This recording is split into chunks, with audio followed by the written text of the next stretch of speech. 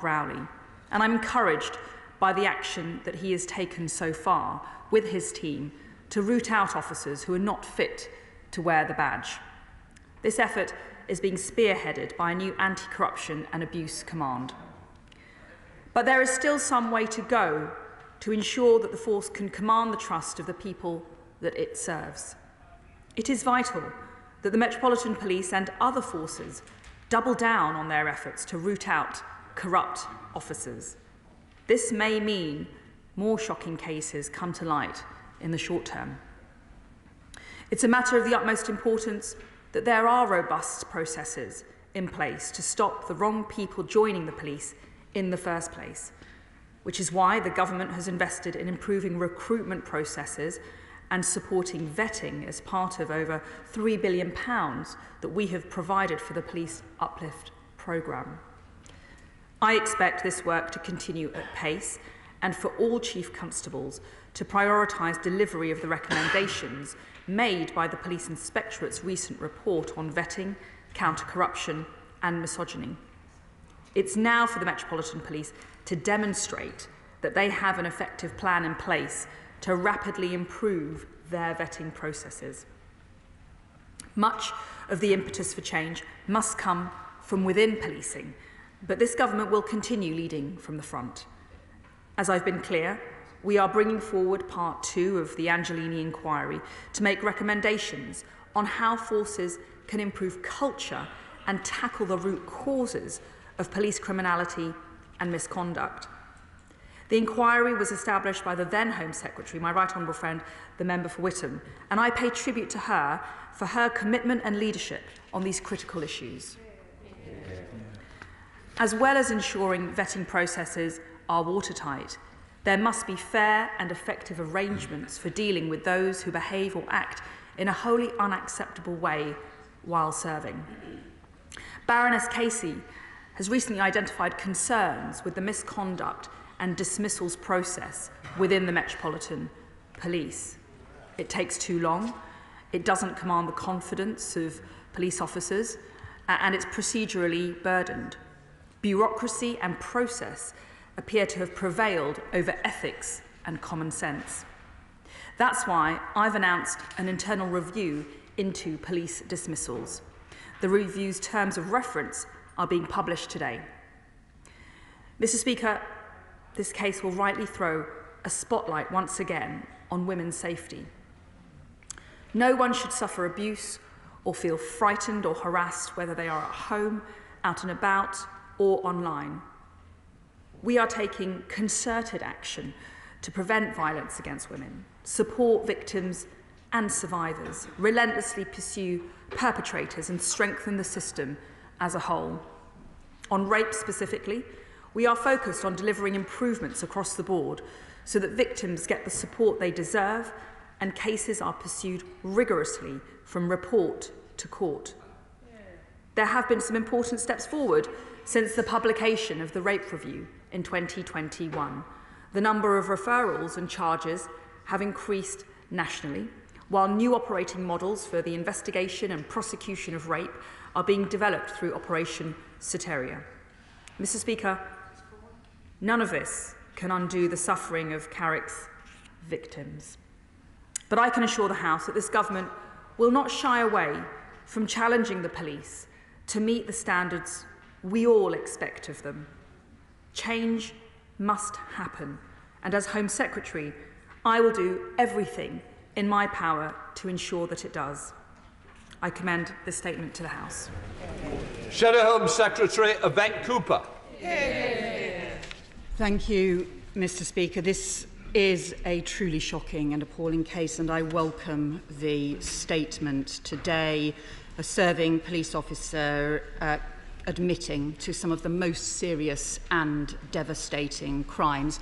I join the Home Secretary in giving tribute to the bravery of the victims who have come forward, but we have to face up to the further evidence that this case has brought up of appalling failures in the police vetting and misconduct processes that are still not being addressed by the government and are not being addressed in this statement. And I would say to the Home Secretary that given the scale of the problems, not just in this case, but in previous cases as well, her statement is very weak and it shows a serious lack of leadership on something that is so grave and affects confidence in policing as well as serious crimes. We've seen repeated failures to respond or take seriously allegations of violence against women by a serving police officer, by other serving police officers, allegations of domestic abuse not taken seriously in the vetting processes, and in this case, a failure to suspend, for example, a failure to suspend David Carrick when rape allegations were made in July 2021, even though the Met Police knew there had been domestic abuse allegations 2 years previously, a misconduct process that concluded there was no case to answer despite the repeated alarms being raised, a full vetting check not triggered, and David Carrick's permission to carry firearms restored. And most shocking of all is that this happened at the height of the alarm about Wayne Couzens and the murder, the deeply disturbing murder of Sarah Everard. And this undermines confidence for women, confidence for victims, but also for police officers who are working so hard, and especially for women police officers who may themselves have reported misogynistic abuse, and for officers who are doing excellent work every day to tackle violence against women and girls and know that confidence in that work is being undermined. Now, we support the Commissioner's, the new Met Commissioner's determination to take action, but this is not just about the Met. We have had concerns about misogyny and culture raised in Sussex, in Hampshire, in Derbyshire, in Gwent, in Police Scotland, in other forces, and there has been a lack of leadership from the government on police standards for years. After the truly appalling murder of Sarah Everard by a serving police officer, Home Office ministers promised change. The then Home Secretary promised to set up processes that would prevent this happening again. And that has badly failed. There are still no legal requirements on vetting. Forces can effectively do what they want. They don't even have to check employment history and character references, and some don't. They don't even have to interview people beforehand. And when the Inspectorate came up with damning conclusions that hundreds, if not thousands, of police officers who should have failed vetting, including corrupt and predatory officers who have committed, including officers who have committed offences on indecent exposure and domestic abuse, are still in the job, the policing minister refused to even make it a requirement for police forces to follow the recommendations of the Inspectorate. They just shrugged and said that it was a matter for police forces to follow. There has been no response to make this compulsory to follow vetting guidance, no requirement to make it compulsory to follow the reforms. And all we've got in this statement is a continuation of existing Angelini review and a new review, another one on dismissals, which I welcome because there are concerns that the dismissals process has become more difficult and has become worse since well-intended reforms were introduced but have not worked as intended. So I welcome that review, but it was announced in October and it still hasn't started, and all the Home Secretary has done is re-announce it today. And some of the things that police forces have been doing to tackle misogyny or to increase diversity, to improve their response to communities and to crime, the Home Secretary has dismissed as woke, even though they are about tackling some of the most serious crimes. And it's about how seriously they tackle violence against women and girls more broadly, where we know that the prosecution rate, the charge rate for rape, has dropped to a shameful 1.5%. It has dropped by 2/3 over the last 7 years. And again, Home Office ministers promised that tackling violence against women and girls would become part of the compulsory strategic policing requirement. It has been reported that that has not happened. Can she confirm that 9 months after ministers announced it, she has not made it a requirement in the strategic policing review to prioritise violence against women and girls? Mr. Speaker, After the murder of Sarah Everard by a serving officer, Labour called for change. After the horrific murders of Bieber Henry and Nicole Smallman, Labour called for leadership. After the shameful case of Child Q, Labour called for reform. After the shocking Charing Cross station report, Labour demanded action. After the Stephen Port inquiry, Labour called for reform. And after the cases right across the country of abuse or of misogyny, Labour has demanded change. Conservative ministers promised action would be taken, but they have failed to do so. Labour will change the law. Labour will overhaul the vettings, misconduct and standards system, because it is time to change. And we are letting down police officers across the country who do excellent work and who are being let down by these failures in the system. And most of all, women are being let down. It's too late for all the warm words in the Home Secretary's statement. What is she actually going to do to make sure that standards are raised? Home Secretary. Thank you, Mr. Speaker. It's a disappointment that the Shadow Home Secretary has resorted to cheap political lines. I don't think today is a day for political attacks. There's been a human tragedy at the heart of this case, and ultimately politics should be set aside. I'm willing to work with anybody, the Inspectorate, the overriding politician responsible for the Met Police, a Labour politician, Sadiq Khan. I'm willing to work with all Chief Constables. I'm willing to work with everybody in this chamber so that we bring about change and safety and improved standards in our policing forces around the country. And that's why I support the statement of the Police Commissioner, the Met Commissioner yesterday, where he accepts that there were failings. There's no question about that. There were failings in the system when it came to vetting and checking. There were failures by the Met Police. It's clear that culture and standards in police need to change. And that's why I'm clear as well that I'm not going to shy away from challenging Chief Constables all around the country on the standards that they uphold and instil in their individual forces. Police constables and police leaders have all accepted the recommendations set out in the comprehensive report by the Inspectorate, commissioned by this government in response to the Sarah Everard murder, to look into more closely what procedures have been put in place and how well they've been working when it comes to vetting and checking, monitoring and disciplinary processes relating to policing. It was clear that report identified several concerns and failings in policing. The bulk of those recommendations were aimed at Chief Constables, the College of Policing and the National Policing Council. All of those recommendations have been accepted, and we're closely monitoring the delivery of those improvements in rigour and standards when it comes to the entry processes, vetting and checking of new recruits to policing. We've also ensured that Lady Angelini will be looking more closely into culture in policing, to root out so that we can better implement and deliver systems which will root out misogyny, predatory behaviour, sexual assault or any other offensive behaviour that might lead to criminal activity within policing. But let me be clear, I'm very proud of this government's track record on supporting women and girls in the criminal justice system.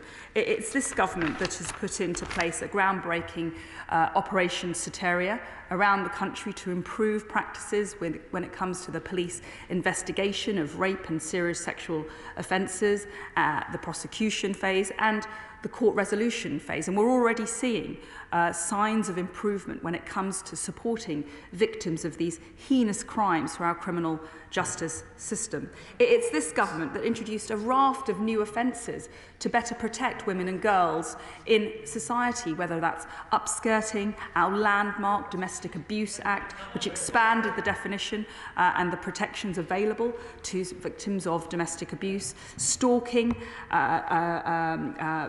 female genital mutilation, forced marriage, I'm very proud of that leadership and that initiative that this government has demonstrated when it came to standing up for women and girls. But we won't be complacent. There is, of course, further we can go and more we can do.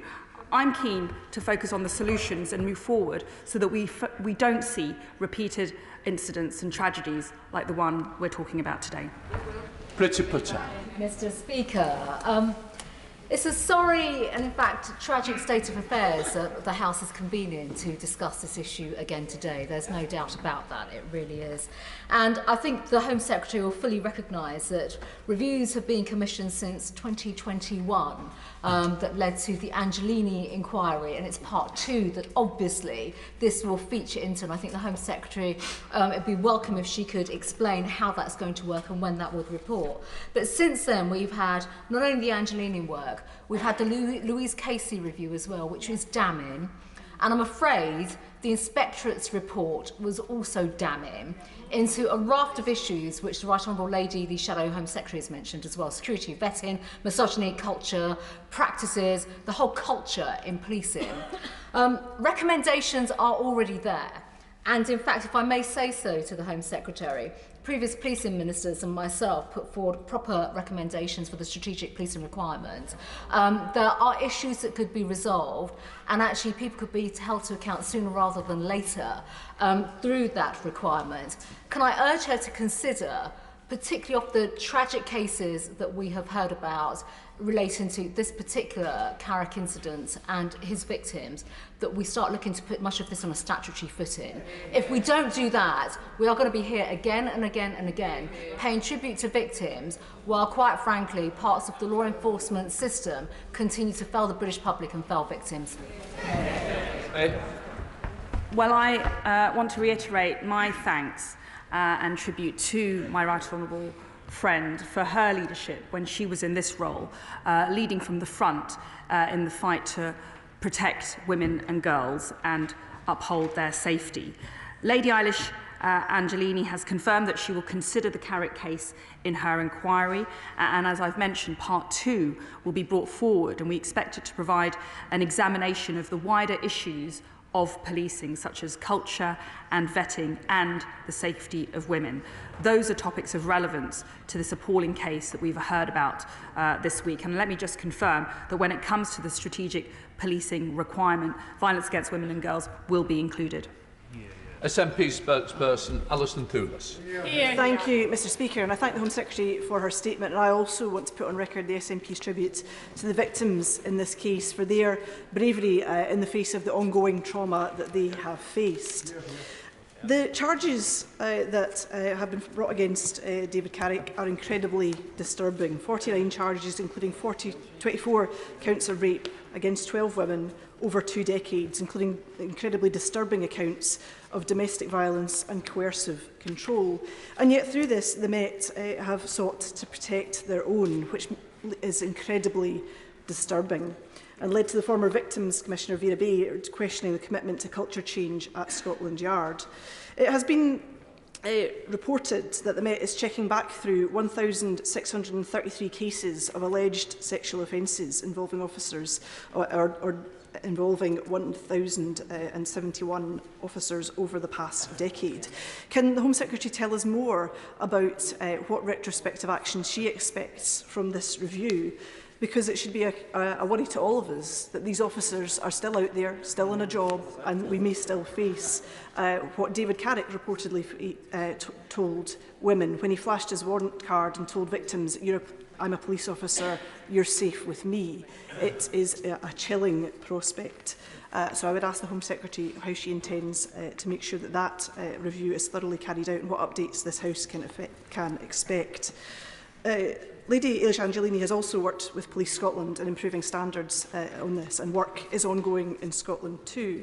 But I really would like to ask the Home Secretary, how can women and people with vulnerabilities have the confidence that if something happens to them while they are in London, that the Met will respond in a proper way that respects their dignity? Home Secretary.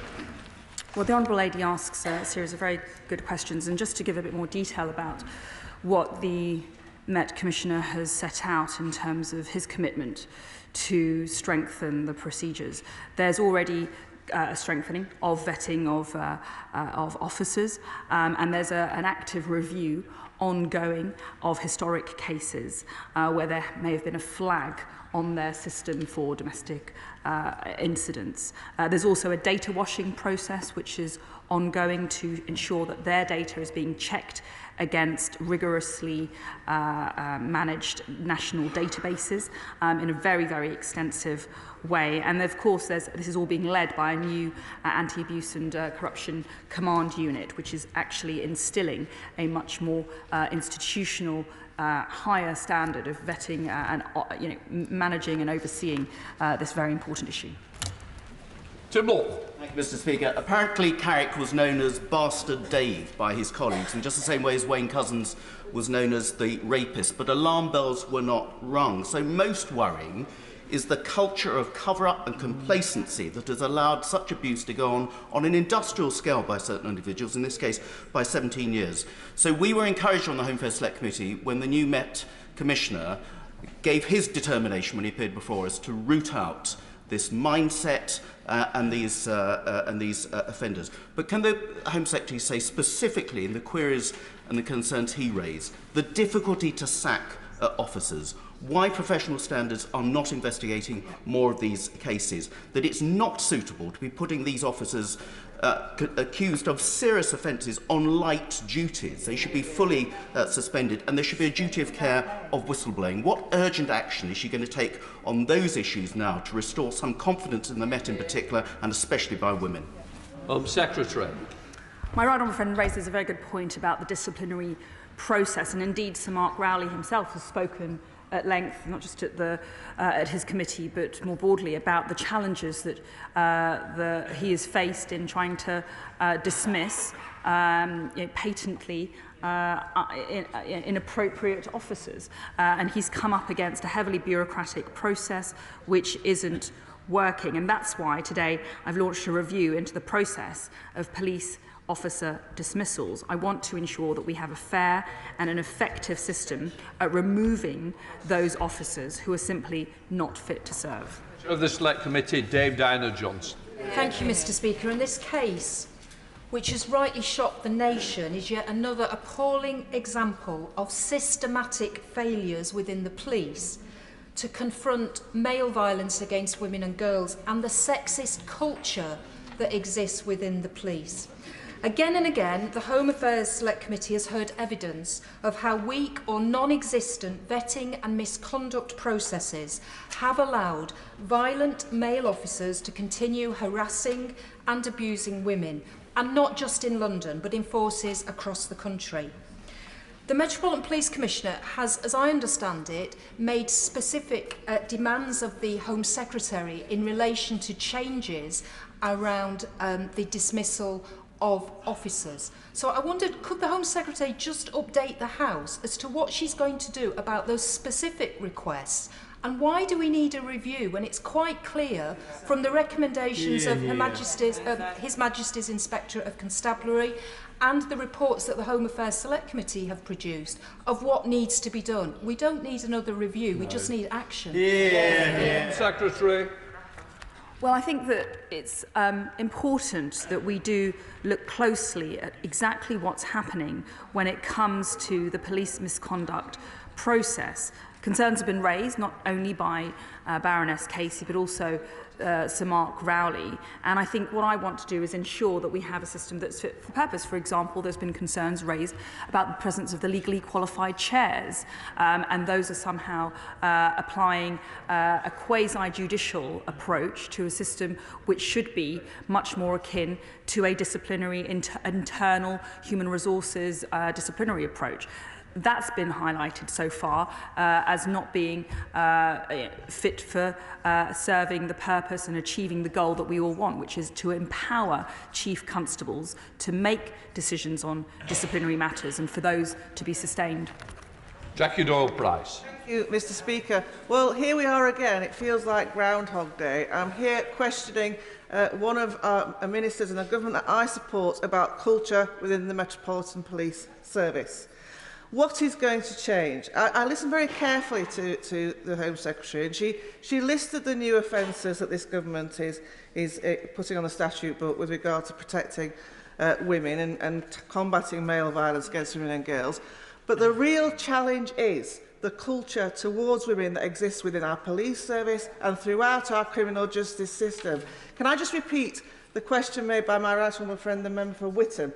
When are we really going to fully use statutory power to protect women from male violence? Home Secretary. Well, I think she raises a good point about police culture.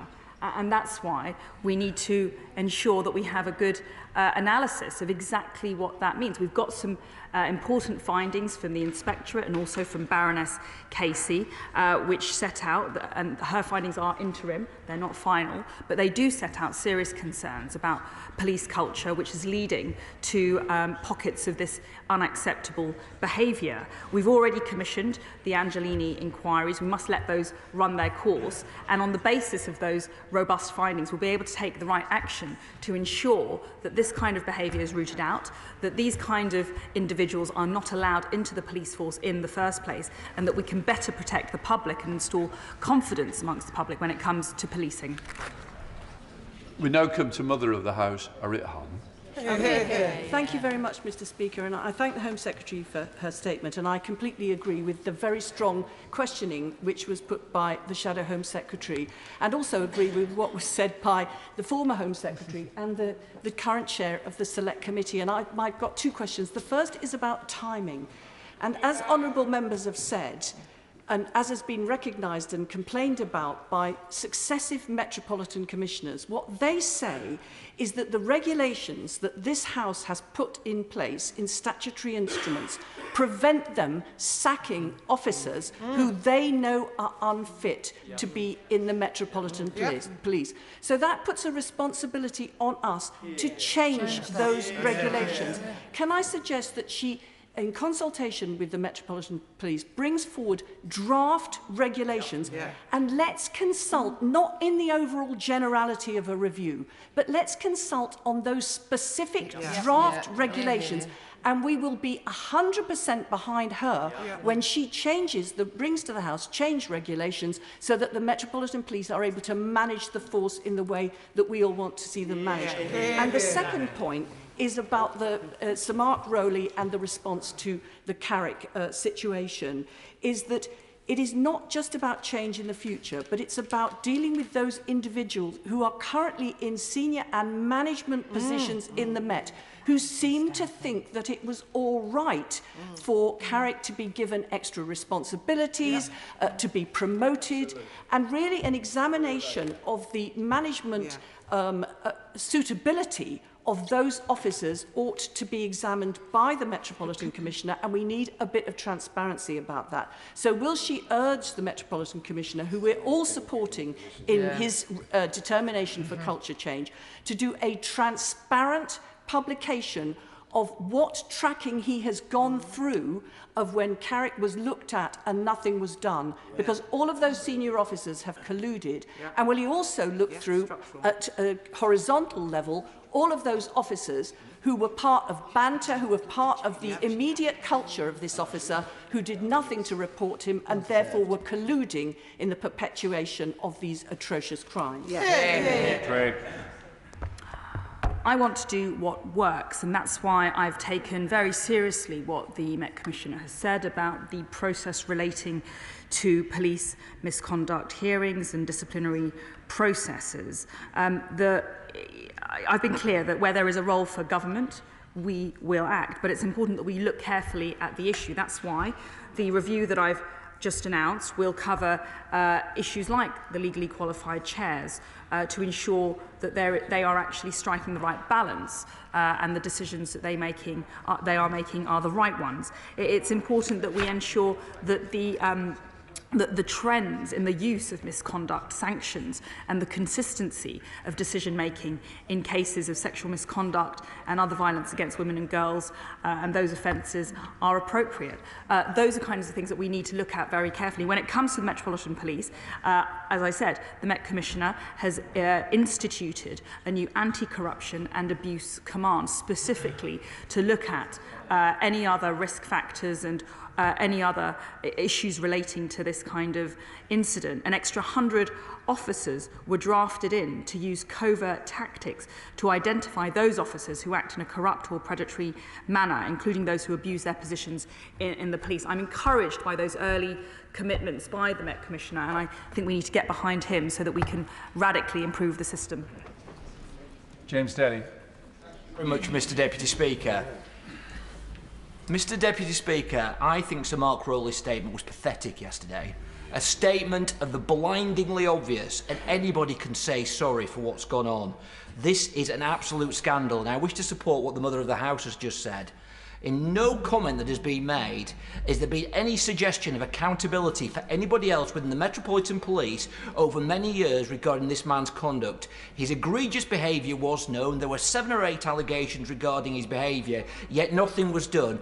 Excuse after excuse after excuse. We can worry about the future, but there are people within the Metropolitan Police who enabled this man to continue being a threat to women and girls, and they should be sacked.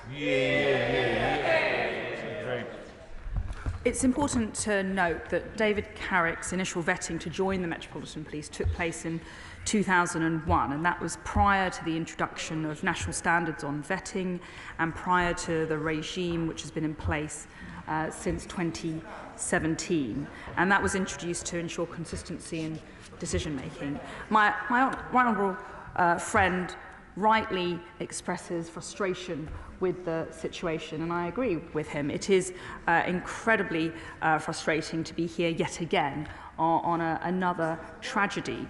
I would just gently push back. I have confidence in Sir Mark Rowley. I think that he has joined the leadership of the Met very recently, and he's not hesitated in accepting the enormity of the problems that the Met Police is currently facing. He's presented a plan, as already taking tangible action to deliver on that plan. He understands that there is a problem with confidence in the Met Police. There are challenges and problems with standards and performance. He's honest and frank about those challenges and is not shying away about fixing them. Valerie Vaz. Thank you, Mr. Deputy Speaker. Could I ask the Home Secretary who will be conducting this review, the internal review? When will it report? And could she ensure that previous Metropolitan Commissioners also give evidence to that review? Yeah. Well, the review will be carried out in a comprehensive and extensive way to command confidence amongst police officers, members of the public and other stakeholders. And I want it to report swiftly. I am wary of more reviews and reports and inquiries. We need action. My impression is that there is a real problem with the process. I need to identify exactly what needs fixing, and therefore thereafter we can take swift action. Vicky Aiken. Mr. Deputy Speaker, may I mirror the Home Secretary's comments to pay tribute to the victims of David Carrick, and also urge other victims to come forward if they've got any concerns about serving police officers or anybody else. Does my honourable friend agree with me that it is important to support the Commissioner, Sir Mark Rowley, in his quest to rid the rot of the culture in the Metropolitan Police? And I hear that, you know, the Commissioner is now investigating nearly 1,000 police officers and staff, and so we have to prepare ourselves for further revelations similar to Carrick. But does she also agree with me that it's important that the Police and Crime Commissioner for London and his Deputy Mayor for Policing also play their part, and that perhaps they have been missing in action over the last 7 years? Well, I think my honourable friend makes a very good point. Ultimately, the politician responsible for the performance of the Metropolitan Police is the Mayor of London, Sadiq Khan, and ultimately he should be held politically responsible for failings within the Met. Greater support, greater priority, greater focus from him would do no harm. Butler. Thank you, Mr Deputy Speaker. My respect also goes out to the brave women who have come forward, but women shouldn't need to be brave. The system should protect them and believe them when they speak out. On the 20th of September 2021, Byline News reported that more than half Met officers found guilty of sexual misconduct kept their jobs. Sure. There's a report today that says some women that report sexual abuse or misconduct may see one of those officers. The Met cannot guarantee that they're not using their power to do that. What's been exposed in the Met is structural and institutional, and I wonder if the Minister agrees with that or even understands that. And does the Minister agree that Sadiq Khan, the Mayor of London, was right to sack Cressida Dick? And can I just say that the Minister's approach today in the Chamber, this slow kind of kick the can down the road, we'll do another review, only serves to inflict more pain on women and girls. And really the Minister needs to take that on board if she's to do her job properly. And we also need to review all of the cases that these criminal police officers have presided over, because if they're bad, they're bad. They're not just bad in one case, they're bad in all cases. Can I just say, Mr Deputy Speaker, in Brent, the tragic murder of Bibba Henry and Nicole Smallman, who were murdered and the police took pictures of their bodies, the pain that their mother goes through, and I speak to their mother on a regular basis, every time there's something like this, it just inflicts more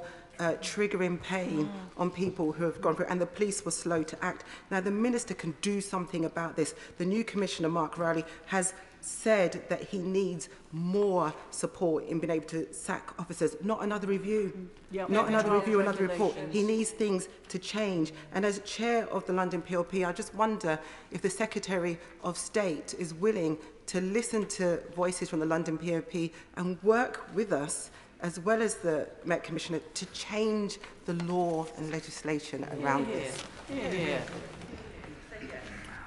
Well, there are some fair points raised there, and what I find very instructive on this issue, albeit on an interim basis, is the report, an interim report by Baroness Casey, which looked into the Met, its standards on vetting and procedures, and it did make for very concerning reading. It was a very in-depth, she is currently carrying out a very in-depth inquiry into this subject, and she found that the Met doesn't fully support the local professional standards units to deal with misconduct effectively, so effectively the structure relating to individual commands isn't working. There is an uncertainty about what constitutes gross misconduct and what will be done about it. There are some really important lessons to be learned from Baroness Casey's inquiry into the Met, so that we can make sure that things like this don't happen again. Lee Anderson. Thank you, Mr Deputy Speaker. David Carrick is now one of the UK's most prolific ever rapists, and he did this while serving as a police officer. It's utterly disgusting. But does the Home Secretary agree with me that we should review sentencing laws? We've already done it for people that kill emergency workers. So how about reviewing the sentencing law, so if a serving police officer commits these horrible crimes, we increase their sentence? And does she also agree with me that the managers that knew about this should be sacked immediately and their pensions given to the victims? Please remember sub judice, that we shouldn't be talking about sentencing. Home Secretary, just answer the points that you can. Well, my honourable friend, again, voices the frustration and disappointment that we are all feeling today, that a serving police officer has been found responsible for such heinous and appalling crimes, an abuse of trust, has shattered public confidence in policing and has undermined the safety of women and girls. We are not going to shy away from doing what is necessary to ensure that cases like this are not repeated and that women and girls in particular can have confidence in policing around the country. Just to remind everybody, there are aspects of this that are sub judice. Please stay well away from anything relating to things that are still before the courts. Wendy Chamberlain. Thank you, Mr Deputy Speaker. I too commend the bravery of the women involved in this case, but frankly, some of those women would not have required to have been brave if action had been taken. Yep. As a former police officer, I am disgusted and ashamed by what I've heard. But the Metropolitan Commissioner has said that 800 of his officers are under investigation. Has the Home Secretary required similar figures from other police forces? What is the impact on the operational capability of police officers to do their business? And finally, as the Mother of the House rightly pointed out, police officers are not employed. They are not subject to employment law. They are appointed. And actually, the staff associations within the police service, such as the Federation, play a very important role in disciplinary and conduct. So what engagement is the Home Secretary having with them? Well, the Inspectorate reported late last year into this issue, looking at forces all over the country and looking at their performance when it comes to vetting and monitoring of disciplinary matters when it comes within policing. The Inspectorate made 43 recommendations, largely focused at Chief Constables around England and Wales, the College of Policing and the MPCC. They've all been accepted. They have to be, there are deadlines for spring of this year and then later of this year, and we're closely monitoring the implementation and delivery of all of those recommendations. Rachel McLean. Thank you, Mr Deputy Speaker. We hear reported on the BBC that this monster, David Carrick, perpetrated a campaign of terror against his girlfriends. He put drugs in the car, he restrained her with police handcuffs. He said, "Who would anyone believe? You or me? I'm an important person, I guard the Prime Minister, I'm a police officer." This highlights the lengths to which this monster would go, and also the challenge for those victims to come forward. So as well as the very welcome measures that the Home Secretary set out before us today, all of which I support, does she agree with me that one thing we can do, a positive thing we can do, is bring forward the Victims Bill to strengthen the support of the criminal justice system to these women, to provide better support, to beef up the role of the independent sexual violence advisors? I know it's not her department, but will she work with me and work with her colleague, the Justice Secretary, to see if we can get parliamentary time for this bill as quickly as possible? My honourable friend is absolutely right, and I pay tribute to her groundbreaking work when she was in government to support women and girls and their safety. She's absolutely right, and that's why my right honourable friend, the Lord Chancellor, Deputy Prime Minister, is committed to introducing the Victims Bill. I'm particularly supportive of increasing the number of ISVAs and IDVAs. I think they've made a huge difference to the experience of victims going through the criminal justice system. They can make the difference between a victim withdrawing and a victim persisting and reaching a conviction. So I think, yes, putting more resources through and introducing important legislation is absolutely vital. Kerry McCarthy. Thank you, Mr Deputy Speaker. When the Education Secretary was asked on the radio yesterday if the government could say that women could trust the police, she replied, "It's very important that we do trust the police." In other words, I think that's a no. We cannot have a situation where women who would ordinarily be turning to the police to rescue them from dangerous situations, whether it's out on the street, whether it's domestic violence, whether they're the victim of abuse, feel that the very person that they might be seeking help from is somebody that they can't trust and might actually violate them as well. So I endorse what everyone has said about we need to address this culture within the police force, but can the Home Secretary set out a timetable where she can tell us what immediate action she will take to address this so that women who are in danger feel that they can look to the police for support? Listen, I'll be the first person to say that this is obviously a disappointing, frustrating, sobering and chilling day for policing. And it is regrettable and a shame that this has happened. I would also say that the poorly behaved, the criminal police officers do make up a minority. And we do have tens of thousands of very brave, dedicated men and women all over the country who will be feeling the equivalent level of shame and disgust that we are expressing here today. This is not in their name.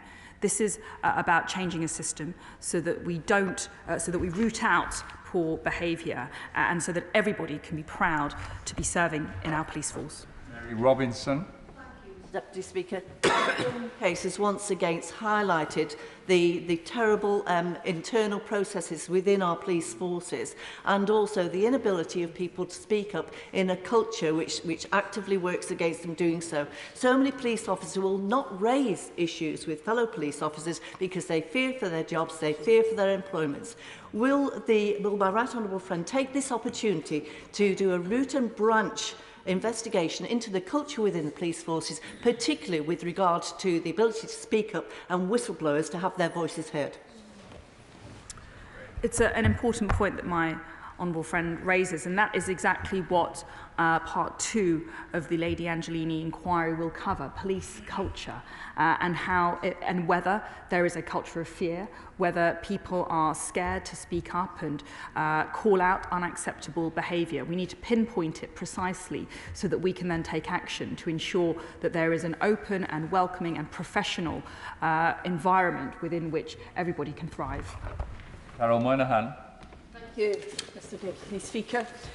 There are many similarities here in the experience of women within the police, the Met Police, and women within the armed forces. Both organisations in which we should have complete faith, but both organisations which have failed to act on many occasions where there are situations of misogyny. There are two big issues for me here. There are the crimes of the perpetrator himself, but there is also the failure of senior officers to act and take action when concerns have been raised. Now, the Home Secretary has talked about how action is going to be taken on offenders. She's said much less about what's going to happen with senior officers who are aware of such behaviour and have covered it up. Could she say some more about that, please? Here. Well, I think that goes to the point about the structures in place to closely monitor new recruits and ensure that people who are newer to policing get the right training and support from their senior leaders. And that's why, as part of our historic Police Uplift programme, which is going to result in record numbers of police officers when we are complete in a few months' time, a large part of that resource has gone to increasing the vetting capacity, the recruitment resource, so that proper standards and quality assurance is injected and really part of the process of recruiting new police officers. Simon Fell. Thank you, Mr Deputy Speaker. We operate on a model of policing by consent, and I'm afraid too many people, especially women and girls, will be looking at this and saying, I don't consent, I don't agree to this model of policing in the country anymore, and this is just the latest example of what we've seen in the Met.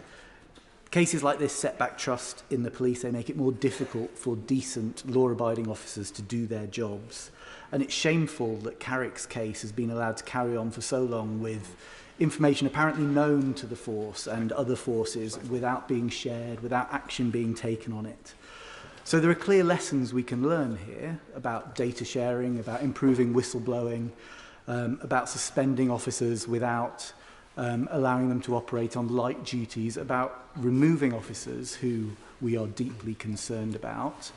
It's great that we are having these reviews, it's great we're trying to learn lessons from them, but I think what people want is concrete action, and action quickly. Can the Home Secretary please advise when we will see that?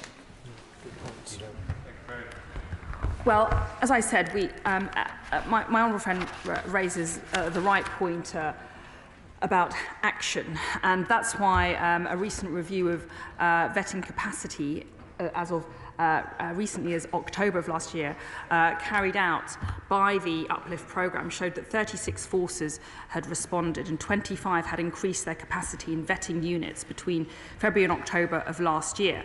I see that as action.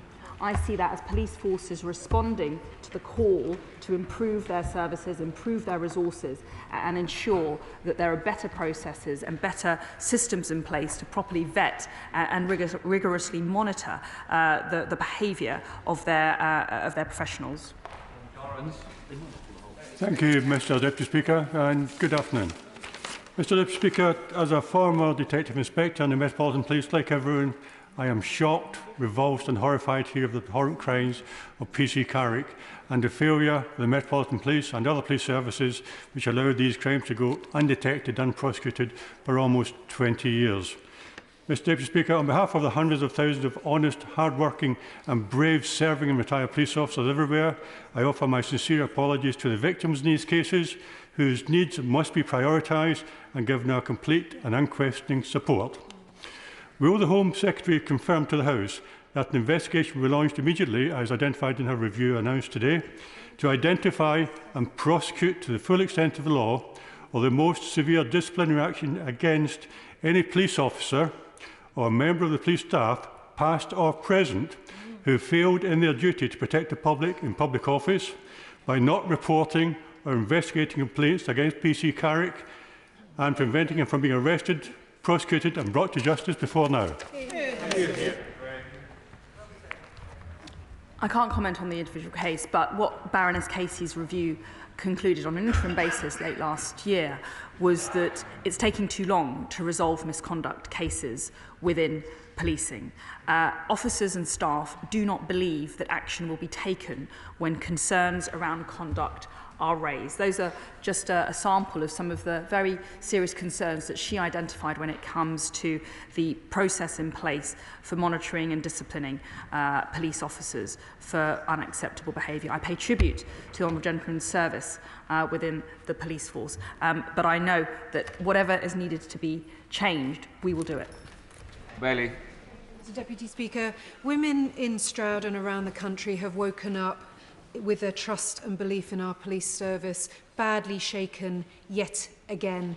And I know from speaking to local women that issues in the Met undermine their confidence in Stroud Police, and they can see that the Gloucestershire Constabulary is working hard to protect them, and they can see that they're open to change. But when we know that women are routinely not reporting violence, abuse and harassment, in part because of lack of faith in the police, and with each force doing something completely different, what is my right honourable friend doing to ensure that all police forces get their act together and show the country that they are speaking to each other and that we're going to make national change on this issue? My honourable friend's absolutely right to raise the issue about the confidence of women in policing. Tangible steps and measures have already been taken after legislating in the Police Crime Sentencing and Courts Act to address concerns surrounding data extraction from victims' devices during investigations. We are well on the way to ensuring that victims are not without a phone for more than 24 hours. That's been a real deterrent to women coming forward with complaints about rape or serious sexual offences. We've led with the groundbreaking Operation Soteria programme, radical transformation on the way the police investigate rape and serious sexual offences. We're also protecting the well-being of victims during trials by offering pre-recorded evidence for rape victims. Those are just a few of the measures that we are taking to send the message to women and girls: come forward if you are a victim, and if you do, the police will be there to support you. Lawrence Shalami. Thank you, Mr Deputy Speaker. The Home Secretary just mentioned that she wants women and girls to come forward with those issues and allegations of rape. The charge rate for rape is 1.5%. This means that the vast majority of those cases will never go to court, let alone secure a conviction. This is not working for women and girls. The courage that they have in coming forward, then to know that it will never secure that. It's a slap in the face yet again for those women and girls. What real action is the Home Secretary going to change to reverse this? Well, I've been working with cross-government colleagues for several years now in my former capacity as the Attorney General on matters like Operation Soteria. And Operation Soteria is groundbreaking, and it is producing real change in the way victims of rape and serious sexual offences are experiencing the criminal justice system. We are seeing an increase in referrals by the police to the Crown Prosecution Service. That is a sign of progress. We are seeing an increase in the rate of charge by the Crown Prosecution passing the case on to the court service. And we will see an improvement in the number of convictions that we secure. I agree, there is a lot to do, but progress has been made. Laura Farris. The first allegation of serious sexual assault was made against David Carrick in 2003, and over the course of the next 18 years, there were 8 or 9 allegations of rape, and through all of that, he was not suspended from work. In fact, during that period, he was actually promoted within the force. What is common to all of these cases is that there appears to be some kind of omerta or closing of ranks between senior personnel when a criminal allegation is made against one of their brethren. Does my right honourable friend agree that the time has come to outsource the disciplinary decision-making decision to either another force or, at the very least, an officer who does not know the policeman who is the subject matter of this kind of allegation? Honourable friend's right to point to the failings. In sum, the Metropolitan Police should have carried out a revet of David Carrick in 2011. This wasn't done until 2017. And the Metropolitan Police acknowledge that this would not have necessarily changed the vetting outcome.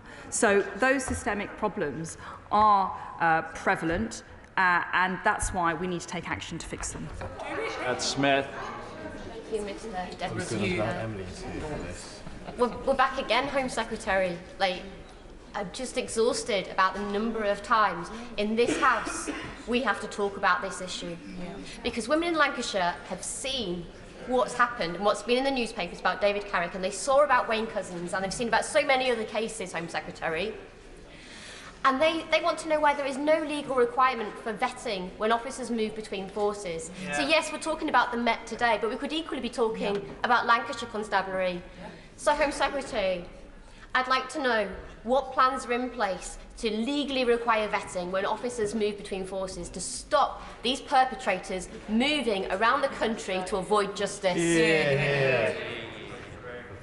Well, we need to ensure that there's the right system in place to actually properly identify inappropriate candidates. What we've seen thus far is that actually there are inappropriate processes so that people who are not right for policing are falling through the gaps, falling through the net. That needs to change. That's why I'm glad that the Met Commissioner has actually already committed to instilling an anti-corruption and abuse command unit to properly look at how people are who are inappropriately getting into the police force, and we will take further action to look at the disciplinary process and the reports which are currently running their course need to conclude, so we have an evidence base to take the appropriate action in legislation if necessary. Teresa Villiers. An utterly shameful and appalling case. I've seldom seen such a palpable sense of shock in this chamber as we've witnessed today.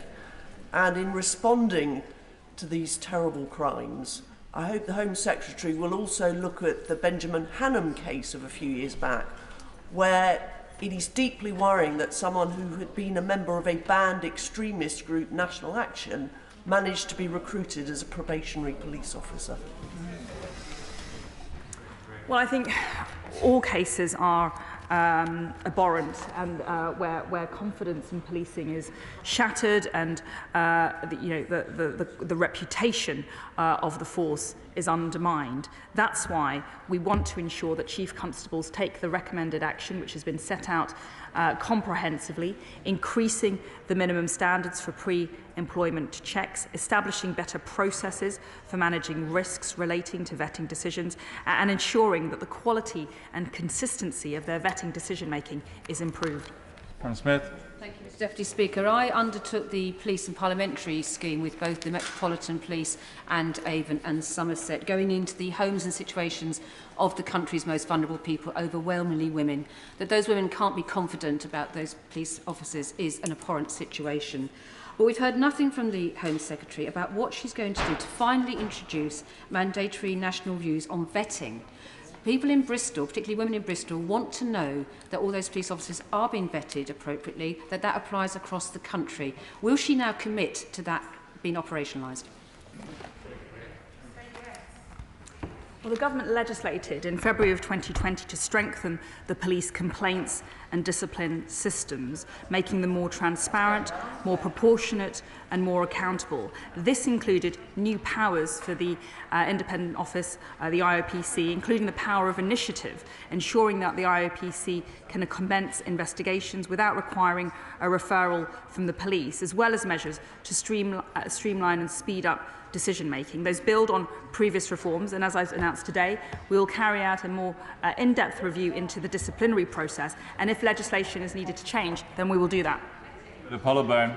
Utterly shameful and shocking case. The vast majority of police officers in the Met and across the country believe in and perform to the highest professional standards, but they want to see their fellow officers who do not have appropriate action taken against them. But the problem is they just don't believe that appropriate action will be taken. And chief constables are tearing their hair out because they know they have some officers who are not fit to be in the police service, but they can't dismiss them easily. So can I join the calls from the Right Honourable Lady, the member for Camberwell and Peckham, for the government to bring forward legislation to revise the dismissal procedures for police officers, because the sooner we get rid of police officers who are not fit to serve, the better it will be for all concerned.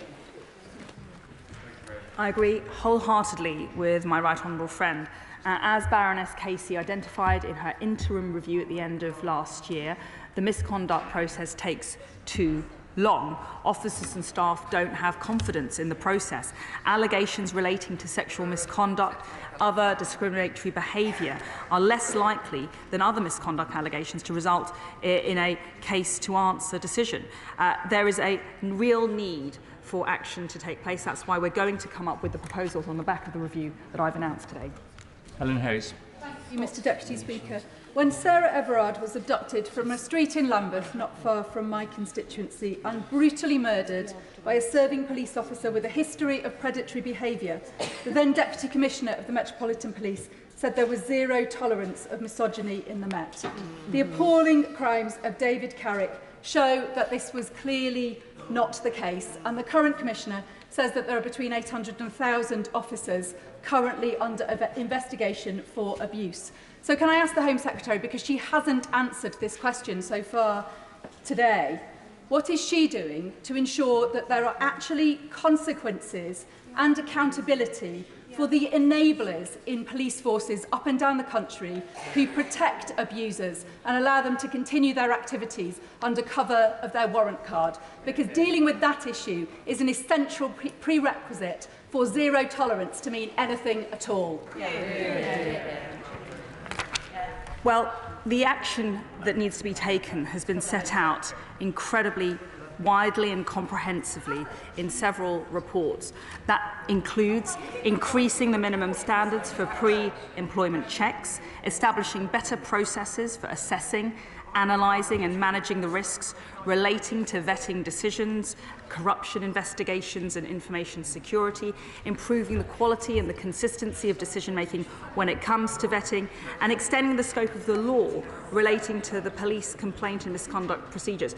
There's a very clear plan of action that is necessary amongst Chief Constables, the College of Policing and the MPPC, and the Home Office is monitoring and taking action where necessary. Richard Graham. Mr Deputy Speaker, today's debate shows the depth of violence against women and girls, even by some of those in whom the public should have the greatest trust, and therefore public confidence in policing will be rattled. The Home Secretary said that David Carrick had been recruited before tightened vetting rules were introduced. So will my right honourable friend work with local police chiefs to find out how many people in their forces are, in their view, potentially dangerous to the wider public, so that they and we can reassure our constituents as soon as possible that there are no David Carricks lurking in Gloucestershire or elsewhere? Well, that is exactly why, for the Met, the Met Commissioner has instituted a review of historic cases where there may be a flag for a domestic incident, and they are rigorously checking their data against national databases. I encourage all Chief Constables to take similar action to ensure that similar cases can be rooted out and action can be taken. Play Bedford. Mr Deputy Speaker, the problems that Mark Rowley faces in the Metropolitan Police run very deep indeed. I've been supporting a constituent of mine with her allegations of threatening and controlling behaviour against a senior police officer. And in the 2 years that I've been supporting her, the police have completely failed to investigate the case properly. They've failed to consider the impact on the children, failed to interview witnesses, failed to get essential medical records. And these are senior officers that are standing in the way of this investigation, as was the case with Wayne Cousins, as was the case with David Carrick. So Mark Rowley is making specific requests to assist him in making the changes that he needs to make in the Metropolitan Police. We cannot wait for another review. So will she commit to sitting down with Mark Rowley and give him the resources and the support that he needs now? Very good. May I just clarify one point that I referred to earlier? When it comes to some of the findings of Baroness Casey, I just want to be clear that the allegations that she found relating to sexual misconduct and other discriminatory behaviours are less likely than other misconduct allegations to result in a case-to-answer decision. I think I might have said the opposite before. But what I say, I agree. That's why I've built a very strong relationship with Sir Mark Rowley. I spoke to him yesterday. I have been speaking to him regularly about exactly what action we are taking, both from a parliamentary and legislative point of view, but also from an operational perspective on the ground. This is an appalling case and another very dark day for the Metropolitan Police, for our trust in them, and particularly for women's trust in them. It's not the first, and I fear it won't be the last. While I applaud what the government is doing in terms of better prosecution of rape and support for victims, those are after the fact. We need to work on prevention, and prevention comes through culture, as many others have said. Does she agree that there are two aspects to that culture? There's the casual day-to-day misogyny that we see from the nicknames that some of their fellow officers, not all, had for them themselves. But there's also the institutional misogyny and denial that came from the multiple reports that were made to the Metropolitan Police, the opportunities for vetting that were all missed and resulted in many, many more rapes. And will she work with the Commissioner of the Metropolitan Police to address both these aspects of the culture? My honourable friend's absolutely right. That I must say that the vast majority of police officers uphold the highest standards of behaviour and professionalism, but there are pockets of culture whereby standards fall short. We need to root that out, and the first thing to do is to identify exactly what form it takes, the extent to which it is prevalent, and then we will know the steps that we can legitimately take to stop it happening again. Cooper. Thank you, Mr Deputy Speaker. David Carrick was a Metropolitan Police officer, but many of his crimes were perpetrated in Hertfordshire, where many of them would have been reported. As a Hertfordshire MP, I would like to pay tribute to the bravery and perseverance of the rape survivors, but could I ask the Secretary of State, will the actions or inaction of Hertfordshire Police be looked at as part of any review? And could I push her again, as many other colleagues have done, to confirm that she will introduce vetting of officers when they transfer between forces, and will she also look at outsourcing disciplinary actions? Well, there is obviously going to be the Carrick case will be looked at by Lady Angelini, and hopefully those issues that she refers to will be fleshed out. But I am also interested in the point that she raises about transfer of police officers. It's been identified that insufficient vetting is taking place when police officers are moving between forces. We need to take the action to improve that. Lloyd Russell-Moyle. Thank you, Mr Speaker. This is another case and a long list of cases, and it's not just on misogyny, it's on race and it's on homophobia. Yeah. And we know that when Sadiq Khan called in the Commissioner and asked her, the then Commissioner, to produce a report about what she was going to do, rather than doing her work, she walked out the door and had the backing of this government rather than backing Sadiq Khan. So now we know that this is a systemic problem in the Metropolitan Police and probably police around the country. Is it time that we move disciplinary matters away from the police force concerned and allow women and other victims to be able to report to an independent service when it's regarding a police officer without fear or favour that it will be covered up? Well, I think what is important is that we ensure that whatever disciplinary process is in place is that it actually works. It's clear that there are serious questions about its efficacy, the time it takes, the process-heavy experience, and ultimately that bureaucracy and procedure are prevailing over ethics and common sense.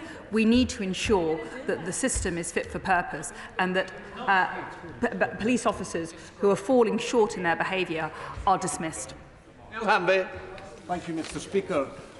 This is a policing issue, but it's not just a matter for policing. It's also a societal issue, and how we deal with predators who are determined and devious. It's a fundamental issue about safeguarding and the professional misjudgments that are made that allow this behaviour to go unreported. Will the Home Secretary raise the issue of safeguarding and its need to cut across all policy areas to ensure that vulnerable people are protected with her Cabinet colleagues? Well, we have a designated Minister for Safeguarding. She sits alongside me here, and so definitely in the Home Office we prioritise the welfare of women and girls and victims of crime more generally. There's a huge project of work ongoing, an important relationship with stakeholders, and it's important that confidence amongst victims and those who are directly affected by these heinous crimes are supported in the maximum possible way by the criminal justice system. Jim Sharp. Thank you, Mr. Speaker. Can I thank very much the Home Secretary for outlining her plan of action to respond in a positive and strong way. Trust in the police is an essential component of the justice system, and whilst it's clear that trust has been broken and down, we cannot forget that that there is an overwhelming number of decent and solid policemen and policewomen in our forces across the United Kingdom. Rebuilding trust in the screening process may take some work. So how does the Home Secretary intend to ensure that all local forces implement lessons learned in the Met to restore confidence? Because confidence restored is what we need. Thank you. Home Secretary. The Honourable Gentleman is absolutely right, and there is a large amount of work now, not only for the Met, but also the wider policing family to restore and rebuild trust and confidence amongst the general public, but also women and girls. I visited some local forces, Kent Police I visited before Christmas, and actually there is a very good example of how the force is really leading from the front, instituting a whole raft of operational measures to support victims of serious sexual offences and rape, and rebuilding trust with local communities. So it is possible, and I'm very heartened by the progress that I'm seeing around the country. That completes the statements. Those who wish to leave, please do so. Right, we come to the next statement. I call the Secretary of State for Scotland, Alister Jack. Mr. Speaker, today I will make an order under Section 35 of the Scotland Act 1998, preventing the Gender Recognition Reform Scotland Bill from proceeding to royal assent. This order will mean the presiding officer of the Scottish Parliament will not submit the bill for royal assent. This government believes, however, that transgender people deserve our respect, our support and our understanding. My decision is centred on the legislation's consequences for the operation of reserved matters, including equality legislation across Scotland, England and Wales. The Scottish Government's bill would introduce a new process for applying for legal gender recognition in Scotland. The changes include reducing the minimum age a person can apply for a gender recognition certificate from 18 to 16, and removing the need for a medical diagnosis and evidence of having lived for 2 years in their acquired gender. The bill would amend the Gender Recognition Act 2004, which legislated for a single gender recognition system across the United Kingdom and which received a legislative consent motion from the Scottish Parliament. The approach taken in the Scottish Government's Gender Recognition Reform Bill was the subject of intense debate in the Scottish Parliament. A number of significant amendments were tabled right up until the end of the bill's passage, and the Minister for Women and Equalities corresponded with and met with the Cabinet Secretary Shona Robertson to discuss the UK Government's concerns before the bill had reached its final stage. Mr. Speaker, I have not taken this decision lightly. The Government has looked closely at the potential impact of the bill, and I've considered all relevant policy and operational implications together with the Minister for Women and Equalities. And it is our assessment that the bill would have a serious adverse impact, among other things, on the operation of the Equality Act 2010. Those adverse effects include impacts on the operation of single-sex clubs, associations and schools, and protections such as equal pay. The Government shares the concerns of many members of the public and civic society groups regarding the potential impact of the bill on women and girls. The bill also risks creating significant complications from having two different gender recognition regimes in the UK and allowing more fraudulent or bad faith applications. The Government is today publishing a full statement of reasons alongside the order, which will set in full the adverse effects the Government is concerned about. Mr. Speaker, I would like to address the claims put forward by those who would seek to politicise this decision and claim that this is some kind of constitutional outrage. And you can hear them, Mr. Speaker, you can hear them. The Section 35 power was included in the Scotland Act, which established the Scottish Parliament. This is the first time the power has been exercised, and I acknowledge that this is a significant decision. The powers of Section 35 of the Scotland Act are not new, and this Government has not created them. They have existed as long as devolution itself. And we should be clear that the power was included in the Act by the architects of the devolution for a reason. Donald Dewar himself noted that the power struck an important balance. The Section 35 power provides a sensible measure to ensure that devolved legislation does not have adverse impacts on reserved matters, including on the equalities legislation, such as the Equality Act 2010. This is not about preventing the Scottish Parliament from legislating on devolved matters, but about ensuring that we do not have legal frameworks in one part of the United Kingdom which have adverse effects on reserved matters. And we should be clear that this is absolutely not about the United Kingdom Government being able to veto Scottish Parliament legislation whenever it chooses, as some have implied. The power can only be exercised on specific grounds, and the fact that this is the first time it has been necessary to exercise the power in almost 25 years of devolution emphasises that it is not a power to be used lightly. In the instance of the Gender Recognition Reform Scotland Bill, I have concluded that the bill would have serious adverse effects on the operation of the Equality Act 2010, and as I've set out in my correspondence with the First Minister yesterday, I would prefer not to be in this situation. The United Kingdom Government does all we can to respect the devolution settlement and to resolve disputes. It is open to the Scottish Government to bring back an amended bill for reconsideration in the Scottish Parliament. So to conclude, Mr. Speaker, I have set out to the Scottish Government that should they choose to do so, I hope we can work together to find a constructive way forward that both respects devolution and the operation of the United Kingdom Parliament legislation, and I commend this statement to the House. I call the Shadow Secretary of State, Ian Murray. Thank you, Mr. Speaker. Can I thank the Secretary of State for advance sight of his statement? This is an incredibly serious moment. It's the first time Section 35 has been invoked. Donald Dewar has already been mentioned, the father of devolution, of course, designed Section 35 to protect devolution. It was passed by all parties in this House and hasn't been objected to since. It was intended not as a blocking mechanism, but an enabling mechanism, so that the Scottish Parliament could pass legislation and devolve competencies without changing reserved functions. There was concern at the time by colleagues of the Secretary of State that this could be used as a veto. So a memorandum of understanding was agreed. It said, and I quote, "Although the UK Government is prepared to use these powers if necessary, it sees them as very much a matter of last resort. The UK Government and the administration concerned will therefore aim to resolve any difficulties through discussion so as to avoid any action or omission by the devolved administration having an adverse impact on non-devolved matters." So can I ask the Secretary of State, is this a last resort? Has the Secretary of State had extensive discussions with the Scottish Government before taking this action? No. How many times has the Secretary of State met with the Scottish Government before the bill was passed, during its debate in Holyrood and since its passage? It appears to me that this has only become a last resort in terms of the legal timing because both governments can't and won't work with each other. Yeah. The Secretary of State says the Section 35 is being used, among other reasons, in relation to the Equality Act. Both the Scotland Act and the Equality Act are landmark pieces of labour legislation.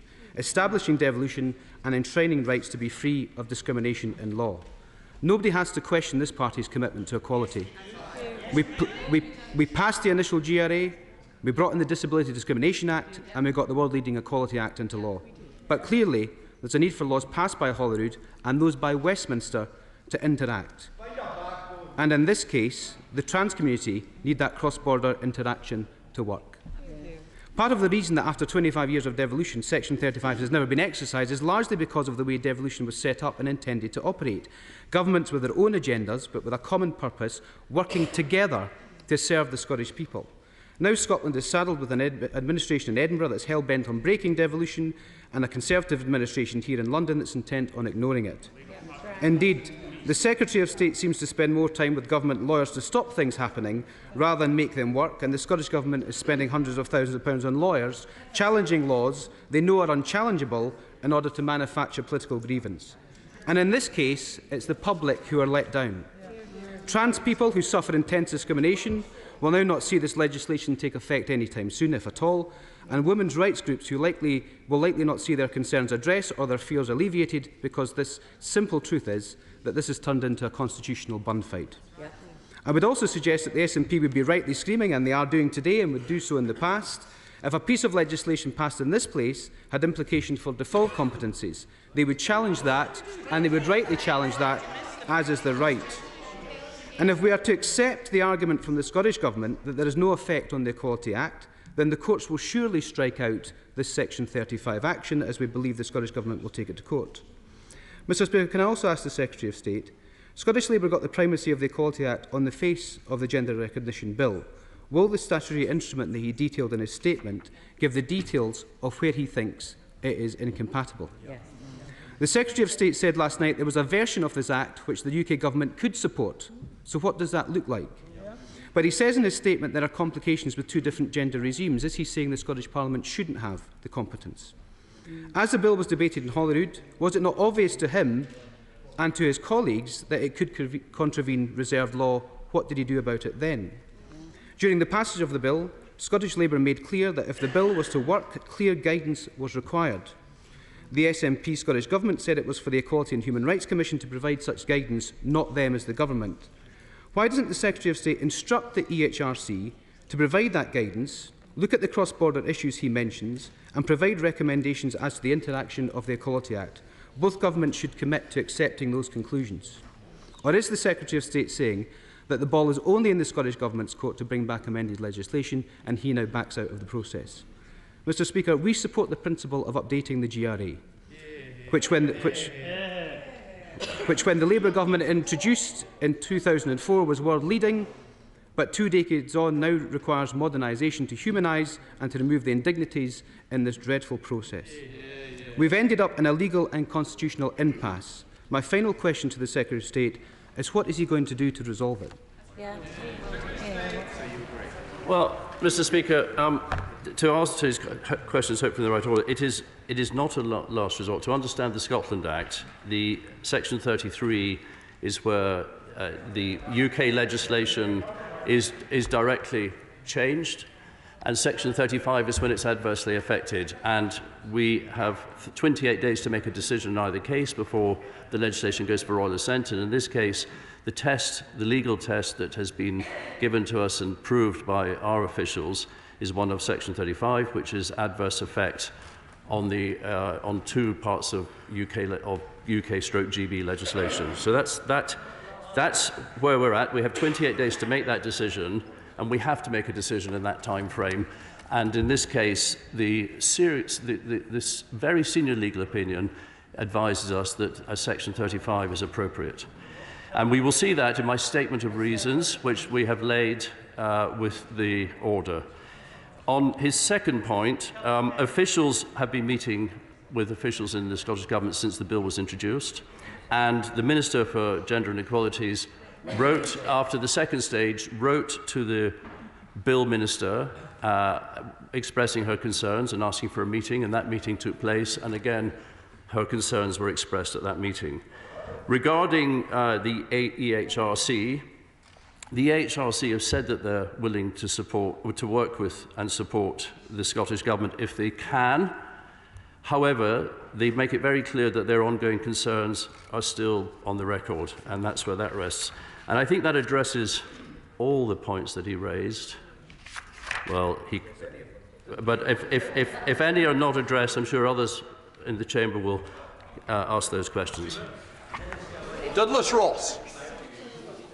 Majesty outlined in his statement how the UK government has sought to constructively engage with the Scottish Government during the passage of this bill prior to it being voted on in the Scottish Parliament. Yet Nicola Sturgeon has now tried to turn this into a political battle between the Scottish and UK government, when all, as I understand it, the Scottish Secretary and the government are trying to do is protect women's rights. So despite the howls that we are getting from the SNP, can the Scottish Secretary confirm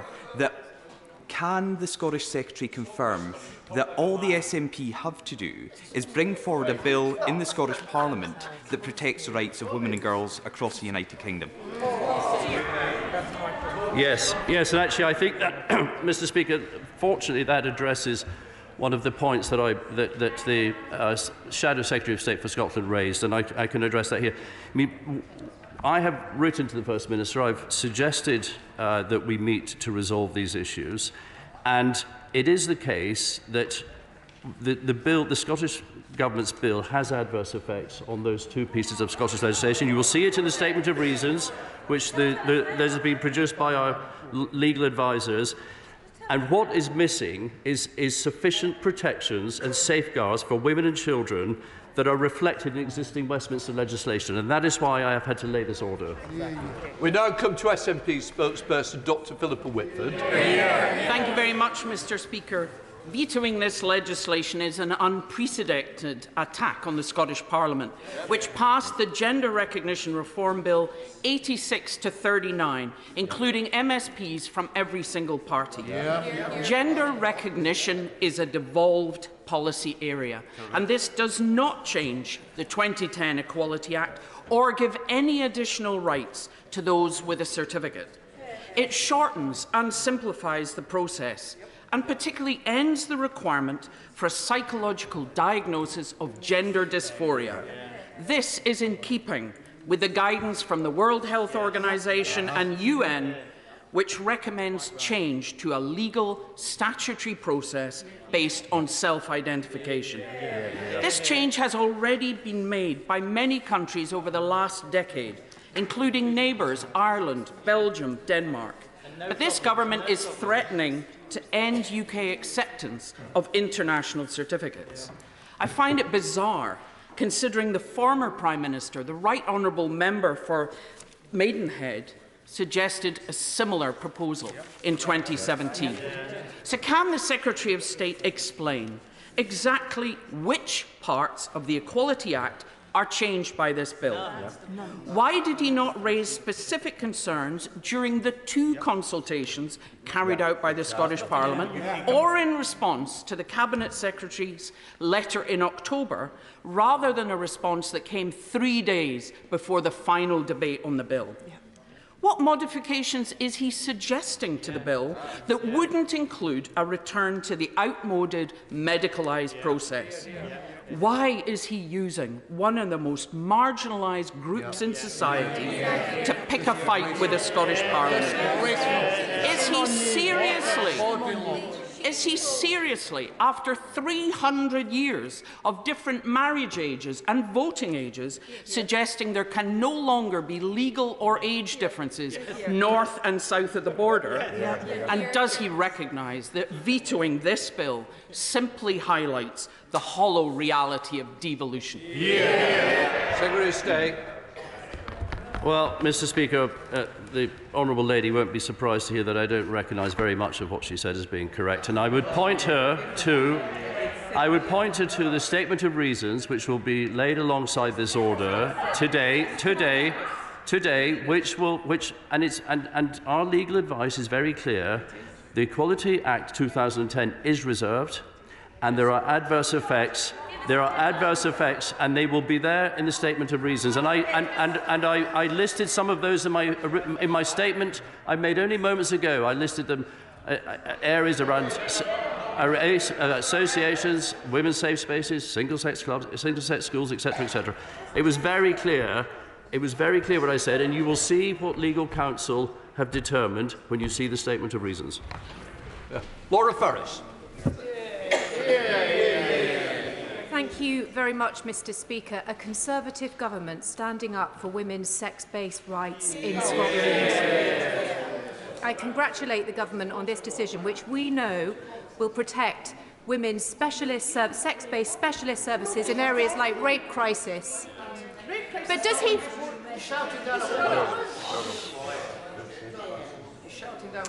But does he agree with me?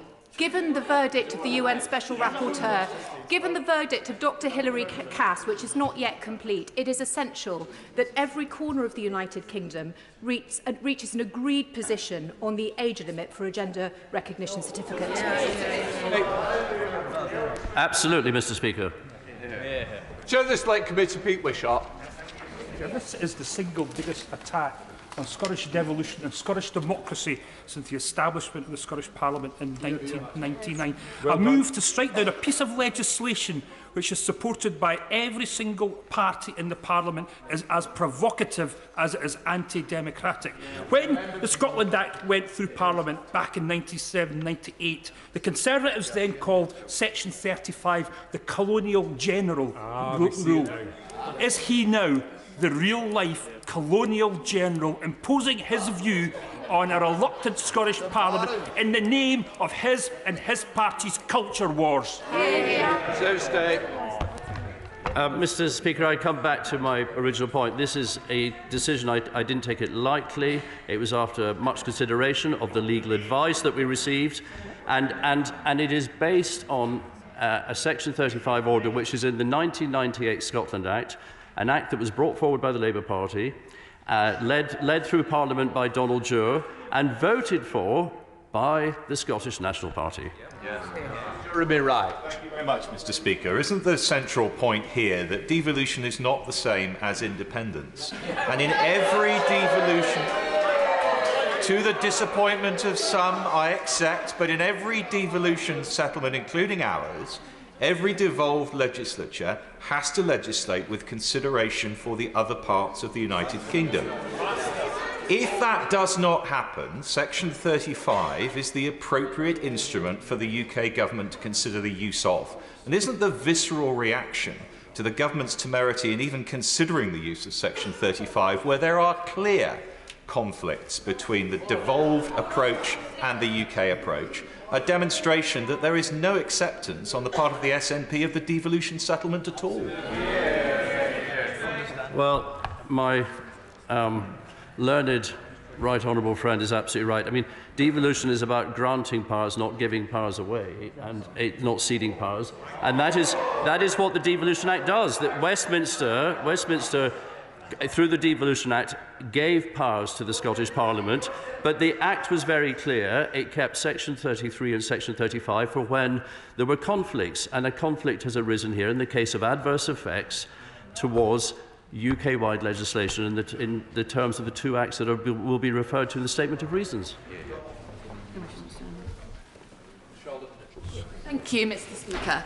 The Secretary of State claims that there is a version of this bill that the UK government will accept, and indeed it has been noted by the chair of the Women and Equalities Select Committee in this place that the bill is broadly in line with the recommendations made by their committee following their inquiry into the Gender Recognition Act. Can the Minister explain why he did not work together with counterparts in Holyrood to avoid this unnecessary and unprecedented constitutional collision? And will the Minister now make a statement here in this House as to what reform to the GRA the government will make across the UK if they're seeking to block progressive reform in Scotland? Well, I'd say to the Honourable Lady that I am doing the constitutional part here in my role as Secretary of State for Scotland, and the Section 35 order is where the legal advice has taken me. The Minister who's on the bench, the Minister for Gender and Equalities, will deal with the policy, and it's and you should absolutely raise your point with her. Liam Fox. Sir Liam. Thank you, Mr. Speaker. There are many in the House who will agree with the content of the Scottish Government's bill. And there are many in the House, I have to say, including myself, who will object to the contents of, but that is not the point at issue here today. We live in a unitary state.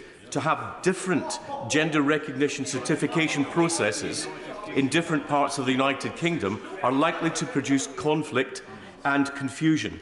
Does my right honourable friend agree that it was never part of the devolution settlement that any one part of devolved government across the United Kingdom could effectively change or require a change for citizens across the whole of our unitary nation?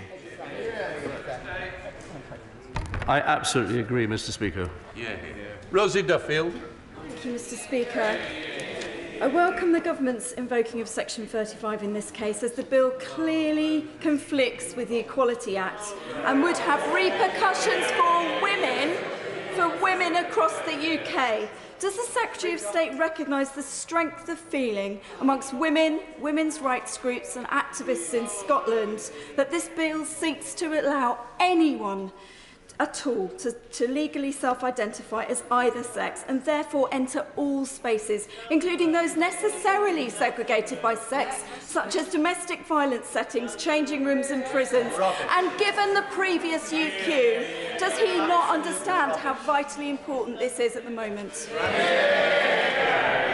Well, Mr. Deputy Speaker, I think the honourable lady deserves a lot of respect for her courage in standing up on this issue. And I think when the statement of reasons is read later today, she will be proved to be absolutely right in the things she's saying.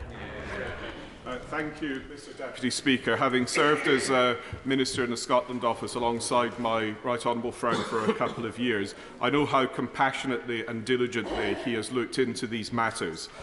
It is a complex issue. There are lots of consequences. But do we not owe it to everyone to look at these matters dispassionately, to work through the points of conflict and turn the dial down on some of the heat that's been generated?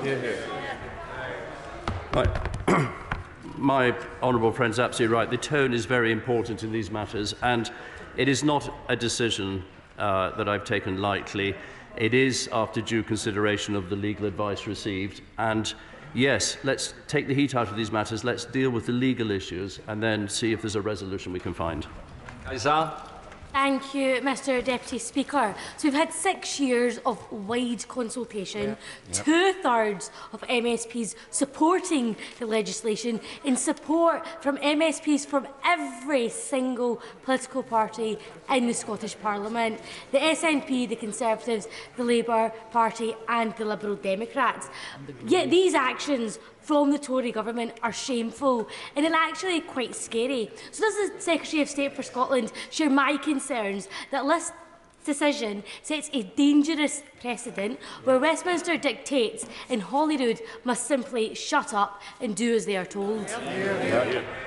No, Mr. Deputy Speaker, obviously I don't. You know, in 24 years, the Scottish Parliament has passed 347 acts. The Scottish Government has, the United Kingdom Government has never used the Section 35 Act in that time. It has been deemed, the legal advice has been deemed that we should use it this time, and that is what we've done because there are adverse effects on UK-wide legislation. Bernard Jenkin.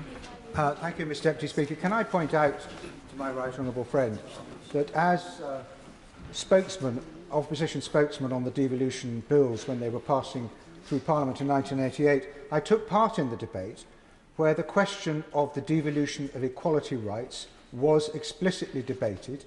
I pointed out that anti-discrimination laws have to be handled with great care because it is all too easy to substitute one type of intolerance of minorities for another, and that is exactly what the SNP Act does by denying the rights of women and girls. But the important point is that the Labour spokesman, one of the architects of devolution, Henry McLeish, responded that the human rights might be devolved, but equal opportunities should not be devolved, that they should not be able to, that the Scottish Parliament should not be able to, and quote, that they should not be able to impose new duties or additional regulation in equal opportunities matters.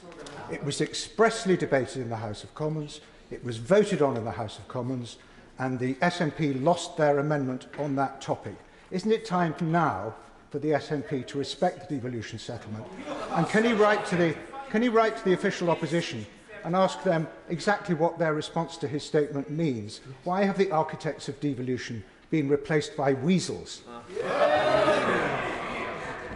Well, Mr. Deputy Speaker, we are fortunate to have a colleague of such great political sagacity amongst us, who was there when the legislation was brought forward, and he is right. It was voted for as a democratic bill that went through this Parliament, supported by all parties, and that is the instrument Section 35 that we're using today is part of that bill that was brought forward by the Labour Party and supported by the Scottish National Party back in 1998. Thank you, Mr. Deputy Speaker. Now, whatever your views about the Gender Recognition Reform Bill, Nicola Sturgeon's obsession with independence has clouded her judgment, and she is showing disregard for the rest of the United Kingdom and its laws. It is her own party that voted in favour of Section 35 being included in the Scotland Act. The rights of women and other vulnerable groups should not be pawns in her constitutional game playing. Does the Secretary of State agree with me that invoking Section 35 of the Scotland Act is deeply unfortunate, but however necessary, because the GRR bill has not taken due consideration in UK-wide laws, and that is, in fact, it is Nicola Sturgeon that is failing to respect devolution and the UK-wide Equality Act with her dangerous actions? Yes, Mr. Deputy Speaker, I absolutely agree with the Honourable Lady. I thank her for her comments. We do not believe, and it will be in the Statement of Reasons, that there is sufficient protections and safeguards in the GRR bill for women and children. Thank you, Mr. Deputy Speaker. As a committed unionist, like every member on this side of the House, but also one that respects the devolution settlement, the principle of one legislature intervening on another legislature could set a significant and serious precedent.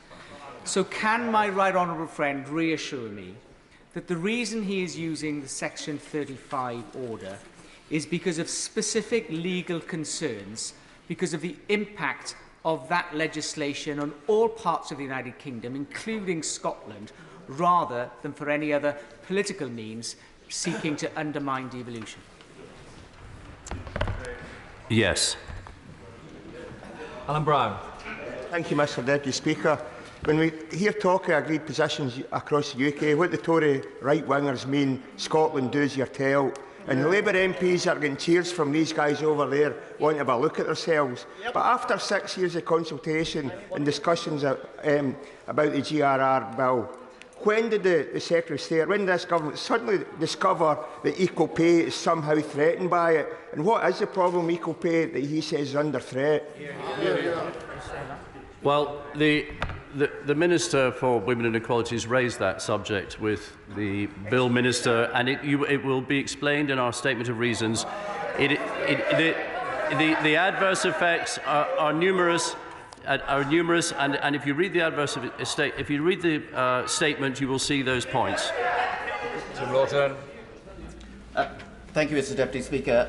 I believe that the liberties and responsibilities of all citizens across the 4 nations of the United Kingdom are equal, which is why, amongst other things, I keenly supported the extension of same-sex marriage to Northern Ireland. Now, I share the concerns about the rights of biological women to single-sex spaces, but I'm most concerned about the capacity of children, minors, to determine their own gender and embark on potentially life-changing physical transformations. This dispute has been confected by the SNP in pursuit of their separatist agenda. So does my right honourable friend agree that it really is shameful that they have weaponised vulnerable children in pursuit of that agenda, and would impose that agenda on the majority of children across the whole of the United Kingdom? Yes. Colonel Smith. Thank you, Mr. Deputy Speaker. When they finished. Thank you, Mr. Deputy Speaker.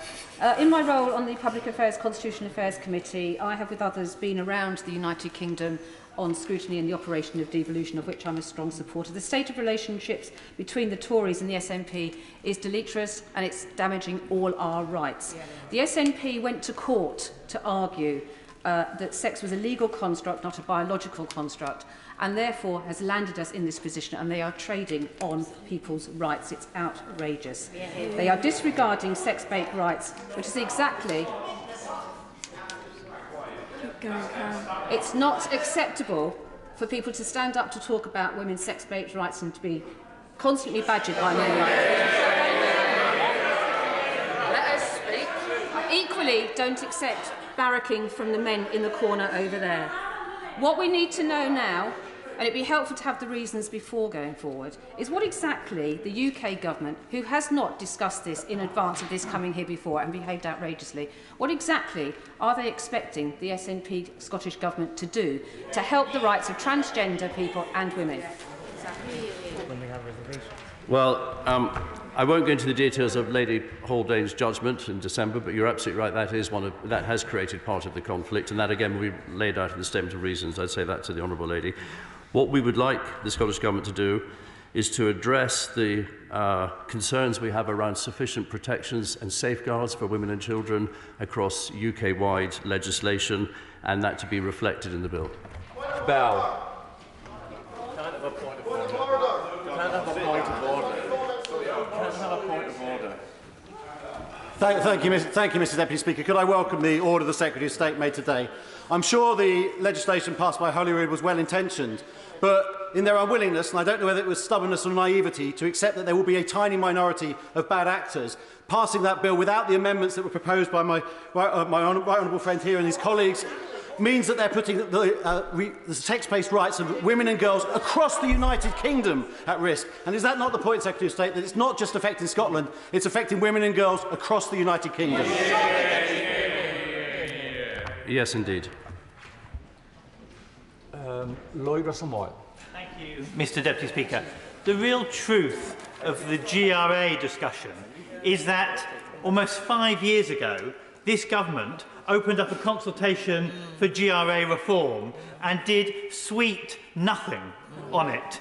Opened up that Pandora's box of fear and of hate and of misinformation. And then when one part of our country takes action, which we all should have taken action, they want to use it for a constructed constitutional crisis. Is it not time that this government bring forward proper GRA reform that includes the bases that are laid out in the Scotland Act and put to bed once and for all the lie that this is about equalities? Well, I'm here to answer to the constitutional decision I've taken. But I suggest you go to orals and ask those questions of the Minister for Women and Equalities. Rachel McLean. Mr Deputy Speaker, in response to some of the comments from the SNP benches, I'm happy to look at myself and stand up here and speak about protections for 16 and 17-year-olds who are able to self-ID as a legal opposite sex, travel to this country and then become part of our society. There is a clear read across to the Equalities Act in our country. Having served in the Home Office and seen the desperate need for women and girls to be protected from grooming gangs, from predators, from sex offenders, to access those single sex-based services, which we thankfully have protections for them to do here. Order. Let's not have that. You may not agree with what people are saying, but please have the respect that they have the ability to say what they want to say. This is what we should be doing in this House. Rachel McLean. Thank you, Mr Deputy Speaker. Does the Secretary of State therefore agree with me? This is absolutely the right thing to do. I support his action, and women and girls across the country in the other 3 nations are also going to thank him for it. Well, I thank my honourable friend, and it is absolutely about safeguards and protecting safe spaces for women and children. She's absolutely right on that. And the risk of lowering the bar for bad faith actors, she makes that point as well. Amy Callaghan. Thank you, Mr Deputy Speaker. Enacting Section 35 is disgraceful and unprecedented, and doing so brings the risk of this political tactic being used again. Does he envision Section 35 being used against any other bills progressing through Holyrood, and if not, why only this bill? Well, I'd say to the honourable lady that she's absolutely right. This is unprecedented. It is a very high bar. It was not a decision I reached easily or took lightly, but the legal advice was very strong, and it was for Section 35, and I have used it. But as I said earlier, 347 acts have gone through the Scottish Parliament in the last nearly 24 years. The system works. The Scotland Act 1998 works, but in that Act, whether you like it or not, but whether the SNP like it or not, however, remember they did vote for it in 1998. There is a Section 35 order, and it's for this type of event. Caroline Johnson. Yeah. Mr Deputy Speaker, there will be those in this House that agree and those that disagree with the substance of Scotland's Gender Recognition Reform Bill. But the SNP surely knew, as they rushed this legislation through Holyrood,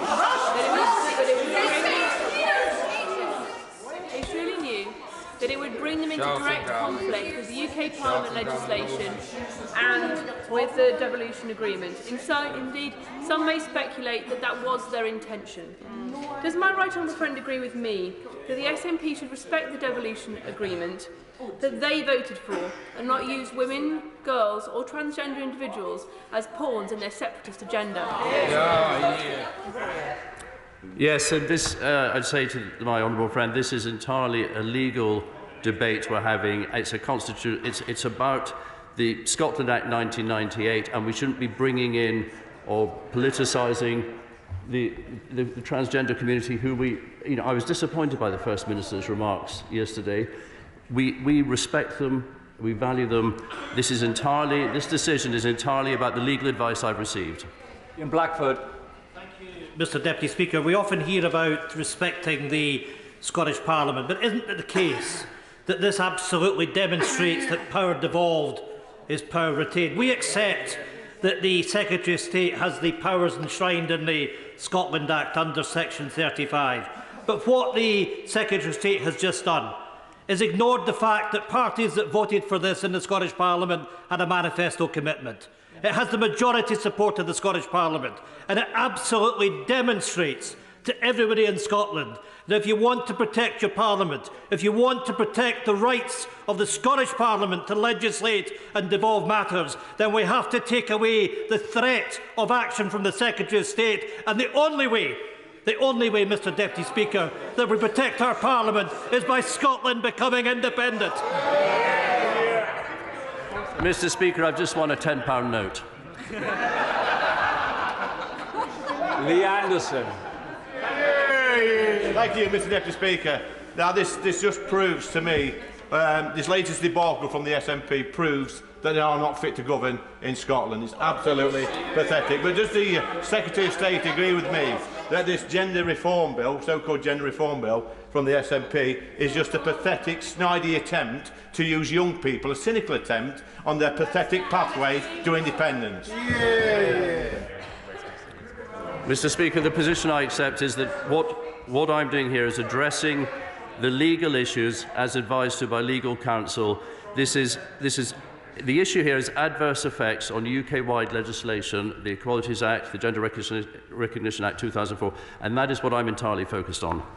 Ben Bradshaw.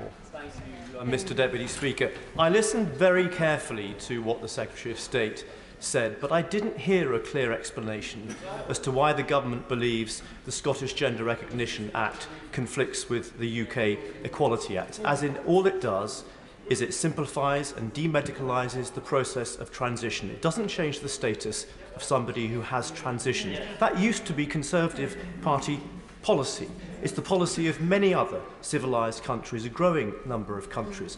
It's not good enough for him to say he's going to publish something later today. He speaks for the government. He needs to be able to explain the rationale for this drastic move here to the House now.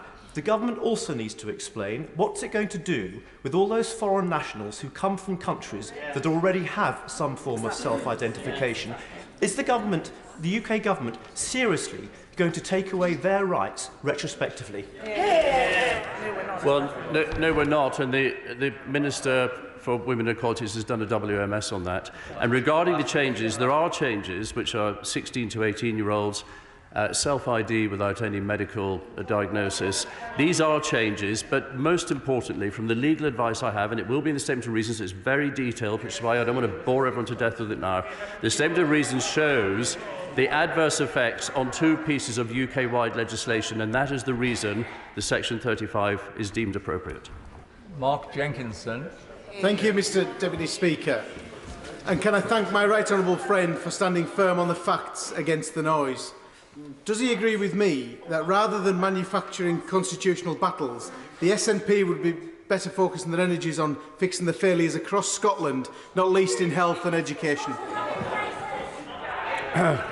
Well, again, I don't want to bore everyone with a long list, but we could add ferries and many other things to that list.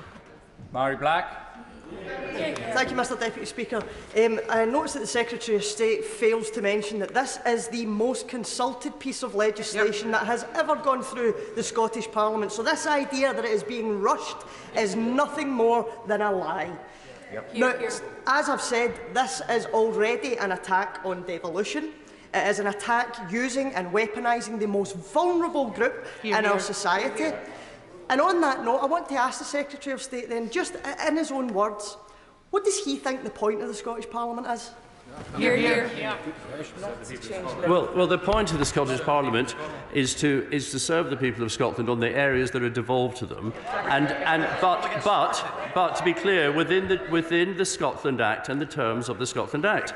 And it's not an attack on devolution to use a Section 35 order where it's deemed appropriate by legal counsel.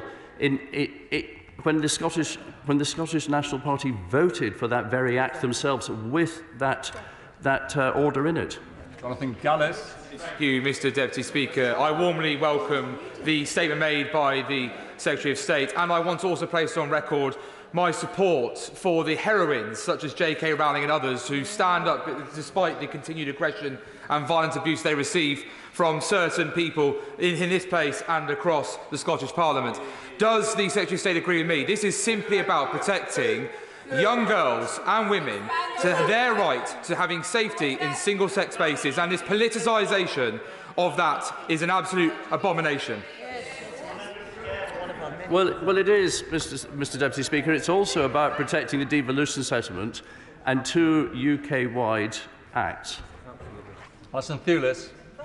Deputy Speaker, I've been contacted by Mackenzie, an inspirational woman I met recently in my constituency, and she says, I did not choose to be trans. I did not choose to have my rights taken away, and I certainly did not choose to have my life up for debate from people who don't even know or empathise with my community. So can he tell me, in the absence of the UK doing anything whatsoever about improving trans rights, why he's standing in the way of the Scottish Government making progress? Well, I would suggest to the Honourable Lady, first of all, of course, we respect and support the trans community, but if she wants to raise specific issues, the Minister for Women and Equalities is very happy to have a meeting with you. Well, Bristow. Mr Deputy Speaker, does my right honourable friend agree that if this House passed legislation that impinged on what should be a devolved competence, there would be howls of protest opposite? The fact they're shouting down women in this House over UK-based equality legislation show that this is not about equalities at all. It's all about bashing the UK, and for them, single-sex-based rights is just collateral damage. Well, my honourable friend makes a very fair point. This is not, for me, about anything other than following the legal advice, the adverse effects of UK-wide equalities legislation, which, of course, involves safe single-sex spaces. Hilary Benn. Thank you very much indeed, Mr Deputy Speaker. There clearly, as we've heard, is disagreement about the process that is contained within the legislation the Scottish Parliament has passed. But could the Secretary of State clarify something? Because whether one agrees with that or not, the net result would be someone would be issued with a gender recognition certificate. He argues in invoking Section 35 that this would have serious adverse impacts on the operation of the Equality Act. Can he explain why the same certificate issued under the 2004 Act does not have those adverse impacts? Exactly.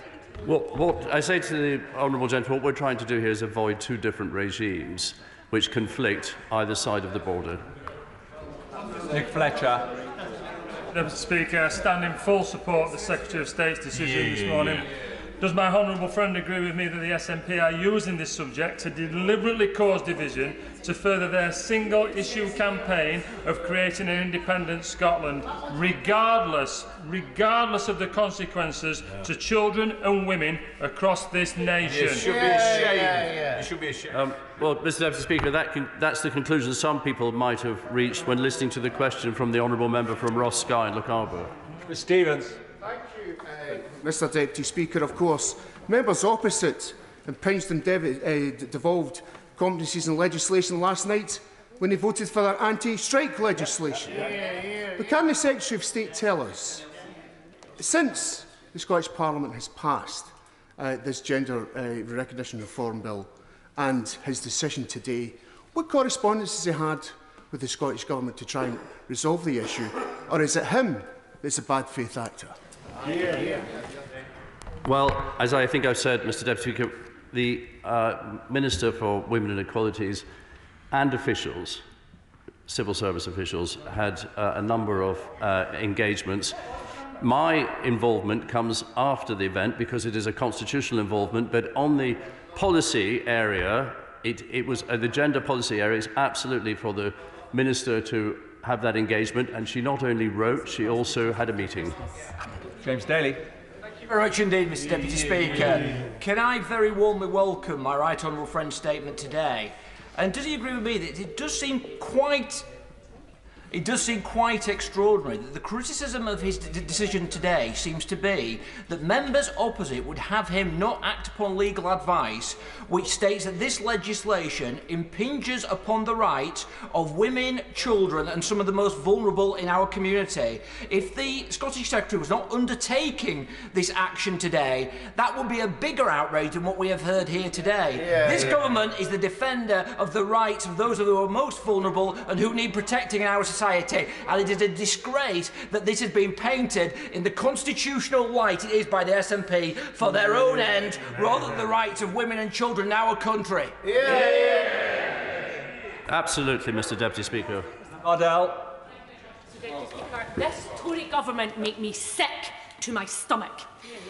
And if this Secretary of State is going to come to this House and trample all over trans rights, over Scottish democracy and over equality, he should at the very least do his homework, because he clearly knows as little about this bill as he does about devolution. So can the Secretary of State tell me, are he and his government so scared of democracy and equality that he really thinks it's justifiable to use one of the most marginalised groups in our society as political fodder in their anti-trans, anti-equality and anti-democratic endeavours? Well, Mr. Deputy Speaker, I don't recognise any of those remarks. This is absolutely following legal advice and not taking the decision lightly on the adverse effects that this bill has on two UK-wide, GB-wide bills. And that is the position we're in. We have written to the Scottish Government to explain our position. We will lay the statement of reasons later. This is nothing to do with trampling over transgender rights. This is entirely to do with following a legal process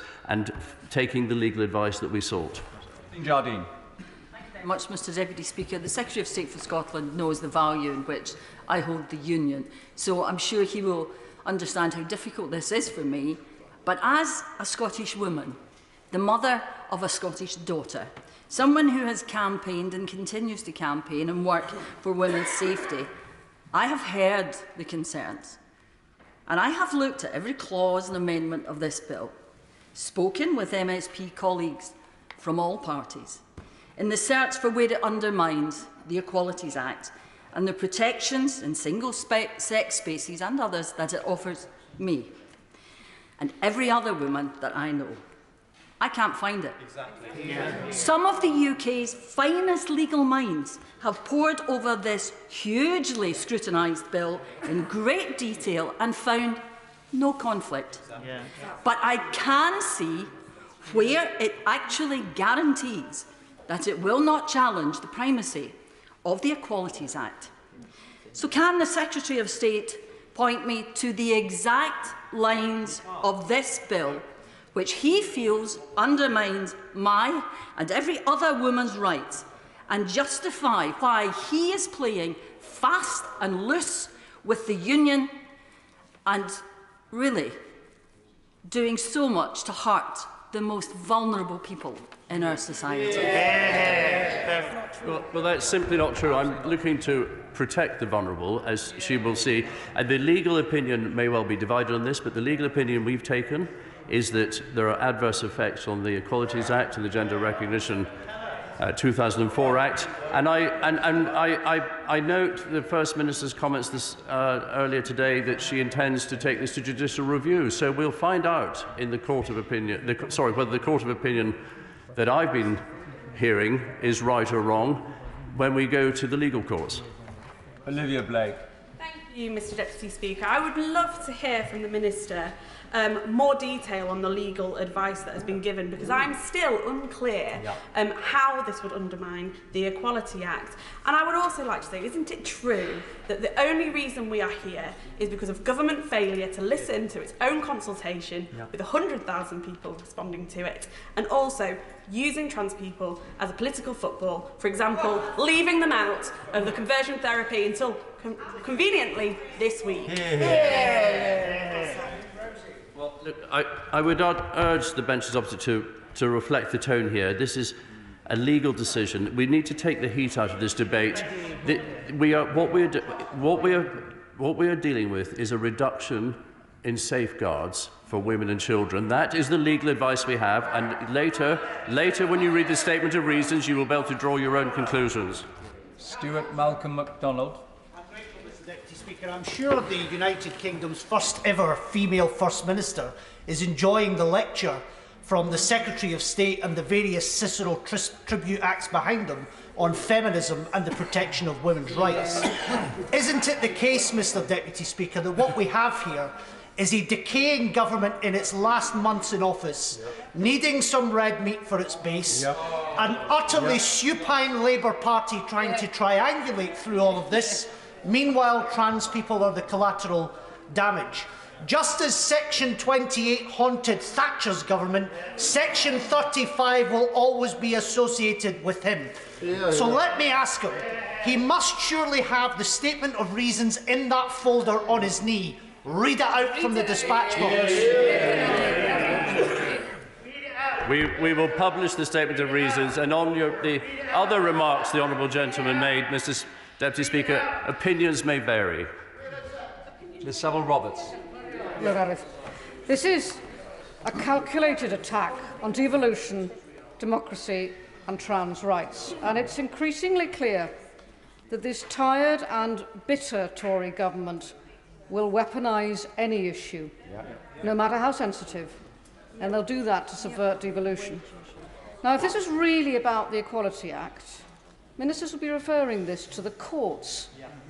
They wouldn't be withholding their own legal advice. They would be seen to have this tested in the courts, rather than taking, as they are, unprecedented unilateral action. So what does he have to say to the unionist Welsh Labour Minister, Vaughan Gething, who today said that this UK government undermines the union? Well, obviously, Mr. Deputy, I entirely agree. We are supporting the union. The devolution bill is what we believe in, and Section 35 order was democratically put there. And we believe that we have to take the legal advice we have. And people say read out the Statement of Reasons. The Statement of Reasons and my order will have been submitted to the parliamentary authorities, and they'll be available in the time frame when they decide to release them this afternoon. And you will be able to read everything you want to read there as to the reasons behind this, but essentially it's about protecting and safeguarding women and children where we believe there are adverse effects. Kirsty Blackman. Speaker, against a background of rising hate crime, my trans siblings will be horrified and terrified at the level of misinformation and lies in this chamber today. Given that the Secretary of State has had lots of legal advice on this, presumably he's also had briefings on this, could he tell us what is the effect of a gender recognition certificate? What does it entitle someone to do. Well, we believe we believe you'll see in the legal in the statement of reasons that there is a reduction. I made this very point very clear. There is a reduction in safeguards for women and children, and you will have plenty of time to read that today. Thank you, Mr. Deputy Speaker. The reason why the government can't tell us exactly what the conflict is with the Equality Act is because there isn't one. Yep. The Scottish Gender Recognition Reform Bill does not affect the operation of the Equality Act, and everyone in this House knows that full well because Labour MSP Pam Duncan-Glancy put it on the face of the bill with their amendment. So will the Minister admit what this Section 35 order is really about, and that is fanning the flames of a culture war that is harming trans people across the UK? No, Mr. Speaker, Mr. Deputy, that's an appalling thing to say. It is entirely addressing the legal advice that I've been given, and the legal advice tells me that there is a reduction in safeguards across conflicting with two UK-wide bills, and that is the reason for the Section 35 order, and that is why the advice was to use it, and it will be available to all this afternoon. Deirdre Brock. Deputy Speaker, and as has been clarified by my honourable friend, the member for Paisley and Renfrewshire South, this Act has been under consideration by the Scottish Parliament for 6 years. Yep. Now, if the UK government thought there was some legal basis to challenge the bill, why didn't they do so in the Supreme Court through a Section 33 order before now, as they've done previously? I'm afraid I don't want to be rude to the honourable lady, but I'm afraid what she just said shows that she does not understand the Scotland Act or what actions are available to the United Kingdom government. We cannot bring forward a Section 33 Act while a bill is going through the Scottish Parliament, nor can we invoke a Section 35 Act while a bill is going through. Once the bill is finished its final stage, its third stage, there's a 28-day process, and the legal advice, which I must say, this legal advice is taken on all bills that the Scottish Parliament passes. That's part of the devolution settlement, and then we decide what course needs to be taken based on the advice we get. And on this occasion, the advice is that a Section 33 is not appropriate, but a Section 35 is. Owen Thompson. Speaker, I have to say I think it's exceptionally discourteous of the Secretary of State to consistently refer to this statement of reasons that nobody in here except him appears to be able to be seen. This isn't an urgent question. This wasn't something that he didn't know about. This was a statement that he brought himself. So we should have had the statement of reasons before we came to this statement. But I wanted to ask the Secretary of State, what is it about persistent electoral failure in Scotland that makes him so averse to following the principles of basic democracy? Mr. Deputy Speaker, this is beyond parody. It's democracy. Democracy is what the Scotland Act is. Section 35 is in the Scotland Act. The SNP voted for the Scotland Act with Section 35 in it. It is a democratic instrument. Jim Shannon. Thank you, Mr. Deputy Speaker. Can I thank the Minister for his statement and agree that women and girls must be protected and safeguarded. The Minister will be aware that a precedent was set for the circumnavigation of devolution when government here brought abortion and demand legislation for Northern Ireland. With great respect to my colleagues in this friend, who, I recall the members who are my friends representing Scotland, I do not recall the members defending the cause then for Northern Ireland. So will the Minister confirm the precedent supported by many who are opposing today means that the government retains a right to step in for issues that they deem to be equality and human rights? Well, I'm not an expert on the Northern Ireland bills, so I won't stray into that area. But I will say that the protections and safeguards for women and children that we have been advised need to be looked at by these adverse effects. That's what we're dealing with the Section 35 Act today, which is part of the Scotland Act. Dave Dugan. Mr. Speaker, you would think that before pulling the trigger on a Section 35, you'd be absolutely across your brief. Yep. But it seems today that the Secretary of State hasn't got a clue about this at all. We've heard very little about process and even less about substance. But the Secretary of State says that this would have significant impact on, amongst other things, GB-wide equality matters in Scotland, England and Wales. What consultation, can I ask then, has he had with the Welsh Government or Senate before this drastic intervention? Or is this really an issue for the de facto English Government as a priority? And isn't it the case that with independence looming larger than ever before this crumbling union, this is an act of desperate democratic vandalism? No, I believe the UK Government did consult a number of years ago. The Minister for Women Equalities tells me did consult a number of years ago, and Wales would have been included in that consultation. But the point is that there is no democratic whatever that you're saying. It's entirely a democratic bill that has Section 35 in it, that we are now using that order to protect what we believe is women and children's safeguards, because we believe they are undermined by the cut across into 2 GB-wide bills. Wayne David. Speaker, in his response to the Shadow Secretary of State, the Secretary of State for Scotland said that Article 35 in the 1998 Act was not an instrument of last resort. But then, after that, there was the Memorandum of Understanding signed in 2012, which made it an instrument of last resort by common agreement. So I want to ask the Secretary of State, what discussions on a constitutional basis has he had with the First Minister of Scotland to avoid this impasse? Yeah, well, I'm glad. I thank the honourable gentleman for that point, because it's not the last. It's not the last resort. What I said to his honourable friend, is that we have 28 days. We take the legal advice. We have to act within that 28 days, because then, failing that, the bill goes for royal assent, and that's the time frame we operate in. There's then the opportunity for further discussions with the Scottish Government to see if we can get the legislation in scope. We made the same offer with the UNCRC bill, which we took to a Section 33, and that offer still stands.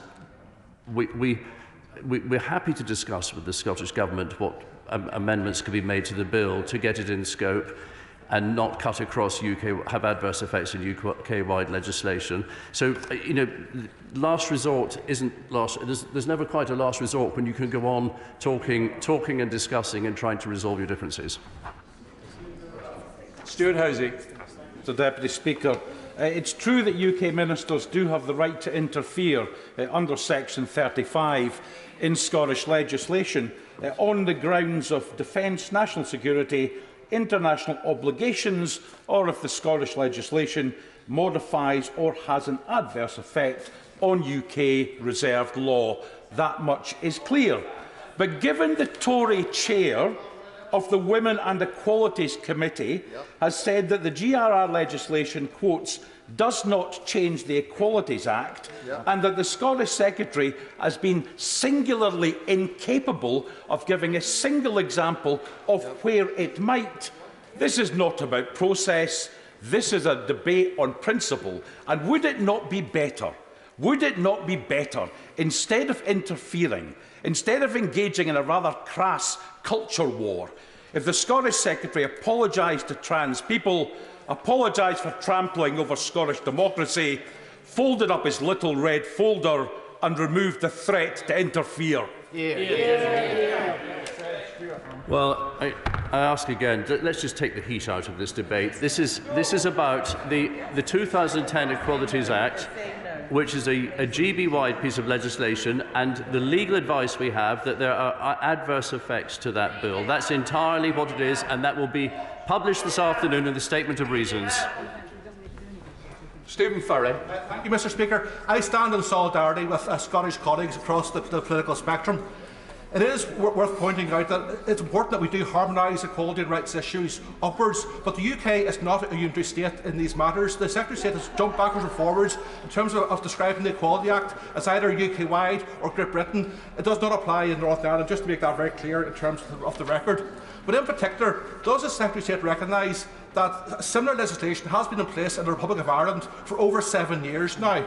And we in the UK have the common travel area with Ireland, which has reciprocal rights of freedom of movement and also in terms of social security and other areas.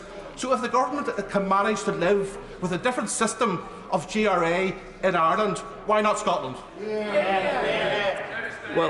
Well, last time I looked, the Republic of Ireland wasn't part of Great Britain or the United Kingdom. It is absolutely the case that we're talking about British citizens here being affected. I'm told there is no devolved administration anywhere in Europe that has different gender rules to the state. Mr. Oswald. Oh, sorry, Mr. Speaker, thank you. It's really very regrettable that the Secretary of State has come here today on this issue and with so little information. I think that all of those, this very vulnerable group who are impacted by what he is wanting to do, really deserve significantly better than the Secretary of State standing up repeatedly with absolutely no information, telling us that a statement of reasons will be published later, and yet he is unable to tell us what these reasons are. It is his job to tell us what these reasons are, and he has singularly failed to do that today. It is no wonder that his former colleague, the former Scottish Conservative Head of Communications, Andy McKeever, when looking at how the UK Government is dealing with this issue, has described the UK Government intervening here as an act of constitutional vandalism. And he said it demonstrates Westminster's superiority complex in overdrive. Does the Secretary of State recognise that people will reasonably and rightly feel that way, and that as well as their concerns about this marginalised group, they will feel extremely unhappy about this overriding of our democracy? Well, Mr. Deputy Speaker, no. I hope people will realise that the United Kingdom Government has been given legal advice that raises concerns for women and children and their safeguards and protections and adverse effects to UK-wide legislation, and that we are acting on that, and we have the backs of women and children across the United Kingdom and in Scotland if their safeguards and their single-sex spaces only and etc. are impinged upon.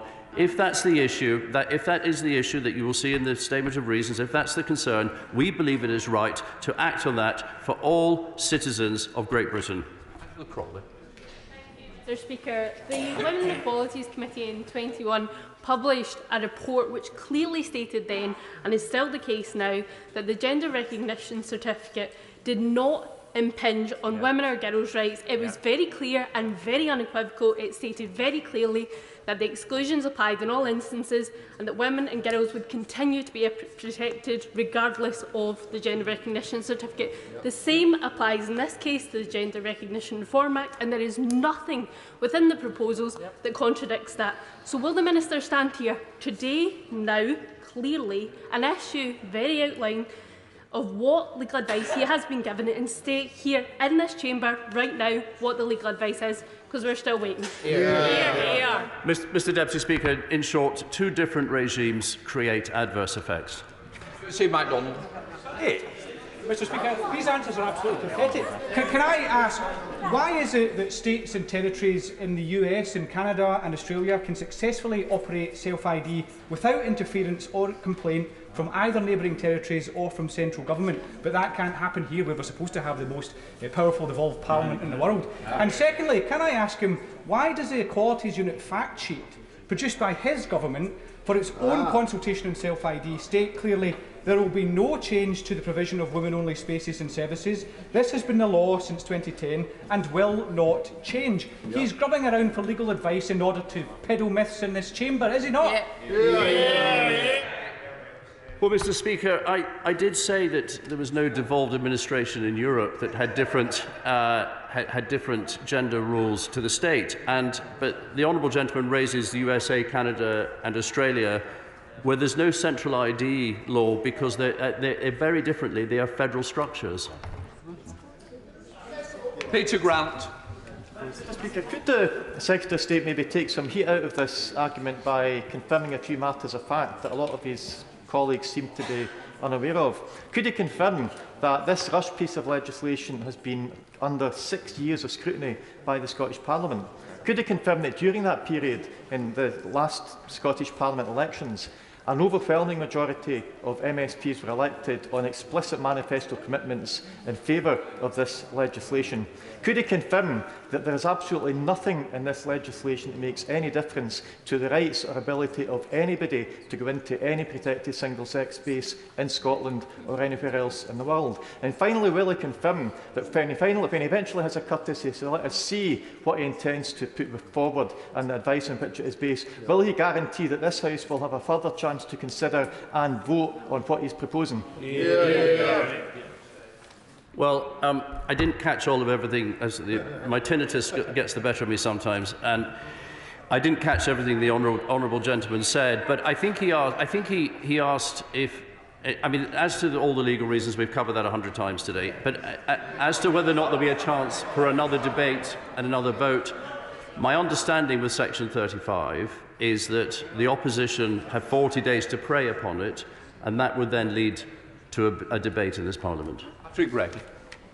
Mr. Speaker, I think the Secretary of State for vetoing Scotland is going to be quite disappointed when he eventually gets to the House of Lords, because not even for all its faults does the House of Lords have the kind of veto power that he's exercising today. Indeed, even the United States President, if he vetoes a bill, it is subject to checks and balances by the Congress. So just further to my friend and further to what he just said, if a motion is tabled praying against the Section 35 order, will the government guarantee that time will be made available for a debate and a vote on the floor of this House? Well, that, Mr. Speaker, is a question for the Leader of the House. Alan Dorrans. Thank you, Mr. Speaker. Good afternoon. Mr. Speaker, in the earlier oral statement by the Secretary of State for Scotland, he said it is open to the Scottish Government to bring back an amended bill for reconsideration in the Scottish Parliament.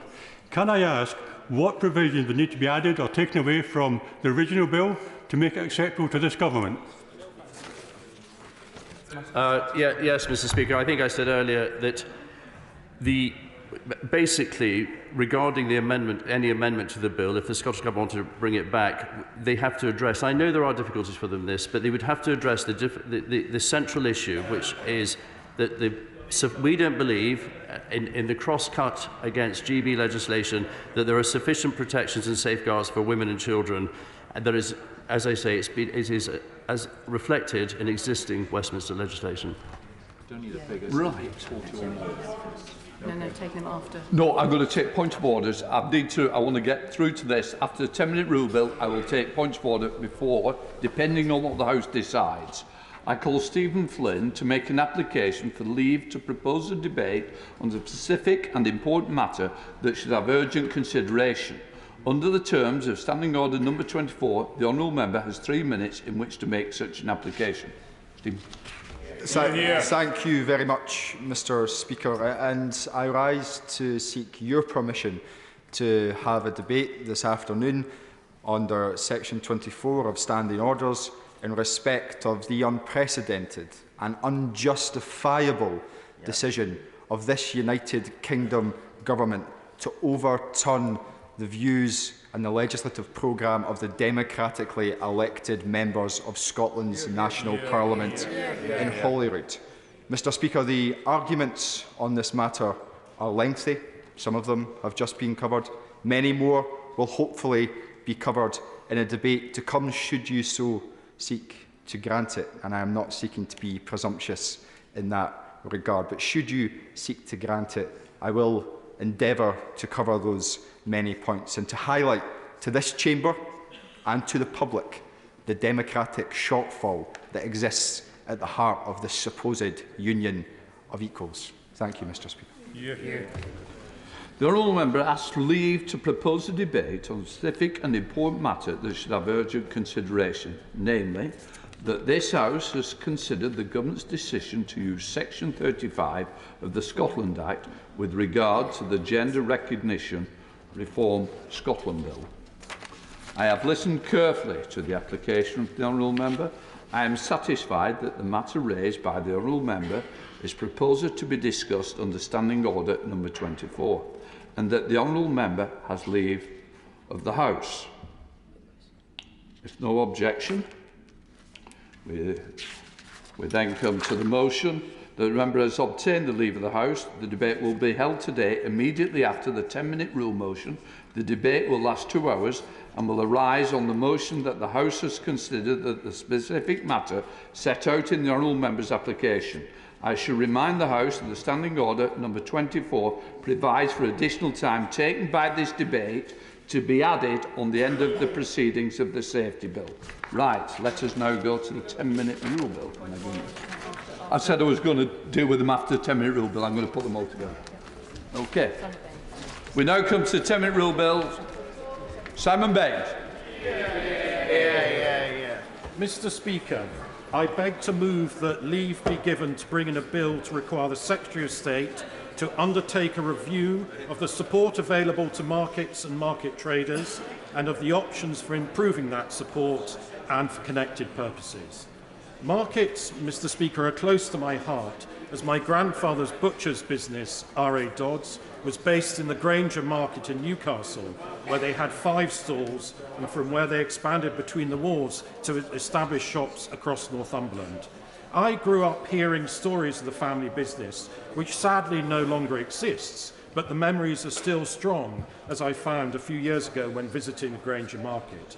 Also, when I was Mayor of Llanfachlin 5 years ago, I played a key part in establishing a farmers' market in the town each summer.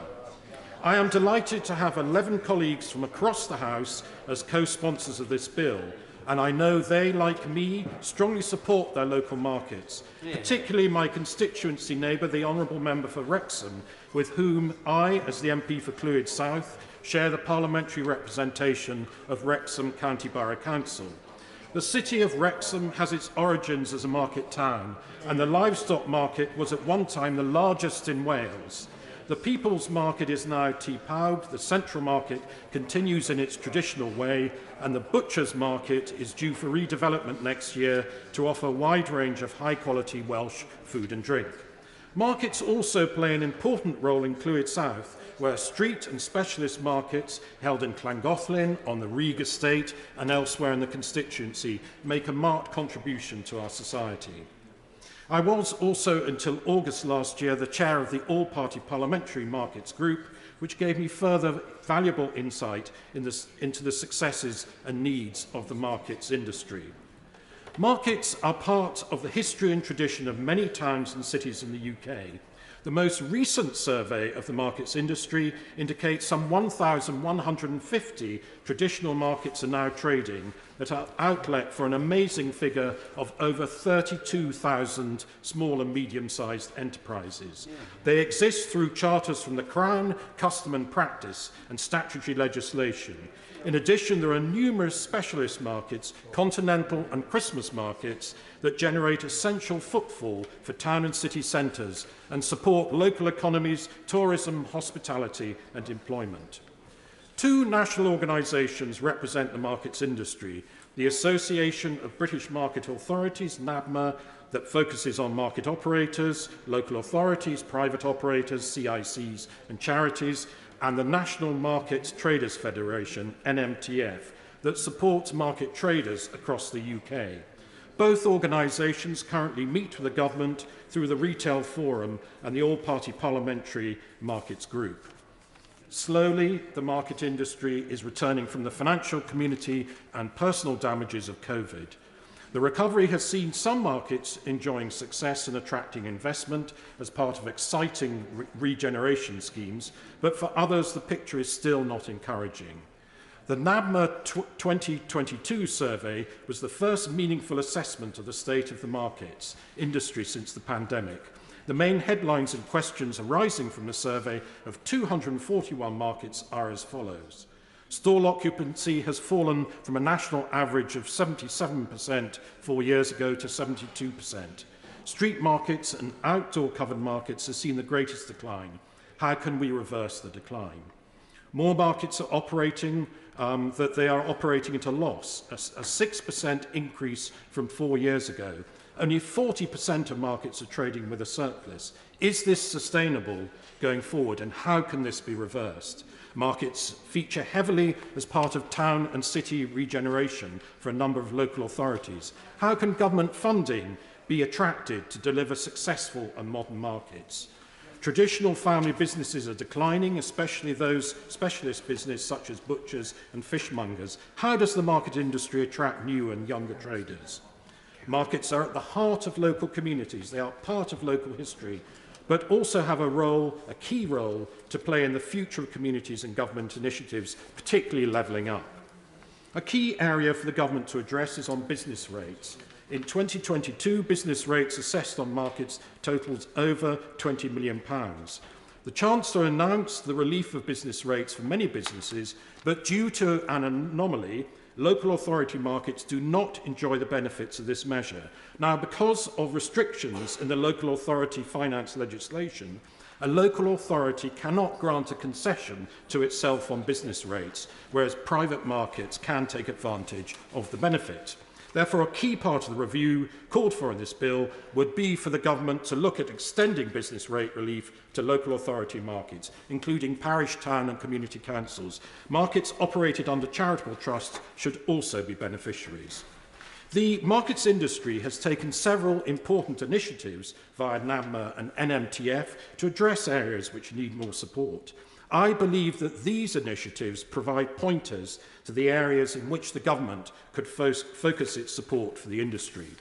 Firstly, recognising the fall in market occupancy in local businesses, the industry is delivering a campaign entitled Grow a Business in 2023 to attract more individuals to try out market trading. This is especially for young traders, but also individuals that are looking at a second or new career. Part of the historic success of market trading is to see small businesses prosper and grow and then move into the local high street. Never has this been more important. Secondly, the industry's Young Traders Market campaign celebrated its 10th anniversary in 2022. From relatively small beginnings, it has grown into an incredibly successful campaign. The winners go on to 10 regional finals involving 250 young people, and then 90 of them go to the national final held in Stratford-upon-Avon. During the campaign, many sustainable businesses have been created, and it is a flagship for the industry. Thirdly, the Love Your Local Market campaign has gone from strength to strength over the last 12 years. Its origin lay in the Mary Portas Review into the Future of the High Streets, which was commissioned by former Prime Minister David Cameron in 2011.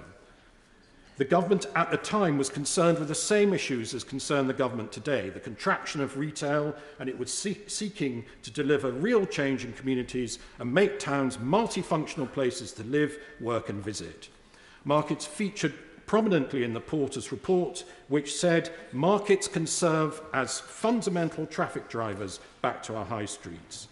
The Love Your Local Market campaign, which is now in its 12th year, attracts more and more support and is now celebrated around the world in over 25 countries. Government provided funding support to launch the campaign, which serves as an important catalyst to change. In conclusion, Mr Deputy Speaker, the value of markets to our local communities is widely recognised, and I know that the government is keen to be as supportive as possible. As is called for in this bill, a review by the government of the support available for markets and of the options for improving that support would be welcomed with open arms by market operators and traders alike, and bring lasting benefits to our communities across the length and breadth of the UK. This would normally be the opportunity for one MP who wishes to oppose this 10-minute rule motion to do so. I see nobody wishes to do so, and I have had no indication either. So I will just pose the question. And the question is that honourable member have leave to bring in the bill. As many of that opinion say aye. Aye. Of the contrary, no. I think the ayes have it. The ayes have it. Who will prepare and bring in the bill? Sarah Atherton, Paul Bristow, James Daly, Sally Ann Hart, Mr David Jones, Ben Lake, Robin Miller, Robbie Moore, Helen Morgan, Jim Shannon, Matt Vickers and myself, Mr Deputy Speaker. Baines.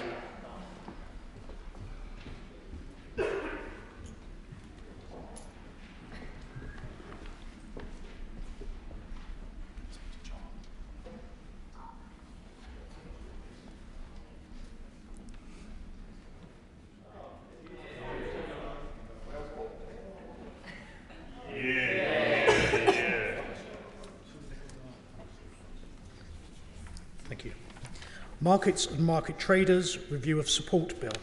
Second reading what day? Friday the 24th of February, Mr Deputy Speaker. Friday the 24th of February. Thank you very much.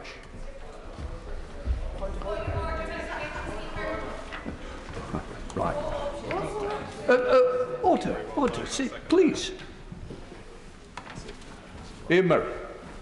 Thank you, Mr Speaker. I'm very grateful for you taking a point of order. In the earlier programme in the House, you rightly agreed for a Section 24 emergency application, which the House has agreed to hold today. But I fear we may have a bit of an empty debate because the statement of reasons for why the government have called the Section 35 order, which is unprecedented, it's never happened in the history of this House before, have not been given to members and will not be laid until later this afternoon in the library. And I wonder if it could seek your guidance on whether or not the Section 24 debate should be postponed until such times as not only have they been published, but we've had time to digest them.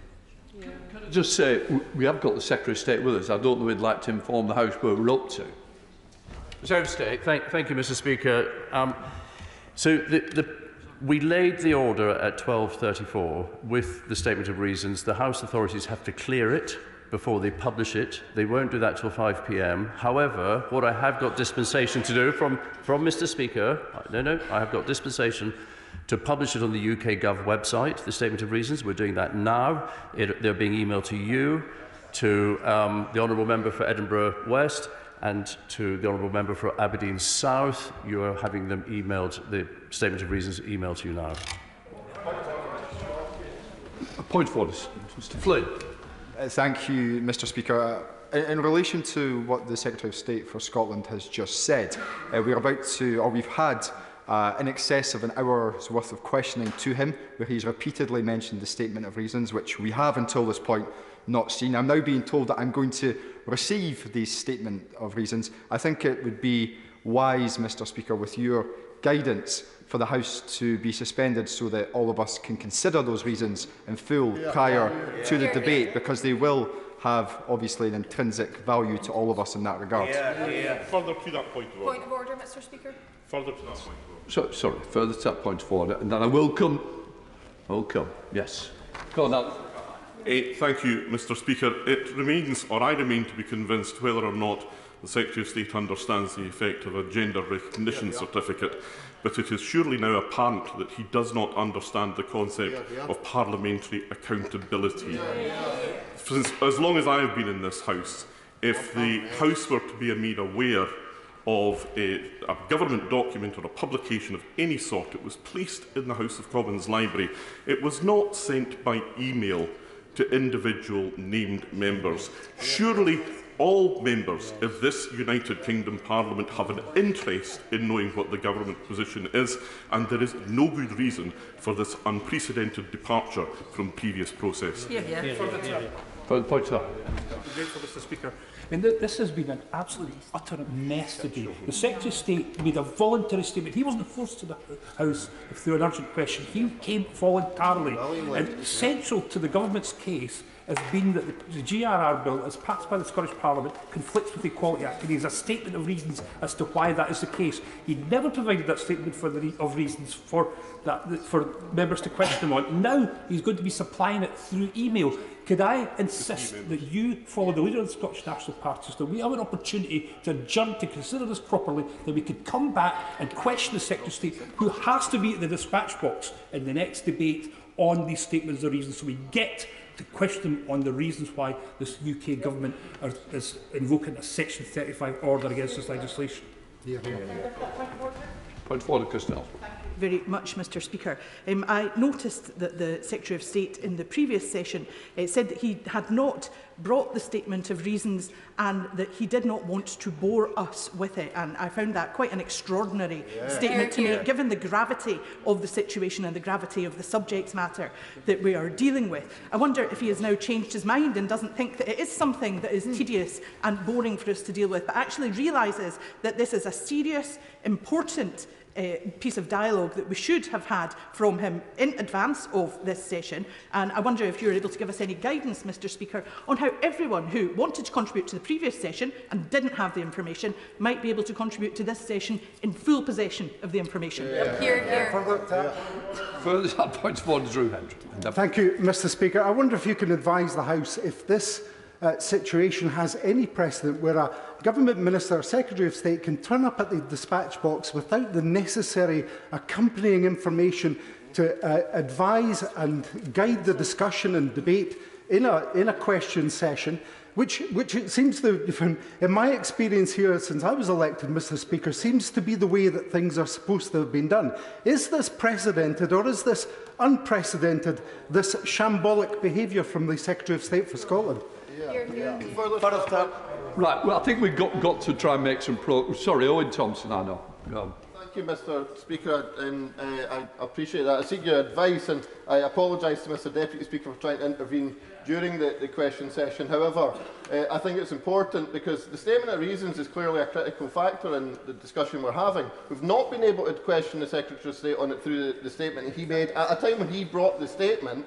We're going to have a debate which is encouraging and welcome, but most of us want to have a chance to have seen the statement of reasons before that starts. So can I ask for your advice, Mr Speaker, as to what further opportunities, even beyond this Section 24 debate, members of this chamber will have to question the Secretary of State in detail on the statement of reasons when they eventually get around to publishing it? Brown, I think that. Thank you, Mr Speaker. So further to that point of order, as has been said, with over an hour of questions there, a voluntary statement from the Secretary of State, they kept referring to the statement of reasons, but yet wouldn't divulge any information. It also kept referring to the Women Equalities Minister and said that she would actually be able to answer all the questions. So, Mr Speaker, did at any point did the Government discuss who was the most appropriate person to bring forward this statement so that we could actually, as honourable members, question the Government properly and ask somebody that actually had some knowledge to be able to answer questions? Right. We're going to have to make some No, I'm going to come. It's slightly separate, so don't worry. What I want to do is to try and say, look, in an ideal world, yes, it would be easier. It is now live, and I hope that it should have been emailed to certain members to ensure that they can see it. Don't shake your head just yet, just check if you want that be helpful.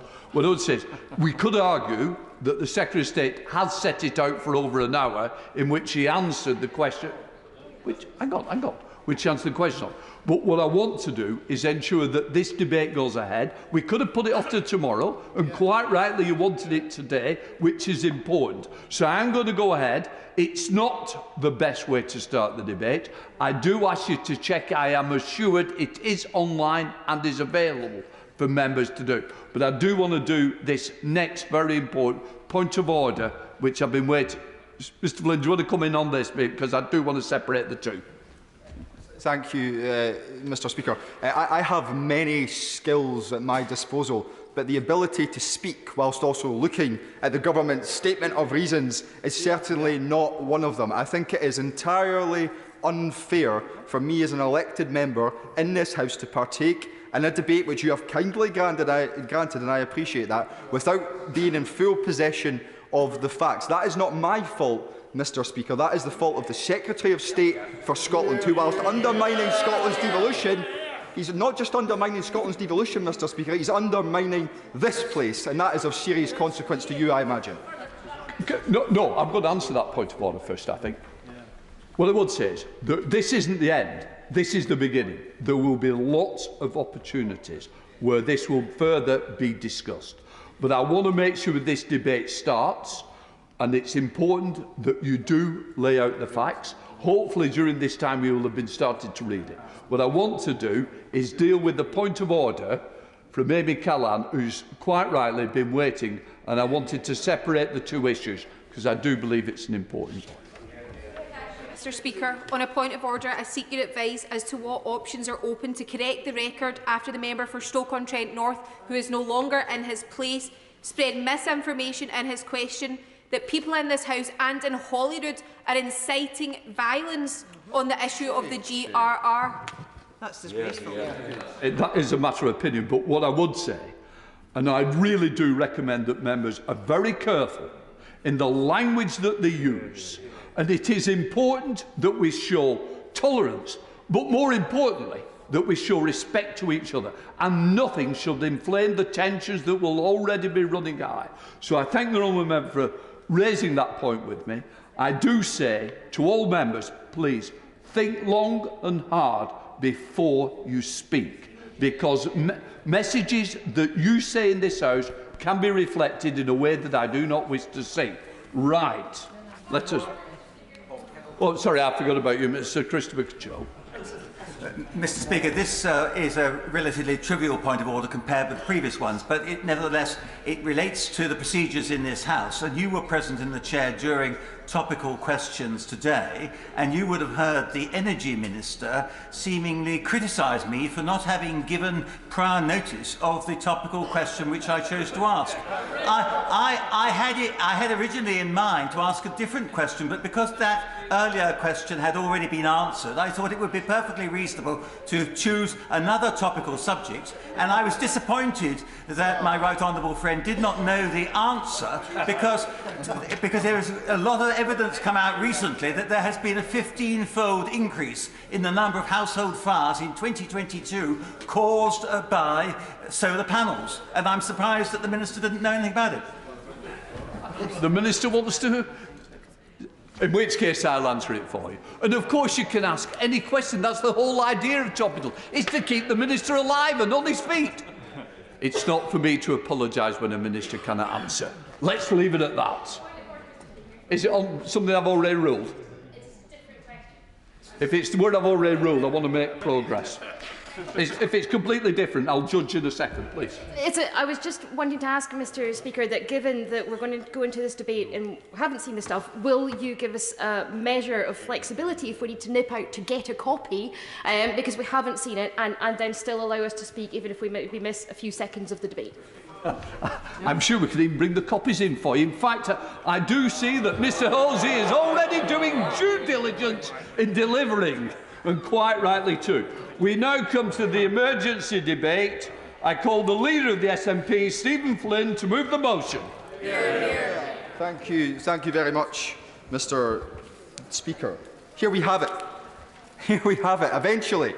And I'm expected to read this whilst also speaking. I have to admit, Mr. Speaker, there is a real temptation for me to stand here and read every single word of this into the record right now. They want me to, Mr. Speaker. They probably shouldn't goad me to.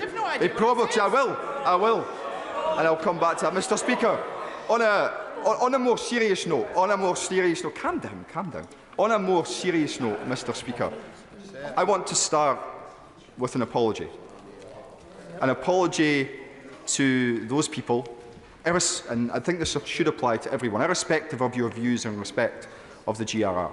An apology to those people whose hopes and whose aspirations for the future, who have fought so hard for a piece of legislation for so long, that they now see that that hope is being taken away from them.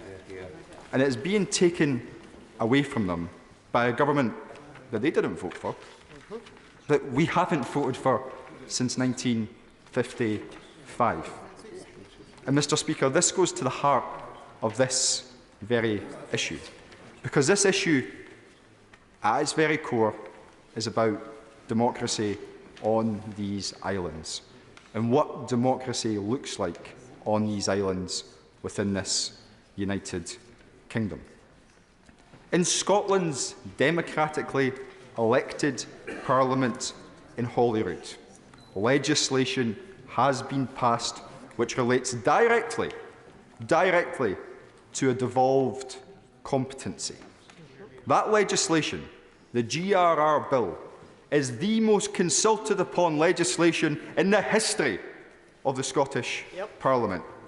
That legislation received support, not just from the Scottish National Party, but from the Labour Party in Scotland, Conservative Party members in Scotland, including the Right Honourable Member for Murray's predecessor, as I understand it to be the case.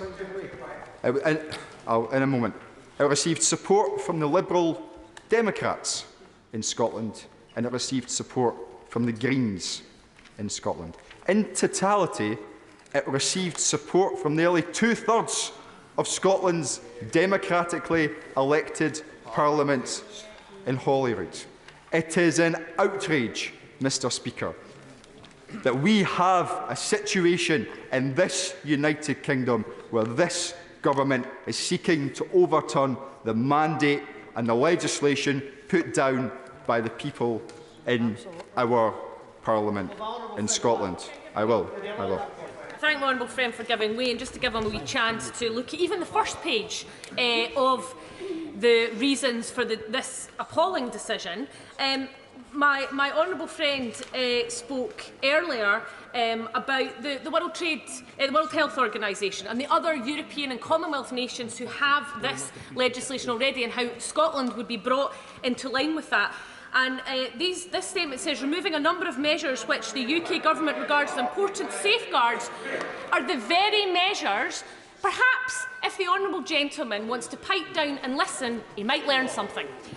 And these measures, which include the medicalisation of the process and indeed the breach of human rights, which include having to a trans person having to present themselves to a panel just to justify their existence, are the very things that we sought to remove because it made the rights of trans people so affected.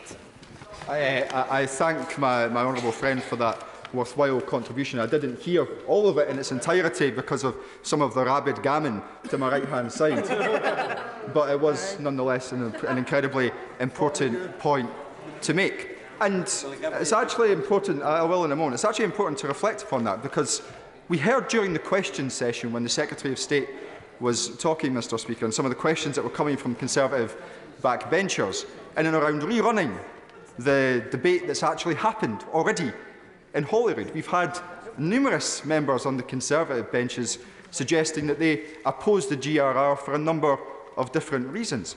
But those reasons have already been exhausted in Scotland's democratically elected Parliament. If members on those benches have issues with what the Scottish Parliament has put forward, they should perhaps jump on a train, go to Scotland, get themselves elected in Scotland to the Scottish Parliament and try to change legislation there, rather than using this place to overturn Scotland's democratically elected Parliament. I'll give way to my honourable member for command.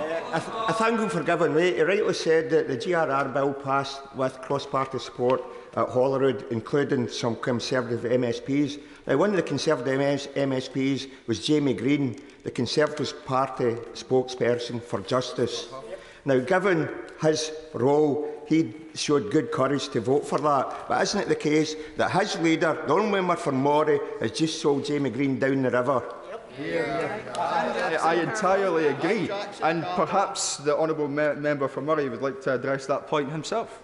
I'm grateful to the honourable gentleman for giving way. When he's speaking about people who have supported and opposed the bill, can he confirm that a Scottish Government Justice Minister resigned her position to oppose the bill? A former Scottish Government SNP Cabinet Secretary voted against it, and in total 9 SNP MSPs felt this legislation was deeply flawed, was wrong, and they voted against it.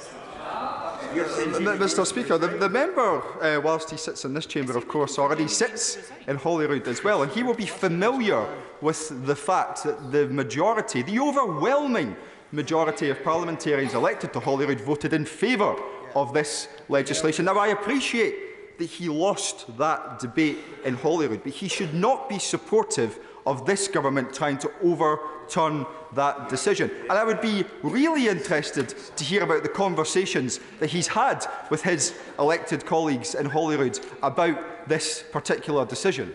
Of course, and I'm grateful to the honourable gentleman for giving me a second time. Of course, I have had conversations because I was the only party leader in Scotland to make this a free vote, to allow members of my party to come to a conclusion, as Jamie Green did. Nicola Sturgeon and the SNP refused to do that, which is why she lost government ministers as a result. So, if we're going to talk about losing, Mr. Speaker, the honourable gentleman lost the debate in Scotland, and I will repeat once again, it is not democratic to try and overturn that legislation here in this place. I'm not going to give way. No, I want to make a little bit of progress. Now, Mr. Speaker, it's been inferred by some members on the Conservative benches opposite that this is in some way in conflict with the Equalities Act. Indeed, I'm sure that within this tome before me that is the case. But yet there are senior members on those benches who have also been vocal about the fact that it doesn't intervene or overturn the Equalities Act in any way, shape or form. So which one is it? Of course I will. I thank my honourable friend for giving way, and I ask him, does he find it, does he agree with me and find it ridiculous that the Conservative Party keep claiming that they want to protect women and children's rights, given the fact that just last night this government undermined workers' rights? They want to get rid of the Human Rights Act, they introduced the rape clause, and they want to remove us from the European Court of Human Rights. Is it not the case that if you want to defend rights, you get them as far away from this law as possible? Yeah, absolutely, Mr. Speaker. And my honourable friend has made an incredibly important point in respect of that legislation last night. Because it's not just in relation to the GRR where the UK government is seeking to overturn and ignore Scotland's democratically elected politicians. That's also true of last night's legislation in relation to the right to strike.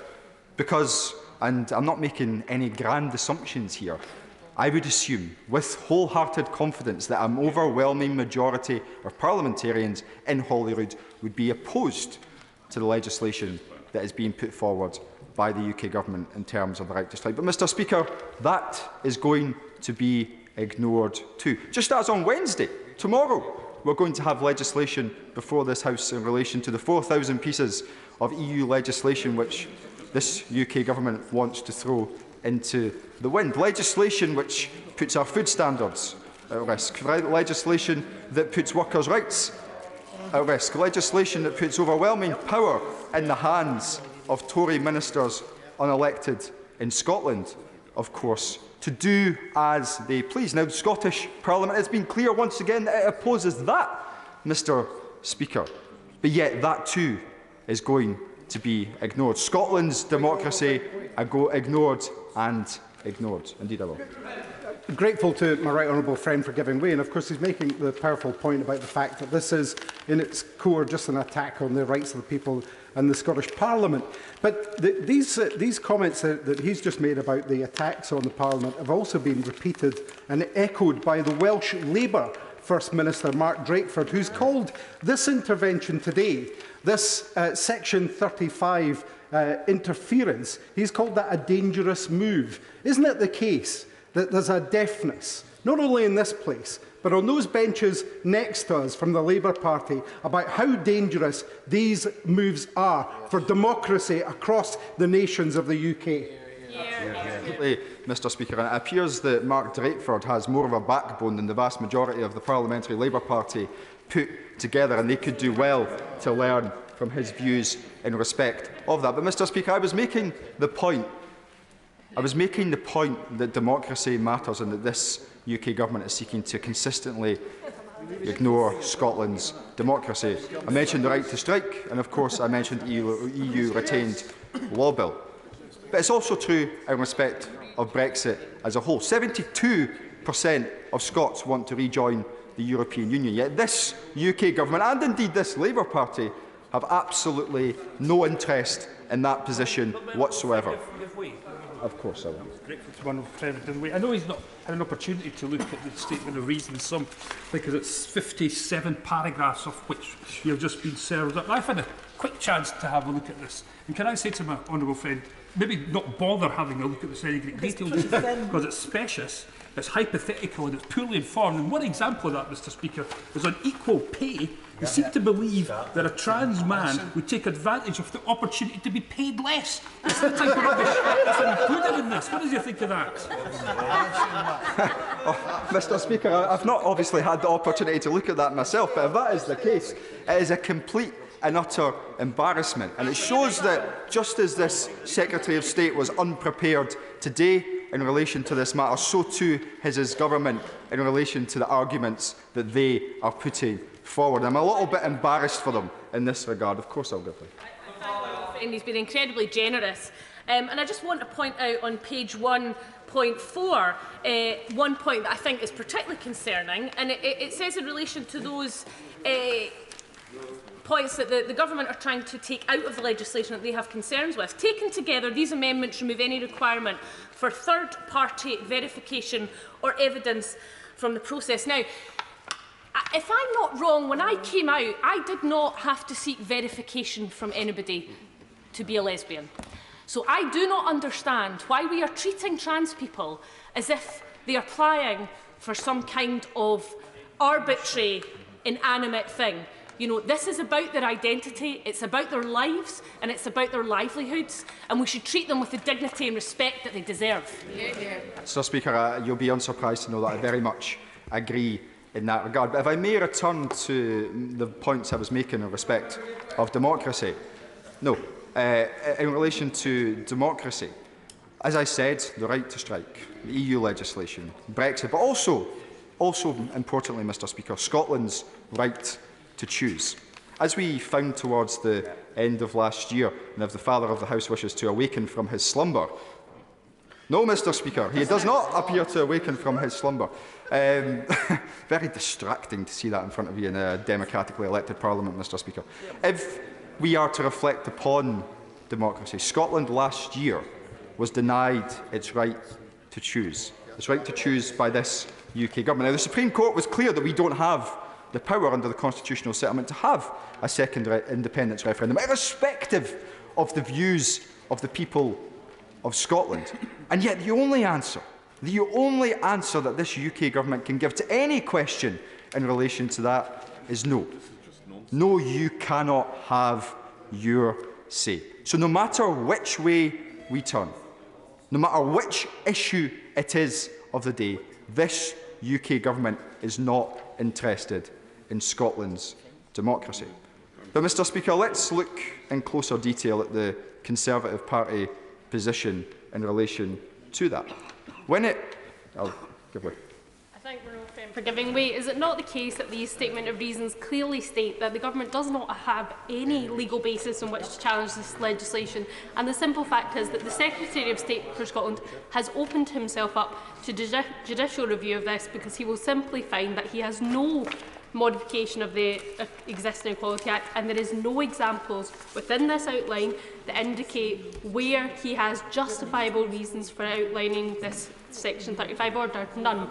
Mr. Speaker, I think the Secretary of State has opened himself up to many things, ridicule amongst them, of course, for his failure to see the blindingly obvious. But if I may just revert back to my previous point in respect of the wider Conservative position in relation to this, let us be clear, and in no doubt whatsoever, that the Conservatives are seeking to utilise this issue for a culture war.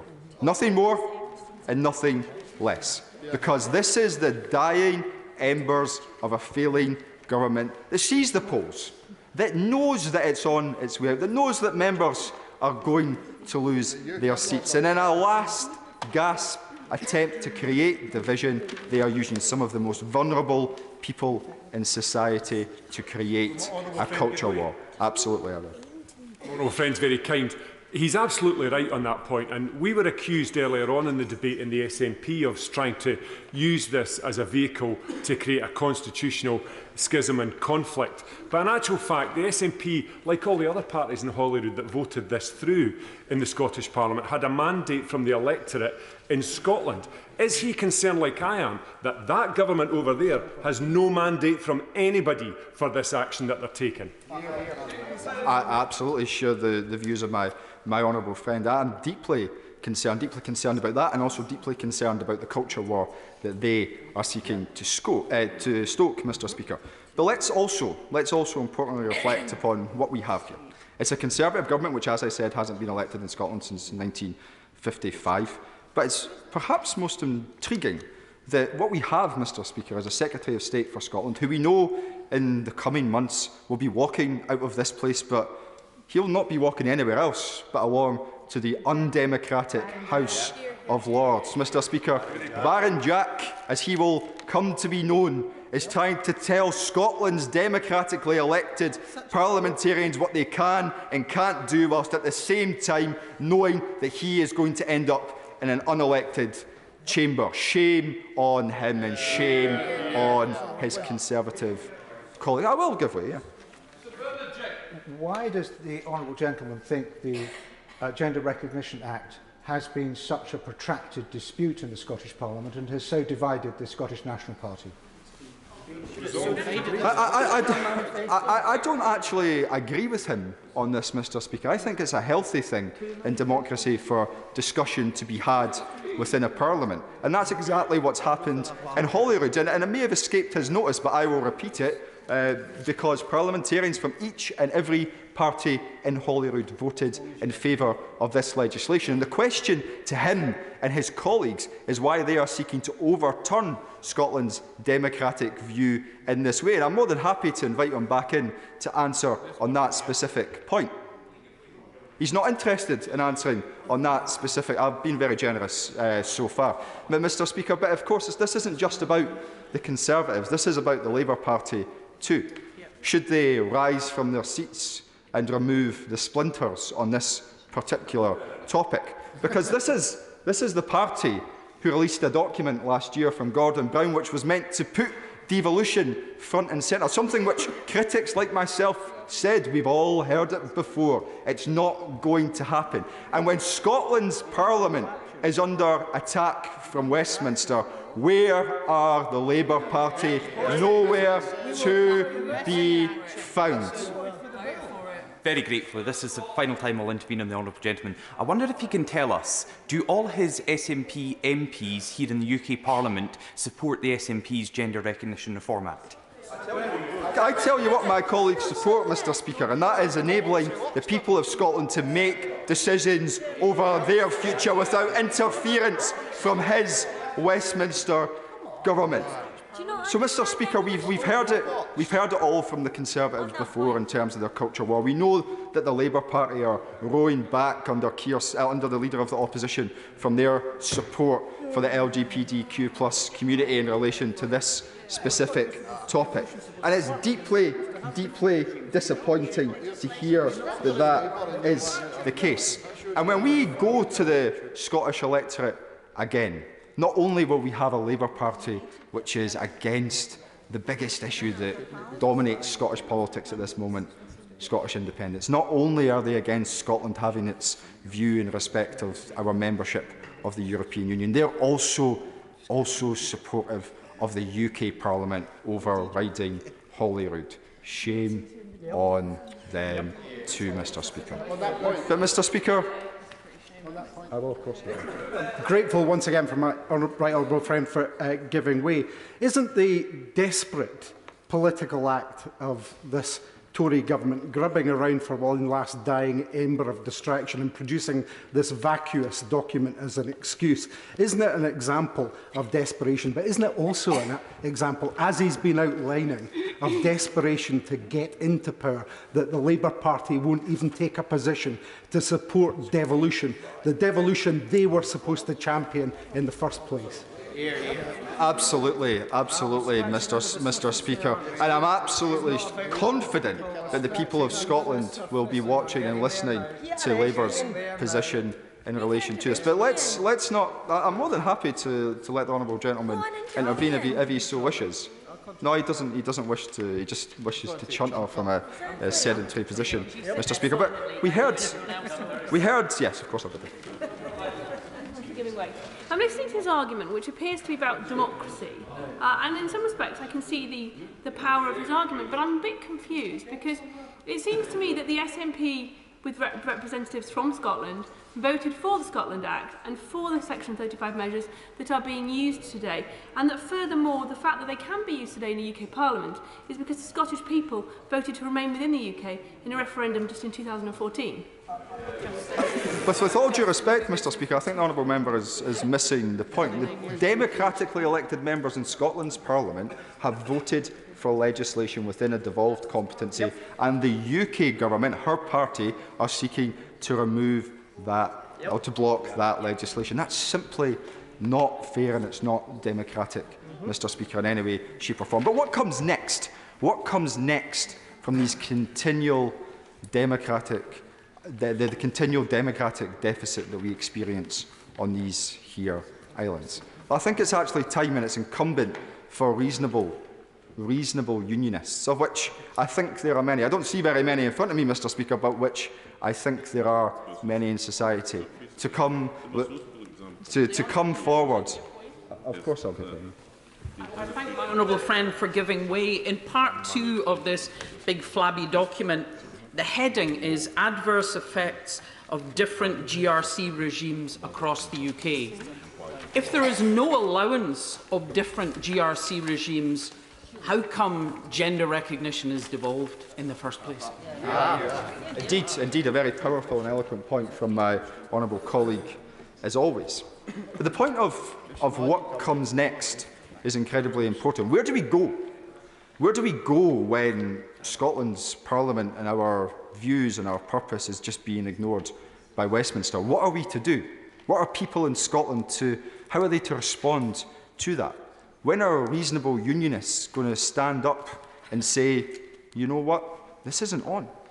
If you believe in this union of equals, then you'll put the Scottish Parliament first. I don't see that. I don't hear that in Westminster. And this is the clearest example of that. And it's a very rare occurrence. I will indeed.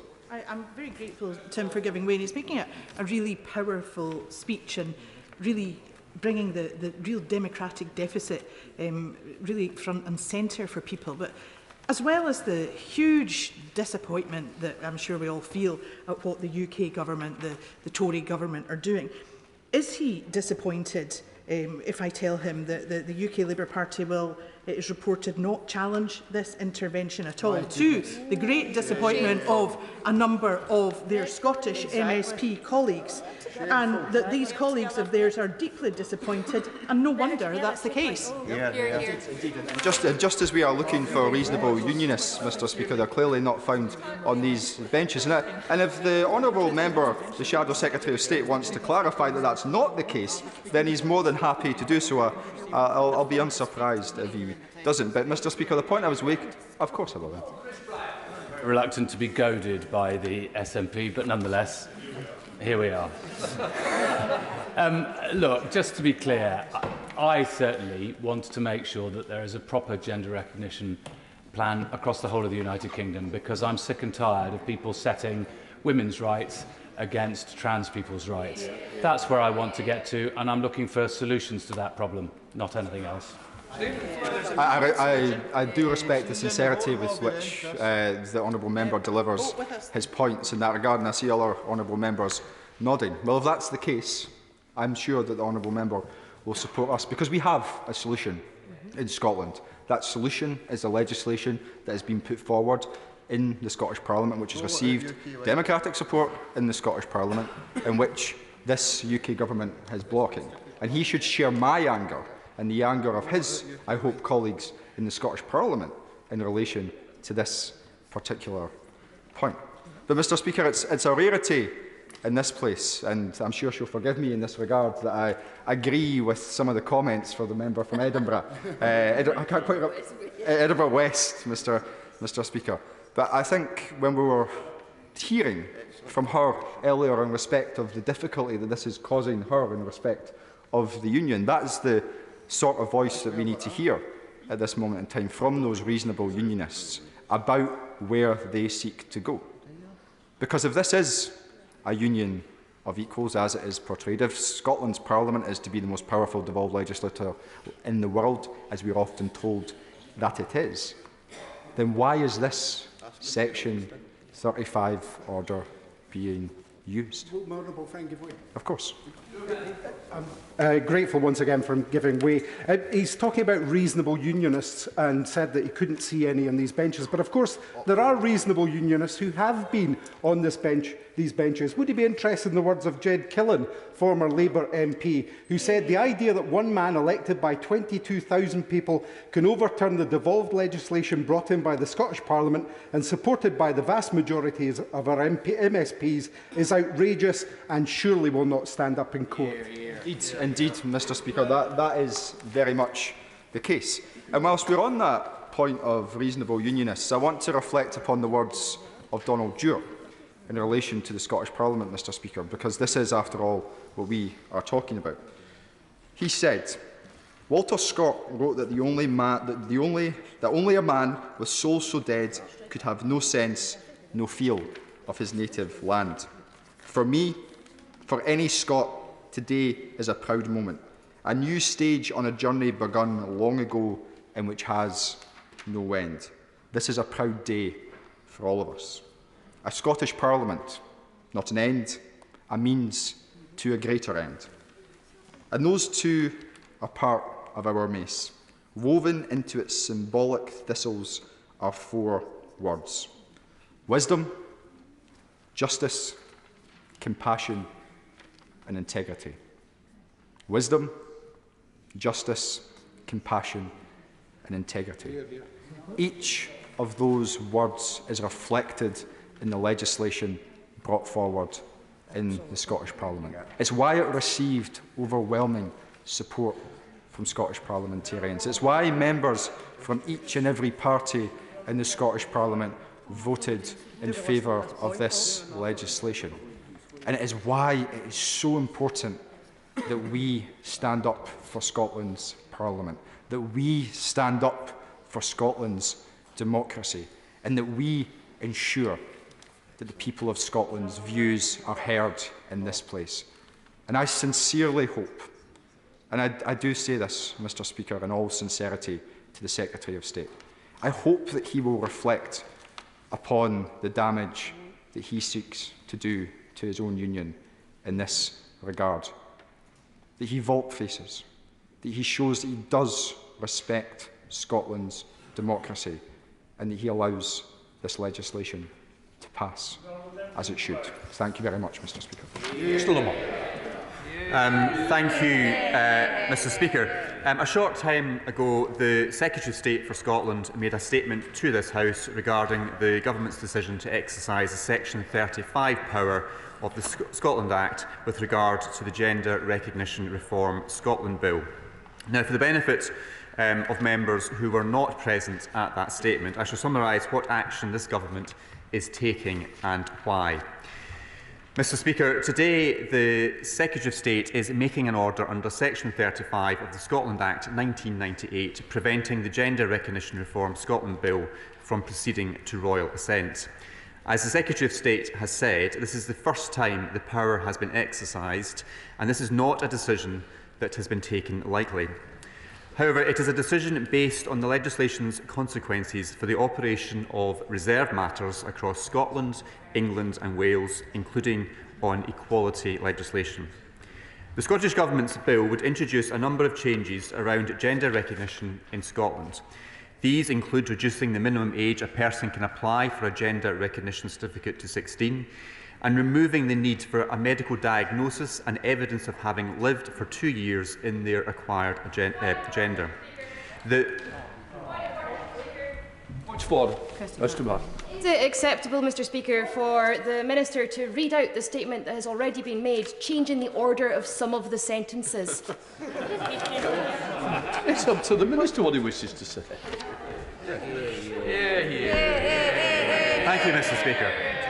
I will continue. The bill would also amend the UK-wide Gender Recognition Act 2004, which legislated for a single gender recognition system across the entirety of the United Kingdom. Now, it's this United Kingdom Government's assessment that the bill would have serious adverse impact, among other things, on the operation of the Equality Act 2010. Effects would include impacts on the operation of single-sex clubs, associations and schools, and protections such as equal pay.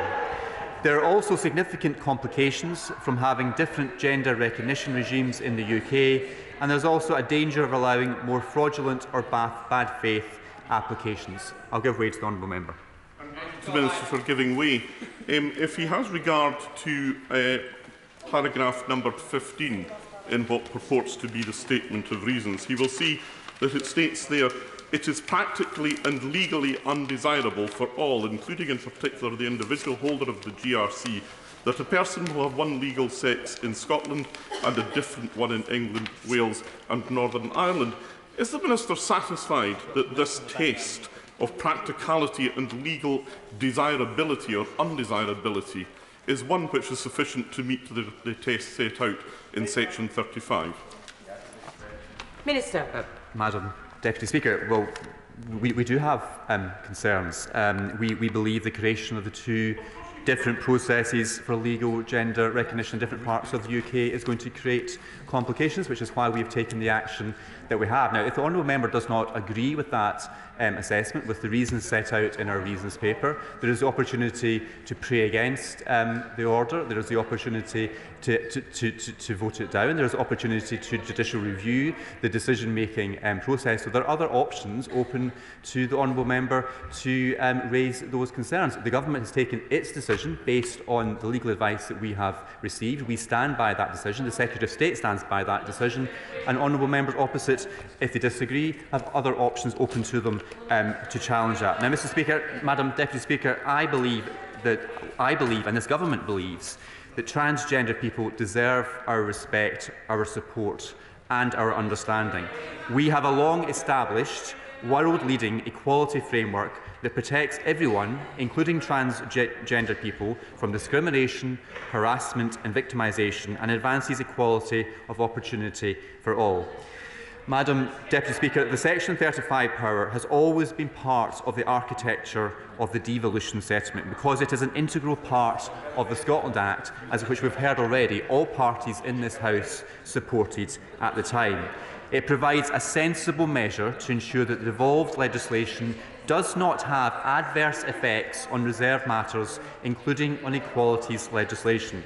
Now, as the Secretary of State has said, it is open to the Scottish Government to bring back an amended bill for reconsideration in the Scottish Parliament, which deals with the concerns that this Government and many, many others have raised about the legislation and the impact that it will have. I'll give way to the honourable member for Badenoch Spades. Very much, Madam Deputy Speaker. The Minister's given it away. The Government's got concerns. Well, there we have it. The Conservatives had their objections voted down in the Scottish Parliament, so he's using the device of Section 35. Quite honestly, the statement of reasons is not worth the paper it's written on. And he knows that he can use his parliamentary majority in any praying motion to strike down an act of the Scottish Parliament. What price Scottish democracy? What price the right of the Scottish Parliament to enact legislation based on the majority in that Parliament, based on a mandate given by the people of Scotland that this government is going to throw away because this government, this Parliament knows better. And equality of equals, Madam Deputy Speaker, you have to be joking.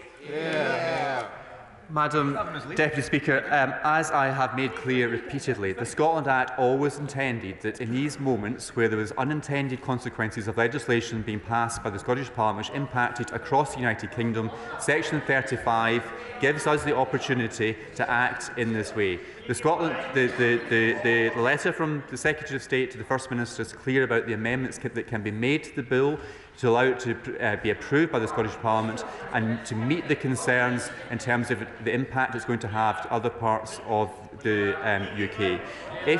We very much want to work with the Scottish Government constructively to secure those amendments to that bill to ensure the legislation can pass which meets our concerns. So we do hope the First Minister and the Scottish Government will bring back the amended bill for reconsideration by the Scottish Parliament. Madam Deputy Speaker, I hope that the members opposite, the right honourable and honourable members opposite, will acknowledge that the United Kingdom Government has set out its desire to work together with the Scottish Government so we can find a constructive way forward to amend this bill so that it can pass by the Scottish Government and reach royal assent. Thank you. Shadow Secretary of State, Scotland, Ian Murray. Thank you very much, Madam Deputy Speaker. And I think the time that the Minister took when responding to the SO24 shows you that the Government really don't have very much to say on this particular issue. Or maybe he didn't get the statement of reasons either in terms of what the government were actually proposing. Can I start, Madam Deputy Speaker, by just restating again that this Labour Party is the party of devolution and the party of equality. And it won't be lost on many that the two bills that we're debating today, the Scotland Act and the Equalities Act, and indeed the Gender Recognition Act, are all Labour Party bills that we brought in the advancement of devolution and equality in this country. And it's very difficult to conclude anything other than today's debate being about two governments who are incapable of working together. I read or skimmed I read and skimmed the 13 pages of the reasons. I mean, the farce that we've had to even try and get these reasons today as part of this debate. And when I got to the end, my initial reaction was, well, what is the government going to do about it? Because they can't just bring an unprecedented Section 35 order to this House to then lay out reasons, but then get to the end of those reasons and decide what we're going to do about it. As we stand here today, the Gender Recognition Bill in Scotland is dead unless both governments can come together and resolve the issues or perceived issues or otherwise. I'm happy to. I just wonder whether my honourable friend has looked at paragraph 3, I think it is, because the Minister who was not taking interventions earlier, was suggesting that all the government has to do in Scotland is bring forward a bill with amendments. So far as I can see, it would have to come forward with a bill that doesn't have anything in it. That's the only bill that the Westminster government would accept, isn't it? If you go by these, the amendments suggested in paragraph 3. That's where we get to the crux of this process. My honourable friend from Rhondda made a similar point earlier about wanting to make sure that trans rights and women's rights are protected in this country and doing it properly. And this is certainly not the way to do it. So we now have a process whereby I suspect and we know the First Minister and the Scottish Government will take the UK Government to court on the basis of these reasons and their unseen legal advice. And then the courts will have to decide if these reasons that they've put forward are actually legitimate and indeed reasonable in terms of the bar they have to reach, that there would be adverse consequences on reserved legislation. And I think, in actual fact, at the end of that process, we might be in a situation whereby the courts are going to have to decide to resolve these arguments because both governments are unwilling to do so together. I'm happy to give way to the Honourable Lady. I thank the Shadow Minister for giving way. Is he concerned, like me, that gender recognition is devolved, and yet half of the blather in here is that it conflicts with the 2004 Act? That's the whole point of devolution, is that you can actually change legislation in Scotland in a devolved policy area. Yeah, that's a very helpful intervention, because it is the case that the first Section 14, the first category of adverse effects, talks about different regimes across the United Kingdom. Well, that to me suggests that the government doesn't want this devolved. There are other issues such as abortion and other issues that would have cross-border implications that are devolved. But I would gently just say, and also in response to the Honourable Lady, that Donald Dewar designed Section 35 for the very question she has just asked. It was to allow the Scottish, but well, I mean, she does say, now, if you don't mind me repeating, but not for this issue, Donald Dewar didn't envisage all the issues that would come through. Devolution was always a journey for the Labour Party and will continue to be so. But the key point, I think, in making in this is that Section 35 was put there to enable the Scottish Parliament to be able to legislate in devolved areas that may have an impact on the rest of the UK, but Section 35 was to be used as a last resort, is what it says, for when there might be some conflict. So if the first adverse effect in the paper is that they don't want different circumstances under gender recognition certificates between Scotland and the rest of the UK, then surely they're saying it should not be devolved. I'm happy to give way. I thank him for giving way. I agree with a lot of the points he's making on devolution. So obviously he's read what really we should be calling the clutching at straws reasons rather than a statement of reasons. He mentioned a judicial review. Now, I'm not a lawyer, but I'm sure him, like me, can read this and just see how weak these UK government arguments are. So on that basis, and if he believes in the protection of devolution, that Scotland should be able to do things differently, surely he agrees with us that the UK government should drop this action now, and actually the Labour Party should be full square behind the Scottish Parliament on this. But the point that the honourable gentleman forgets is this is going to end up in the courts regardless, because the Section 35 has been brought forward. anybody who prays against the Section 35 gets a debate and a vote. The vote's not going to be won. You said yourself they have a majority of 80, a working majority of perhaps 100 on this issue, and therefore it will have to be settled in the court. And can I just say that as much as I don't want this constitutional battle to be on the backs of trans people and women's rights as well, it would be quite good if the courts did settle these issues, because maybe we could move on with substance and do what is right by trans people for equality in this country. I was going to give way to the Honourable Member for Orkney and Shetland. To the Minister the Shadow Minister for giving way, because can I take him to paragraph number 20 in the purported statement of reasons, where it says that one of the barriers that would be encountered is existing IT infrastructure. Can the honourable gentleman tell me if he's ever come across a case before where apparently law has to be designed to fit IT infrastructure rather than IT infrastructure being designed to fit the law?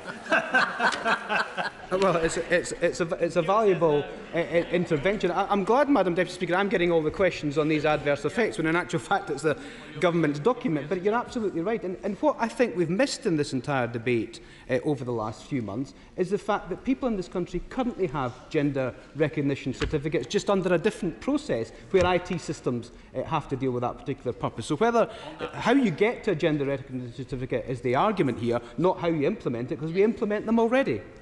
I'm very grateful. Just on the substance and on the issue of how you get a gender recognition certificate, for me one of the key things is that we take this suggestion that it's a pathology out of the process. I don't want it to feel like we are treating trans people as if they have a pathological condition. Isn't that the key thing that we need to change? Yes, I agree, and that should be part of this argument, and we should be taking the pathology office out of this. This isn't a medical disorder that we're dealing with here, and that should be part of the discussion. But of course, all of these, I wish we were having a debate about all these things, because actually we should be, rather than having a constitutional debate between two governments that don't want to resolve these issues but want to fight about it in different ways. Yes, I'm happy to give way if Madam Deputy Speaker allows me. I'm very grateful to the Shadow Minister, and he's seeking to cast this conflict or tension, whatever you want to call it, as being between two governments. But in actual fact, dependent on how the Labour Party decide to act, this is a conflict and a tension between two parliaments, because there is cross-party support for this bill in the Scottish Parliament from the Liberal Democrats, the Greens, the SNP and the Scottish Labour Party, whereas in this House it's simply the Conservatives who are standing in the way of this. Can he advise how the Labour Party will move on this? But the honourable gentleman is completely and utterly fundamentally wrong about that point. What we're dealing with today is a debate between the UK and Scottish Government. This is what's in the legislation of the Scotland Act of 1998. So what we're actually dealing with today is a debate between two well, it has to be resolved by the two governments. If you want the Labour Party to try and resolve this, then we're happy to take the seats of government either in the Scottish Parliament or here, but it's got to be resolved by the UK and Scottish governments. That's the black and white of this particular issue. I'll give way to the Honourable Lady whilst his colleague is chuntering in the background nonsense. Tim for giving way, and I've been interested in how he has characterised some of what we've heard today, but I need to say to him that the Labour Party, if they see that they don't have a role in this, if he doesn't think that they ought to have a view or an opinion or take a position, then he needs to make that very clear, because his colleagues in the Scottish Parliament do have a view. They did vote for these provisions, as did members of the SNP, members of the Liberal Democrats, and indeed some Scottish Conservatives. So I think he should stop being, I think, a bit disingenuous and be clear. Where do the Labour Party stand on this? Are they going to defend the rights of the Scottish Parliament to act or not? Well, I'll tell you exactly where we stand. We want this legislation to work. At this moment in time, the legislation at this moment in time is dead. And it's dead because, well, the Honourable Lady says from sitting position because of them. The bottom line here is that, and the Honourable Member for Aberdeen South quoted Donald Dewar at great length, and Donald Dewar would be turning in his grave at the moment in terms of what's going on in terms of devolution in Scottish politics. But Donald Dewar created the Section 35 process for the very reasons the Honourable Lady has just said. It's a process to enable cross-border problems to be resolved. Now, let me finish the previous point first. Now, the government have come forward with 13 pages that they think adversely affects UK-wide legislation. I think it's thin. I haven't had a chance to look at it straight the way through. Well, it might be rubbish, but there are concerns that people have had that we either have to alleviate or bring people with them. What the SNP have forgotten about this entire process, and we are very experienced at this because we do it all the time, when you're doing major equalities legislation, you've got to bring people with you. And if it means that we've got to get people round the table, no, you shouldn't bring people with you. So if people raise concerns, you should just say that you should just dismiss them. No, this is me saying it. Equalities legislation is difficult, and you've got to bring people with you. Now, these adverse effects might be rubbish. I think, as I've already said, at initial glance, I think they are pretty weak and pretty flimsy. But the courts are going to have to decide whether we like this or not, because that's where it's going to go. Well, and the Scottish Parliament have the right to pass this legislation because it's devolved. But also the Scotland Act protecting the Scottish Parliament has a mechanism in there written by Donald Dewar to ensure if there are cross-border concerns, those are dealt with. Now, and that's the way it is in terms of this particular process. Madam Deputy Speaker, I haven't gone even through the first bit. Well, I'm going to give way to the honourable gentleman if he will apologise for saying we were weasels before, and I hope he's gone back and read my speech, which is not what I said during my contribution during the statement. With the greatest respect, what I'm hearing from him now is that he neither supports the position of the Scottish Parliament, nor does he support the position of the government, and he says we need to win public support. How much public support has the Labour Party got in Scotland? And isn't this the problem he's got to face? Leaving himself with nowhere to stand in Scottish politics and falling between stools is hardly standing up for the devolution settlement, of which he should be so proud that Donald Dewar established. Madam Deputy Speaker, it's quite obvious that the honourable gentleman didn't listen to my contribution during the statement. It hasn't listened to my contribution since. So I had no idea which debate he's listening to, but it's certainly not the one that I'm participating in at this particular moment in time. Madam Deputy Speaker, the bottom line here is, and this is the undeniable fact whether we like it or not, the only way to resolve this today will be for either both governments to come together to try and find an accommodation, and I'm surprised they haven't done so. This has been on the card since 2016, and all we're getting now is a statement of adverse effects 1 day, 24 hours before the expiry period of when the bill is supposed to get royal assent.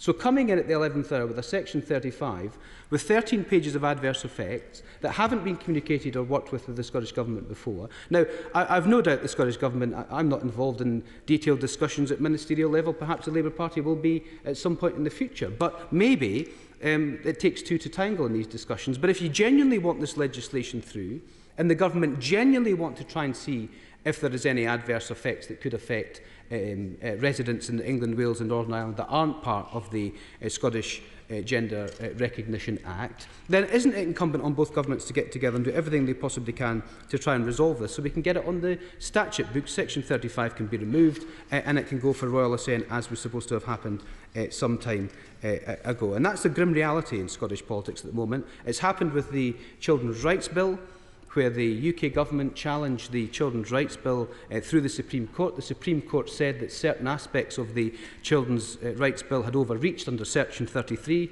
of the Scotland Act, and another one of Donald Dewar's sections that he wrote in to protect devolution. And the Scottish Government was asked to remove those sections and the bill would get royal assent, and 2.5 years later nothing has been done. And that just shows you that we are just in this political paralysis in Scotland at the moment where nobody can do anything because it's turned into political football about the Constitution, and the trans community and others are sitting there in disbelief today that that is not going to be able to be taken. Let me just make some progress. I wanted, Madam Deputy Speaker, because of accusations that had been made. Just to go through a little bit of what the Scottish Labour Party's response to the bill was in the Scottish Parliament. We had a multitude of concerns with the initial bill, and nobody could have said that the initial bill that was presented and drafted to the Scottish Parliament was in any way fit to become final legislation. But we worked constructively with the legislation, constructively with the UN Rapporteur for Women and Girls, constructively with the LGBTQ+ community, and constructively with women's groups who had concerns that they were raising about the bill, and we did put forward amendments. We got the Equality Act on the face of the bill, which is referred to in a lot of the adverse effects in the government's document, and we did get many other amendments to that bill to help alleviate some of the concerns with the initial part of the bill. But the only way we're going to settle these arguments now is, unfortunately, through the courts. I'm happy to give way to the Leader of the Scottish Conservatives. Grateful to the Shadow Scottish Secretary for giving way. His UK leader said at the weekend that he has serious concerns about reducing the age from 18 to 16. However, when my Scottish Conservative colleague Rachel Hamilton brought forward an amendment to keep the age at 18 rather than reducing it to 16, Labour MSPs joined with the SNP to vote that amendment down. What's his position on the age limit in Scotland? Yeah, but we put in protections on the age limit in Scotland. And can I just say to the honourable gentleman, we've got one party in here, the leader of the SNP, accusing the Scottish Labour Party and the UK Labour Party of different positions on this. There's nothing between the different positions, but devolution. But we should have devolution at the same time. Now, Keir's made it perfectly clear, but Anas Sarwar and his team got significant protections in terms of 16 and 17-year-olds, including the notary public issue, which means you have to swear in front of a notary public in order for this to take effect, and you have to get a responsible adult over the age of 18 in order to be able to do any of this under the age of 18. So what the honourable gentleman is essentially challenging people on is not to have different views on it, and two of his own front bench MSPs voted for the legislation. So people are entitled to have a slightly different view on what is an incredibly important subject. And you know, the only thing that the honourable gentleman managed to do in the last week, not get both governments together to try and resolve this, was to write to me to ask my position on this bill. Well, I would rather they came together. Well, we want this bill passed, and we want the Section 35 resolved. It's as simple and straightforward as that. And you know, we've had a position for some time to modernise the GRA. We've already had the position eloquently expressed by the member for Rhondda, and that position is still the position that we currently have. And can I just say to the member, to the government, in terms of the member for Leeds Central, I think he made the crucial point, and it goes back to the member that we had the intervention from as well. The Equality Act already exists with gender recognition certificates, and those spaces, particularly single-sex spaces, are protected under exemptions under the Equality Act as we currently sit here today. And the adverse reasons that the government are giving us in terms of that is not about the process of getting a GRC, but the process that is currently already in place. The government are all over the place on this, and it's little wonder that they're fanning the flames of people who wish to break up the United Kingdom as the only result to be able to do this. Madam Deputy Speaker, as I've already said a number of times, I have to give way. Isn't it right that in the passing of the Equalities Act, it was noted then that the GRA needed reform and it needed to be depathologized? The party that came in straight after the passing of the Equalities Act, the party currently in government, has spent over 13 years, or 12 and a bit years, fiddling their fingers, fanning the flames of fear and hatred on this. And then when one of the parliaments of this kingdom has taken decisive action, rather than stepping up and working to resolve it, instead they've constructed a constitutional crisis which will benefit their voting. Thank you, Madam Deputy Speaker. And I think that's, from the honourable gentleman, that's what I've been saying. We desperately want the legislation passed, but we desperately want to make sure that the issues raised under the Section 35 are resolved, and there's only two ways to do that, either through the courts, which I think where this is heading, or for both governments to get together. We don't have the power to be able to do either that. Madam Secretary, let me finish with this, that opinion polling shows that the overwhelming majority of people in Scotland just want their two governments to work closely together in the interests of the country, and in this particular issue, in the interests of equality. So could I say to both governments, these issues are not irresolvable. We can create an environment where protections exist for women at the same time as strengthening the rights for trans people. We can create a legal framework where GRCs issued in Scotland are entirely compatible with UK-wide equalities legislation, and we can have a country where both the Scottish and UK governments act like grown-ups, get round the table and resolve these issues. That's what used to happen. That's the way in which Donald Dewar designed this legislation that this government are now implementing. And I think genuinely constructive discussions between both governments, let's lock them in a room until they find a resolution to this, and don't let them out till they find it. And I can assure you there's a way through this, but they're unwilling to take it. Hear, hear. Before I call the next speaker, just to say that this debate has to finish by 27 minutes past 5, so I'm introducing a time limit. I will start with 5 minutes, but it will go down after that if necessary. Douglas Ross. Madam Deputy Speaker, and I speak in this debate as someone who's extremely privileged to both serve in this Parliament and in the Scottish Parliament. So I'm able to bring some points of view which were not accurately articulated by the leader of the SNP, who is sadly leaving the chamber at the moment, because I think it is important, because I am referring to a number of the points he made. He speaks about the legal advice. We had the situation in the Scottish Parliament when the night before crucial amendments were being debated, Conservative MSPs, Labour MSPs and indeed SNP MSPs were written to by the Cabinet Secretary about their amendments and legal advice surrounding them, but were told that legal advice couldn't be shared. Yet here we have the UK Government sharing their statement of reasons with Parliament, and I think that's, well, it is based on legal advice, and I'm just showing the different approach by the government. It is based on legal advice. That was clear from the Scottish Secretary. And also, I think it is important to recall that although the SNP leader in this place and others have said this is a debate that has been raging in Scotland for over 6 years, that's absolutely correct. I've not yet heard, and I'm willing to take an intervention from any SNP member, that can explain to me why it had to be passed by December of last year. What was the rush in the lead up to Christmas that meant it had to go through the Scottish Parliament before the end of the year? I'll give way to the Honourable Lady. I'm delighted to just remind the Honourable Gentleman, and we've heard this a few times already today, that this is the opposite of rushed legislation. This has been in the works for 6 years. This has been a repeated manifesto commitment of a number of parties, and it has been the most consulted upon piece of legislation. Hear, hear. You might more reasonably ask, why did it take as long as it did? The point the Honourable Lady is missing is, yes, there has been that debate for 6 years. Why then did it have to go through stage 3 and looking at amendments until midnight one night and 1:30 in the morning for it to be rushed through before the end of the session? Surely, if there was that, I will give way in a moment, but surely, if there is that much debate, that much controversy, and remember, 150 amendments, if that legislation wasn't rushed, there wouldn't have been the need to look at 150 amendments. And I do yet wait to hear any SNP member saying why it had to be put through in December of last year. I'll give way to the Honourable Lady. Does he not recall that the debate in the Scottish Parliament went on till those hours and votes occurred at those hours because of his stalling? Yeah. It wasn't stalling, and indeed, well, I'm sorry, Madam Deputy Speaker. Some people may say the 12 or 15 points of order we had earlier from SNP members was stalling. I don't believe that. I believe that was politicians making a point in Parliament.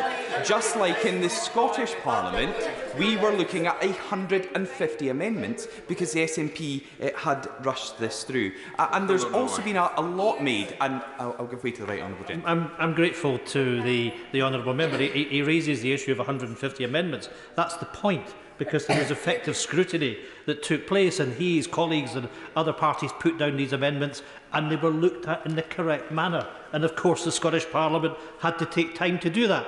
Madam Deputy Speaker, we should be proud of that. And I am. And I am, and that's why I wanted that debate. That's why I just make the point. Why couldn't we have continued that debate into the new year? What was the big issue that meant the SNP and the Greens were forcing this through by the end of the year? The last couple of points I want to make in the process in the Scottish Parliament is there's been a lot said, and the leader of the SNP refused to even acknowledge. But while there are members of all parties that supported this bill, there were a significant number of SNP opponents to the bill. SNP ministers resigned in Scotland as a result of this legislation. I'll give way in a moment. But what I would say is I gave my MSPs a free vote. I think that was right that they were given the opportunity. In fairness, one of our former colleagues in this place, Michelle Thompson, who's now an SNP MSP, spoke about the dark arts of the whips within her parties who were trying to stop debate. No, this was from Michelle Thompson. She used to be an SNP MP. She was speaking about the dark arts of her whips in this debate. And I'm just interested to know about the SNP MPs who oppose this legislation. I'm not sure if any of them are here today, but I'm sure the honourable gentleman will tell me that there are SNP MPs that oppose his government's Gender Recognition Reform Act. Thank you for giving way. I don't beg to speak for the rest of my colleagues, and it is a matter for record that some SNP MSPs voted against the GRR. That did happen, but the point of democracy is it was the will of the Scottish Parliament as a whole, and it's the will of the Scottish Parliament that him and his government are trying to thwart. No, we're not, and I'll come on to explain that in a moment. The last point I want to make is, again, the honourable gentleman who leads the SNP here spoke about this government taking a view on the Equality Act. I can only assume then, Madam Deputy Speaker, he is unaware of the letter to the SNP Minister who led this bill, Shona Robeson, from the Equality and Human Rights Commission, dated the 22nd of September last year, long before this bill came back to the Scottish Parliament, that said there was potential cross-border implications. Indeed, the Equality and Human Rights Commission said, in our view, there is an implication for the operation of the Equality Act 2020. This isn't the Conservatives or this UK government saying it. It is the Equality and Human Rights Commission, and they made that very clear to the Scottish Government and indeed to the SNP. I'm really sorry, I've now got 2 minutes left, so I apologise to the Honourable Lady. There is a lot I would like to get through here. I would have liked to have heard from the Liberal Democrat MP, because it does seem in both Holyrood and here, Liberal Democrat and Labour are supporting Nicola Sturgeon and the SNP on this. And I do worry that they are treating this issue in the same way they treated children and young people with the passing of the UN Convention on the Rights of Children bill. We were told then it was absolutely essential legislation. They then legislated under the competencies of the UK government, and the UK government took the Scottish government to court. That was controversial at the time. Nicola Sturgeon said it was an absolute outrage. Yet, having heard the ruling from the Supreme Court on the 6th of October 2021, with the Supreme Court saying that legislation was flawed, it went back to the Scottish Government and it went back to the Scottish Parliament. What has happened since the 6th of October 2021? Well, I can tell you.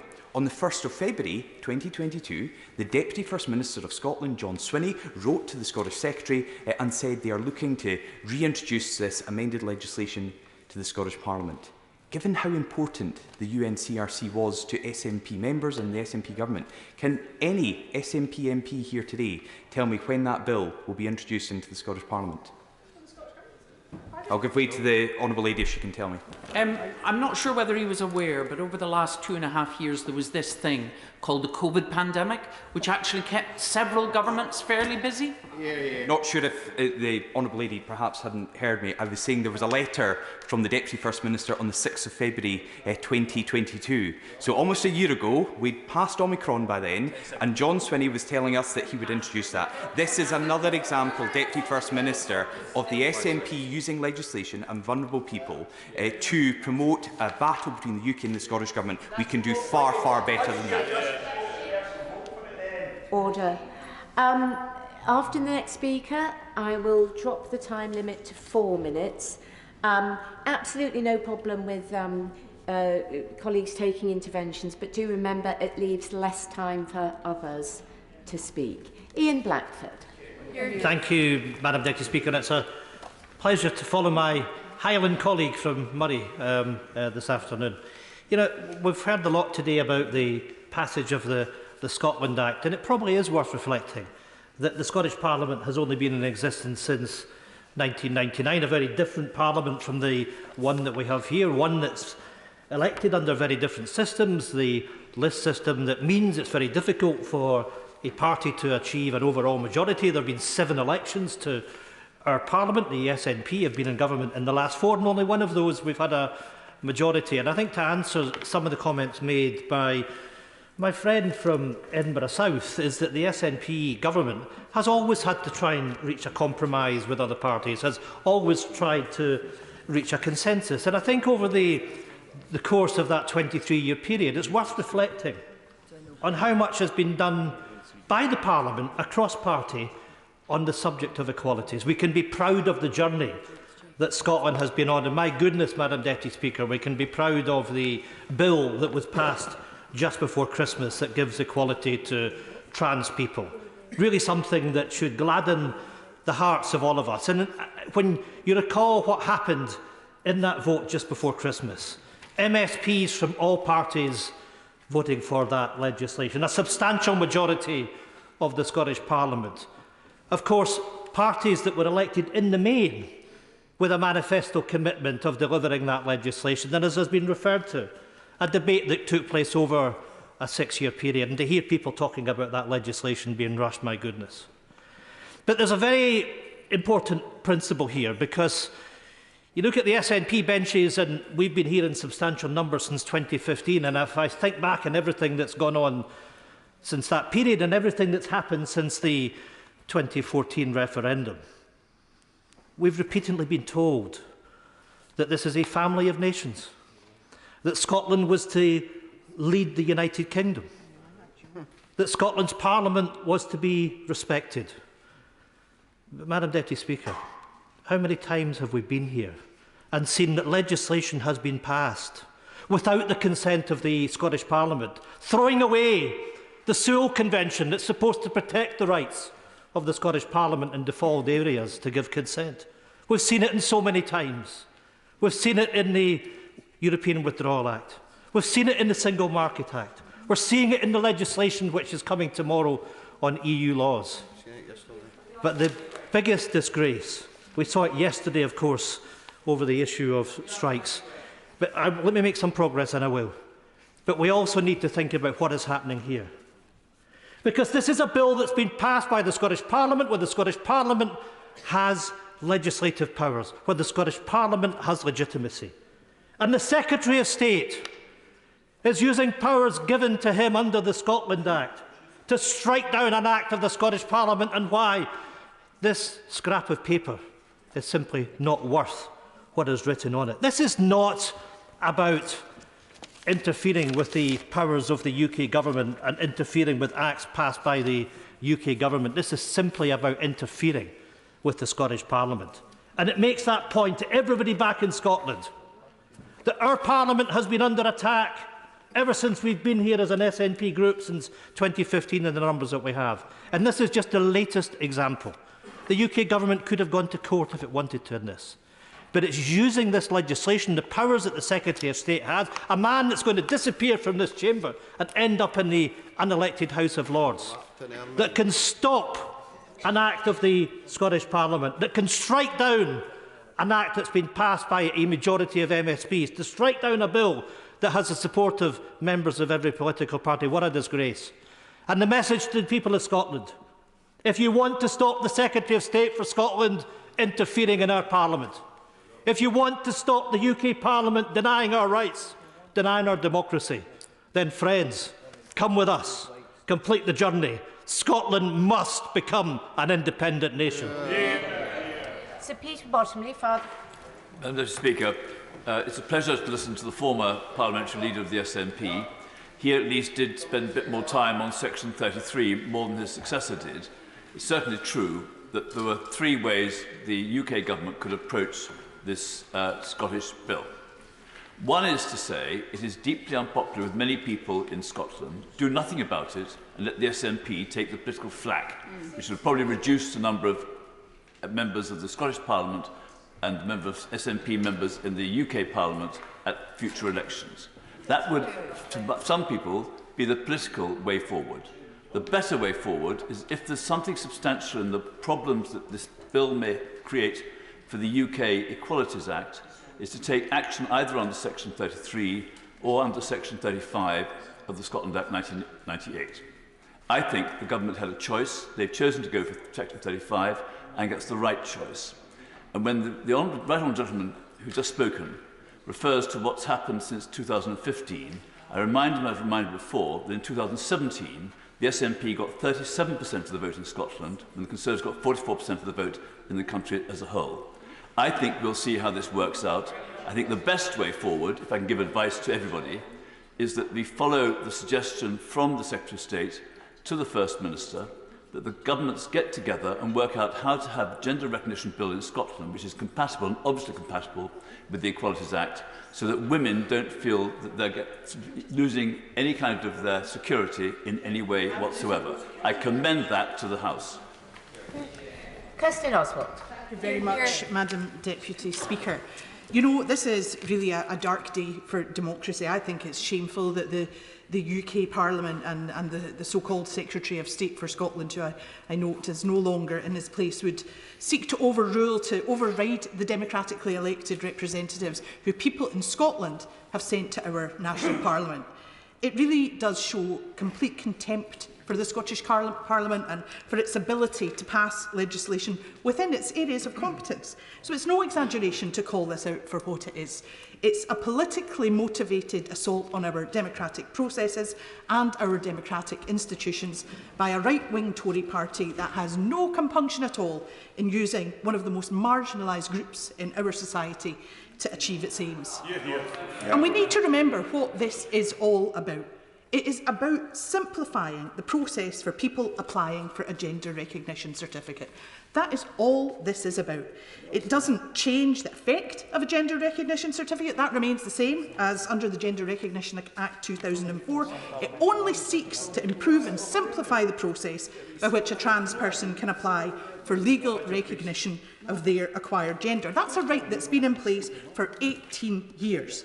And this bill passing represents an important step towards creating a more equal and fair Scotland, where LGBT people are valued and included and empowered. And I'm proud that the Scottish Parliament voted for that. And let's be clear, the Gender Recognition Reform Bill was passed overwhelmingly by the Scottish Parliament and by members from all parties, including the Tory party, and with the overwhelming support of SNP, Labour, Green and Liberal Democrat MSPs. And all of these parties, represented in Holyrood, apart from the Tories, had actually committed in their manifestos to improving gender recognition laws. The provisions, we've spoken about this, they're the most widely consulted upon in the history of the Parliament, and as well as the very broad and wide-ranging consultation, the Scottish Parliament's Equality, Human Rights and Civil Justice Committee heard from people, including the Leader of the Irish Senate, about experiences with similar legislation there. And it's not only Ireland, we've heard about this today. These kind of measures are in place increasingly in countries across the world. This is not groundbreaking stuff. It's inconceivable to me that there is a good reason for us to be arguing about it. And we've heard about all these conversations that took place. We've heard about the amendments. We've heard about the way that it passed through Parliament with all of these conversations happening. So on any examination, this has been a very detailed and a very thorough process leading up to a very clear decision. And all of that within the competence of the Scottish Parliament. So why the UK Government, who's no friend of human rights in any guise, wants to step in, why they want to step in on this issue, which affects a marginalised group so much, is a mystery to me. It might be that the Secretary of State for Scotland has a different view to me on gender recognition reform, and that's his right, just as my views are my right. But what should not be his right, as one man, the soon-to-be Baron Jack, stepping forward and overriding the democratic voice of the Scottish Parliament, throwing his weight around just because he can. And I've read the statement of reasons now, and I still can't fathom what the basis is for this measure. But I think that whether it's on the Constitution or whether it's on the gender issue, I think that the quote of the Secretary of State and the quotes of the government actually are on a real sugary peg here. Whether we think about the Tory Reform Group and what they said, the chair of the Equalities Committee pointing out that this does not cut across equalities legislation, whether we look at what Andy McKeever has said. On all of these fronts, these people are making important points which should be listened to. But fundamental to all of that is the democratic point. The Scottish Parliament has voted for these measures, and it's their right to do so. Alan Cairns. Thank you, Madam Deputy Speaker. And I rise to contribute to this debate as a passionate unionist, like many members on this side of the House. And I am concerned about any legislation that could undermine the settlement that we have within the Union of the United Kingdom. And I say this as a former Secretary of State that took a devolution bill through Parliament and was also in the Cabinet when the last Scotland Act went through Parliament as well. And having served in a devolved administration, what I understand the genuine objectives and the support that, that the devolved administrations hold. So the starting point, so the principle of one legislature intervening on another legislature is could be a very dangerous precedent. So my starting point in this debate would be to have sympathy with the Scottish nationalists, with what they are claiming, with what they're doing, and to understand the points in which some of them are making. That it could be a dangerous precedent. But Section 35, this is not about gender recognition. It is not about all of the sensitivities that are associated with that. This is about the process of good lawmaking, of providing clarity and providing satisfaction within the Equalities Act. And that is something that we all should be concerned about because of the people that would make use of the Equalities Act because of their vulnerability and the appalling way some of these people will have been some of these individuals would have been dealt with previously. So the synthetic anger that comes from the benches opposite troubles me, because the reality is that they often refer to the courts in order to clarify the devolved settlement, and that is fine and in order and provides ultimate clarity. And this Section 35 order, we all know, will still end up in the courts. And so why so much synthetic anger around that? Because that will provide clarity to this as well. And if they have so much confidence in waving this document around saying that it is worthless, well, that will be the finding in the court. So let's at least concentrate on the good process of lawmaking, where one legislature has respect for the other. And if there is a genuine concern, they should respond to the invitation made by the Secretary of State, where both leaders of legislatures can get together to debate and discuss and seek to deliver a positive outcome, because this is about the outcomes, not about the anger and the synthetic noises that have been made by the members opposite. So, and I then want to turn to the Labour Party, and I'm sorry that the Shadow Secretary of State is not in his place, because I am really disappointed by the approach that the Labour Party have been taking on this. They've been criticised and called different names, and legitimately so. And I say that with no gratification or pleasure or anything like that, because I thought the Labour Party was a unionist party and would want the law to be respected and Section 35 to be used for the very reason that they lay down. But the Shadow Secretary of State sought to manufacture all sorts of nonsense around this debate, rather than recognising the legitimate concerns that exist. Surely the Labour Party would want to see a good lawmaking process. So there is a time when process and principle matters to secure good legislation, but also, I would say to the Shadow Minister opposite, to secure the union as well. Order. Christine Jardine. Thank you very much, Madam Deputy Speaker, and it's a pleasure to follow the honourable member from Vale of Glamorgan, who says he's a unionist. I have no reason to doubt that, but I would assure him that I am as well.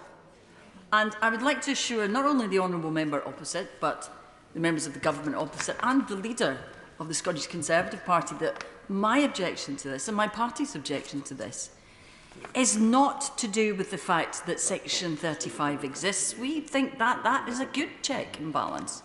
It's not to do with the right of the UK government to intervene when there is a genuine need for it. It is that this is not the time, it is not the case and it is not appropriate. The Parliament of Scotland considered this very carefully. The Honourable Member for Murray talked about the letter which came pointing out potential differences, or potential problems, I beg your pardon, with the Act. I wonder if it occurred to him at all that in the year between that, or almost year between that letter arriving and the amendments being placed before Parliament, those were taken into account. That the legislation that was passed by the Scottish Parliament looked at every conceivable situation and took it into account. I asked the Secretary of State earlier if he could point out to me the section of the bill which undermines my rights as a woman, my daughter's rights as a woman, all the women I know, the children I know, and he didn't. But we have been directed to this document, this flimsy, weak apology of a statement of reason as the supposed justification for this Section 35, Order 35 intervention. And to say it's weak is to flatter it. Those of us on the opposition benches, and some who support the government, have looked at this bill in great detail. Our colleagues in the Scottish Parliament pored over it with a fine-tooth comb and considered 150 amendments. It says on the face of the bill that it will always guarantee the primacy of the Equalities Act. The Parliament of Scotland has made a decision, a considered decision. The elected representatives of the people of Scotland have made that decision on behalf of a very vulnerable section of our society. They have made progress towards a society where those people feel respected, honoured, treasured in a way that perhaps they had not done before. And I am grateful to my colleagues in the Scottish Parliament for having done that for my fellow Scots. And I have to say, I am disappointed in the government of the United Kingdom that they have taken this completely inappropriate opportunity to stage a constitutional crisis, a constitutional confrontation with the Scottish Parliament, because please be sure it is the Scottish Parliament. It is not the Scottish Government. And I would ask that they carefully reconsider the damage that they are about to do to the unionist cause in Scotland if they do not respect the wishes of the Scottish Parliament. Miriam Cates. Thank you, Madam Deputy Speaker, and I rise to support the Government's decision to use its Section 35 powers with respect to the Gender Recognition Reform Bill in Scotland. Now, like many other honourable members, I'm afraid I haven't had a chance to read this in full and in detail, so I will focus my remarks on a few key areas that I think are significantly important. Firstly, in paragraph 27, the Government rightly points out the bill does not create sufficient safeguards. And I think, indeed, the Government is very right to be concerned about fraudulent and malign applications, with the implications for child safeguarding. Now, this morning in the Education Select Committee, we had Professor Alister Jack, who, of course, chaired the inquiry into institutional child sexual abuse. And it was harrowing to hear the stories of decades of child sexual abuse throughout institutions across this country. And there's one key feature of that abuse, which is that predators will exploit any loophole they can find to get access to children. And that is, I'm afraid, what will happen with this bill. We shouldn't be asking how easy is it for someone who's uncomfortable with their sex to obtain a GRC. We should be asking how easy is it for a predator to get access to children. And I'm afraid this bill would make it vastly easier for a predator to get access to children, to change their sex, to change their gender, with an eye to exploiting loopholes of accessing children and women in particular. No, I've only got 4 minutes. So. The naivety that this has been written with is absolutely astounding and hugely worrying. I think also the reduction of the age limit to 16 is a significant safeguarding risk. The human brain does not end development until about the age of 25. You can't drive a car when you're 16. There are an awful lot of things that you're not allowed to do legally when you're 16 because you cannot assess the long-term implications on your welfare. Changing your legal gender with a potential route to long-term changes to your fertility, your sexual function, your health is not suitable for 16-year-olds. There's a huge safeguarding risk. Paragraphs 30 and 48 mentioned membership on the grounds of sex and single-sex spaces. Sex Matters did a report recently looking at the impact on single-sex spaces and the ability of men to access them through changing their gender. The one thing women say is, I never went back. I never went back to that swimming pool. I never went back to that counselling class. For many women, the dignity of being a women-only space, of knowing that there are no men that are going to be there, is so important. We will see a chilling effect on important single-sex rights if this goes through. And I think, you know, as a woman, I fully understand the threats to dignity and safety that this poses, because it will change the social contract. In this country, we recognise that in toilets, in changing rooms, in public spaces, there are areas where only women are allowed. I had an experience recently in a restaurant where a man dressed as a woman walked into the toilets. I was on my own in the toilets. He stood behind me and stared at me into the mirror, looking at me in my eyes. Now, I have no idea if he intended me any harm, but my instinct, my evolved instinct as a woman, was to be frightened, because unlike almost any other species, women are far less powerful than men. We can't defend ourselves. That's why we have... No, it's a fact. The difference in strength between men and women is phenomenal. That's why we have separate sex categories for sport. Women are evolved to be wary of men in intimate spaces. That's why we have single-sex spaces. They must continue to exist for the safety and privacy of women. This threatens that social contract. Finally, it threatens the understanding of our law, which should be based on fact.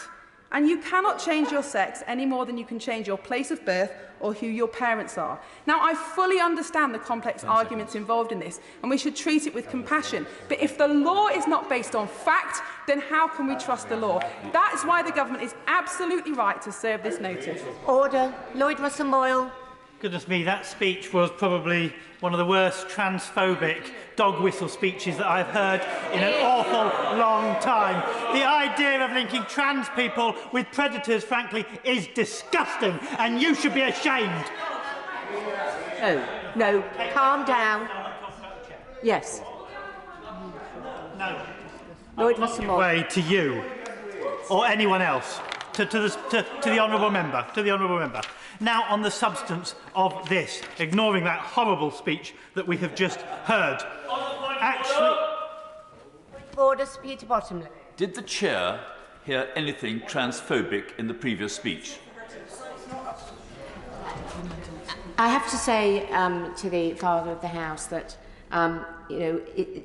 different colleagues, different members of this House are going to interpret speeches in different ways. And I suggest that what we do is move on quickly. I think the honourable gentleman needs to calm down, moderate his language, and move on to the substance of the debate. Otherwise, I will ask him to resume his seat. Lloyd Russell-Moyle. Thank you, Madam Deputy Speaker. It is difficult when we're talking about these emotional matters, but the reality of this is, this Section 35 is the new Tories' Section 28. It is their continuation of a war against a group of people, their culture war, that they want to pursue. And they think it will advantage them in the polls. That's what the Australian Conservatives thought as well. That's what the Republicans in the US thought. But I trust it will not, because the people do not like the bigotry that we hear from the other side. So, what... It is bigotry. I will give way. It is bigotry what we just heard. I recognise the individual feels...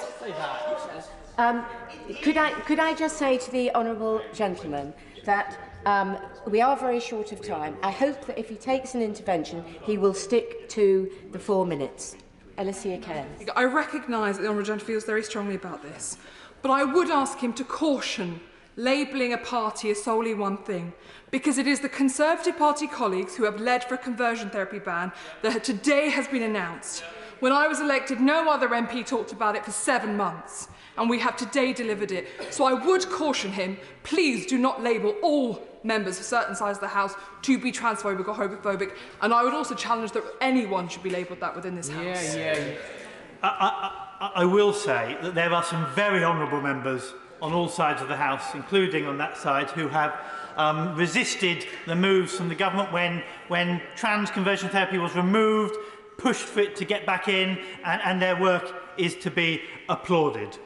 But what this report says, in reality, is there is no amendment that this government would accept that they would allow to pass. What this flimsy piece of paper indicates is that the only bill that they would accept is the current UK law, and anything that deviates from it would be blocked. Well, I'm afraid that is an undermining of the very concept of devolution. Just be honest. Just be honest and come and say that you want to remove the devolved competencies of this area from the Scottish Parliament and you want to return them back to Westminster. At least that would be an honest debate rather than this dog whistle debate around the safety of children, which frankly is not correct. Now, of course there will be concerns. Of course this bill will not be perfect. No bill is perfect. But one of the key principles of my job, I think all of our jobs, is to not let the perfect be the enemy of the good. And let's see how this bill rolls out in Scotland. We could have seen the flaws that might have come from it, and then they could have amended it. The Scottish Parliament could have made the actions to amend, because all bills are living documents and practical. But instead, and I say this as a gay man who loves all male spaces sometimes, finds that actually the liberation of having those spaces is important, and I'm sure that many women feel the safety of all women's spaces is important to them. But this bill does not change that law one bit.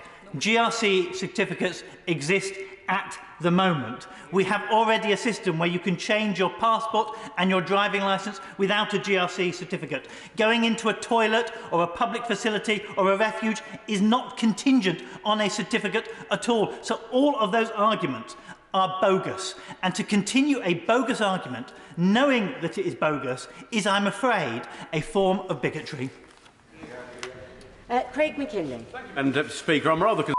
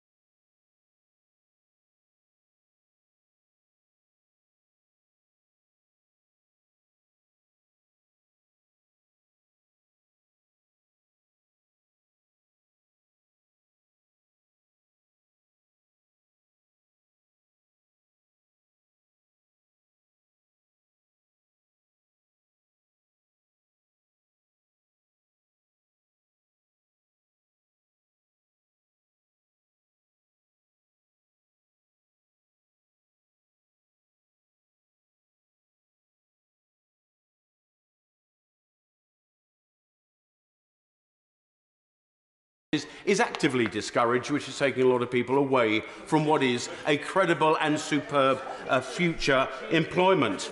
But in Scotland, I always like to give the sunbed rule. You can't even go on a sunbed in Scotland, and yet here we are. You can't contract, and yet here we are. We all wanted to do lots of things at age 16, and I will declare to the House I rather wanted a tattoo and an earring at age 16. And here we are at age 56, and I'm damn pleased I didn't go up that route.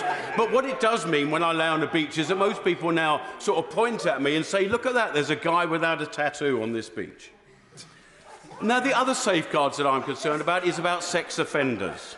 I mean, are we really that naive to think those that are so minded will not exploit some of these rules to do things that we know that they will be minded to do? Are we really that naive that we are left to think that people will do the right thing in all circumstances?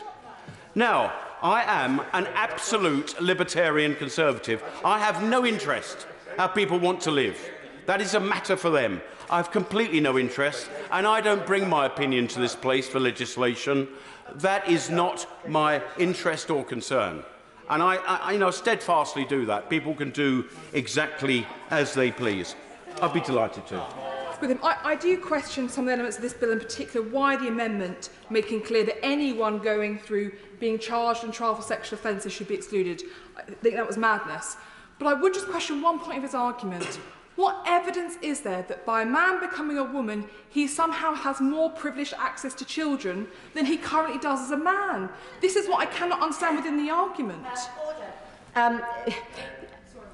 The Honourable Lady hasn't been here for the whole of the debate. I am getting concerned that people who've been here are not going to be getting. So I am going to say that I will reduce the time limit now to 3 minutes, but I would urge the Honourable Gentleman to bring his remarks to a close, because otherwise he'll have taken a lot more time than... I thank my right honourable friend. I could go into quite a story, actually, about a nurse, a transsexual woman that was presented to a constituent of mine and the daughter for an intimate examination, but it's a story for another day that I haven't got time to examine here today. But I'm concerned that the potential for obtaining a GRC is much easier and much reduced, rather than what I think has been a well-debated and well-rehearsed and settled argument across the UK up to this date, where living as an appropriate the opposite sex or in a different sex for 2 years, having some medical advice and intervention, and the guarantee and offer that one shall live in that way for the rest of one's days, has been the settled will. I think that's sensible.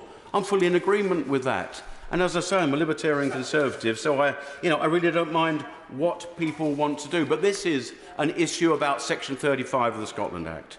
This changes the Equality Act 2010. It changes the way we live, and I support the government.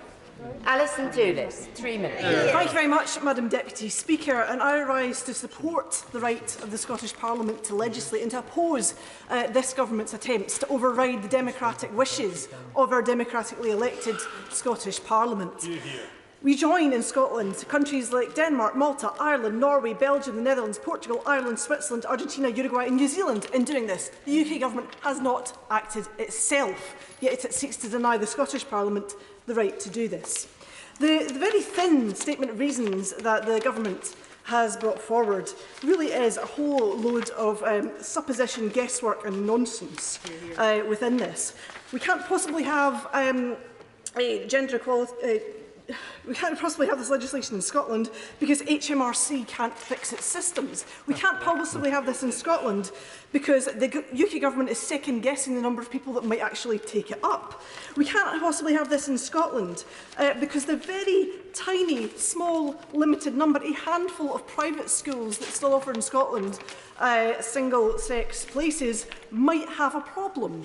This is ludicrous nonsense and very, very thin. But what I do want to raise in here particularly is a statement by all of the women's organisations in Scotland who have stated today too much of this debate around this bill has been shaped by misinformation on what the bill will actually mean in practice. The majority of human rights, women's and equalities organisations in Scotland have shown clear, consistent and unified support for this legislation throughout its 7 years in development.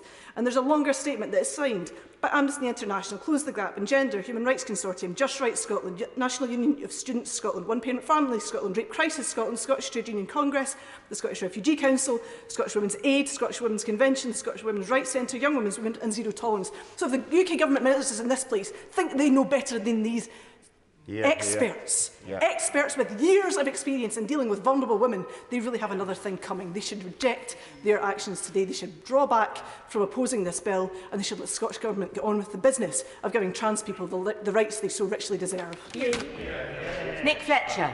Madam Deputy Speaker, I want to start where the SNP leader finished off. He's not in this place, sorry about that. Talking about wisdom.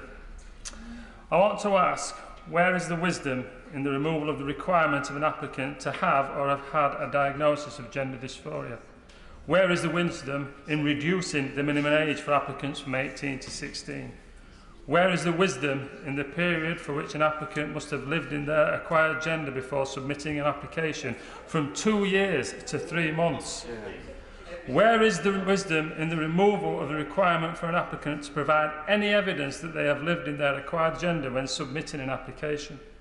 Where is the wisdom in the removal of the requirement for a panel to be satisfied that the applicant meets the criteria? There may have been 6 years of consultation. There may have been many experts who have gone through this, but unfortunately there has been no common sense.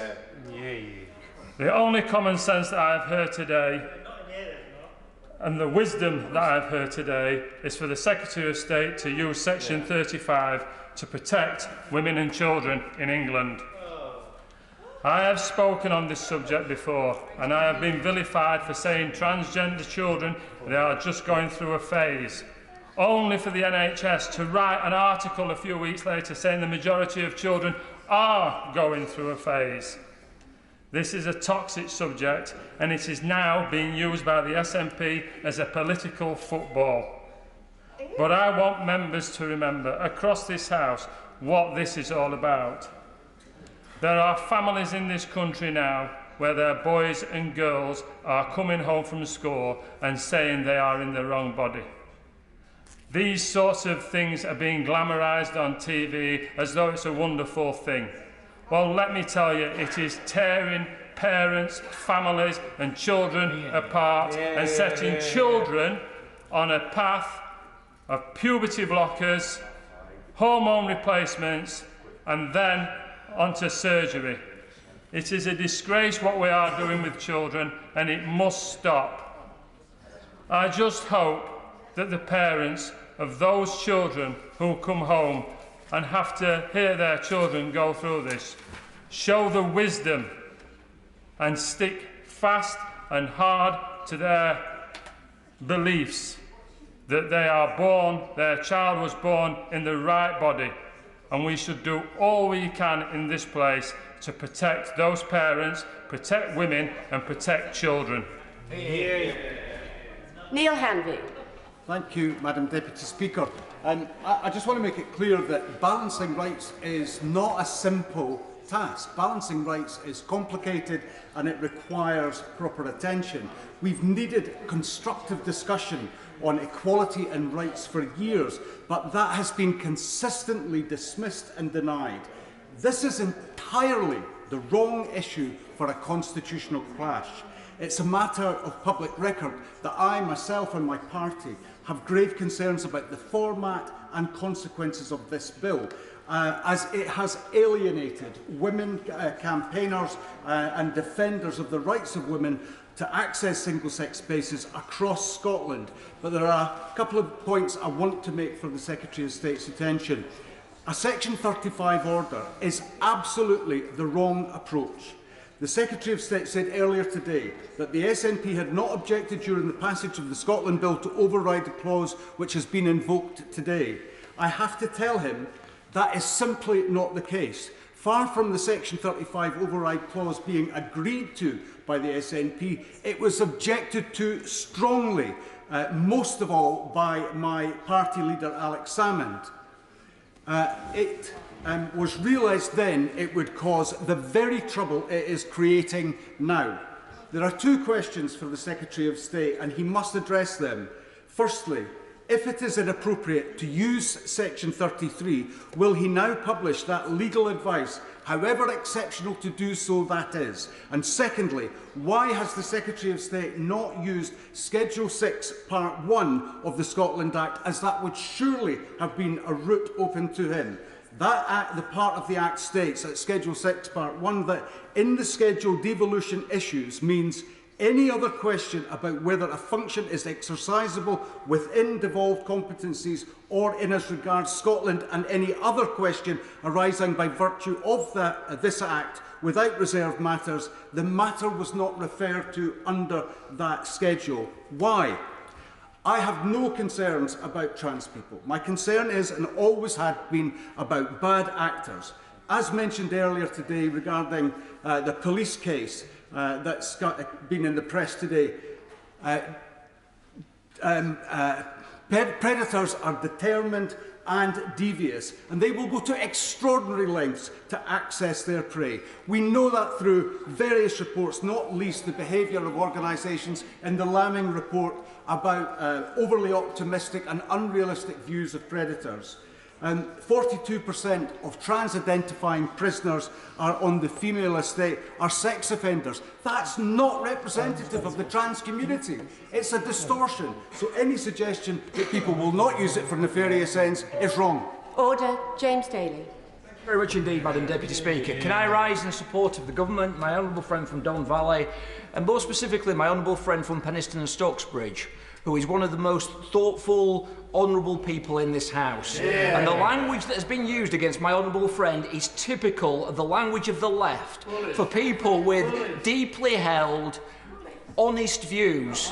And it is the word disgusting was used across there. It is disgusting that my honourable friend was treated in that way here today. Yeah. Remove the whip from him. Now, I think this, in general, Madam Deputy Speaker, has been a good debate. We have had the normal debate every single time I'm in this chamber listening to my honourable friends from the SNP. No matter what the debate, we come back to independence, one version of it or another.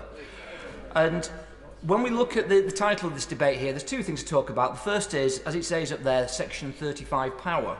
Now, the question therefore legally, constitutionally, is are the government entitled constitutionally to use that power to intervene on this decision of the Scottish Government? And clearly they are. There is simply no argument against that.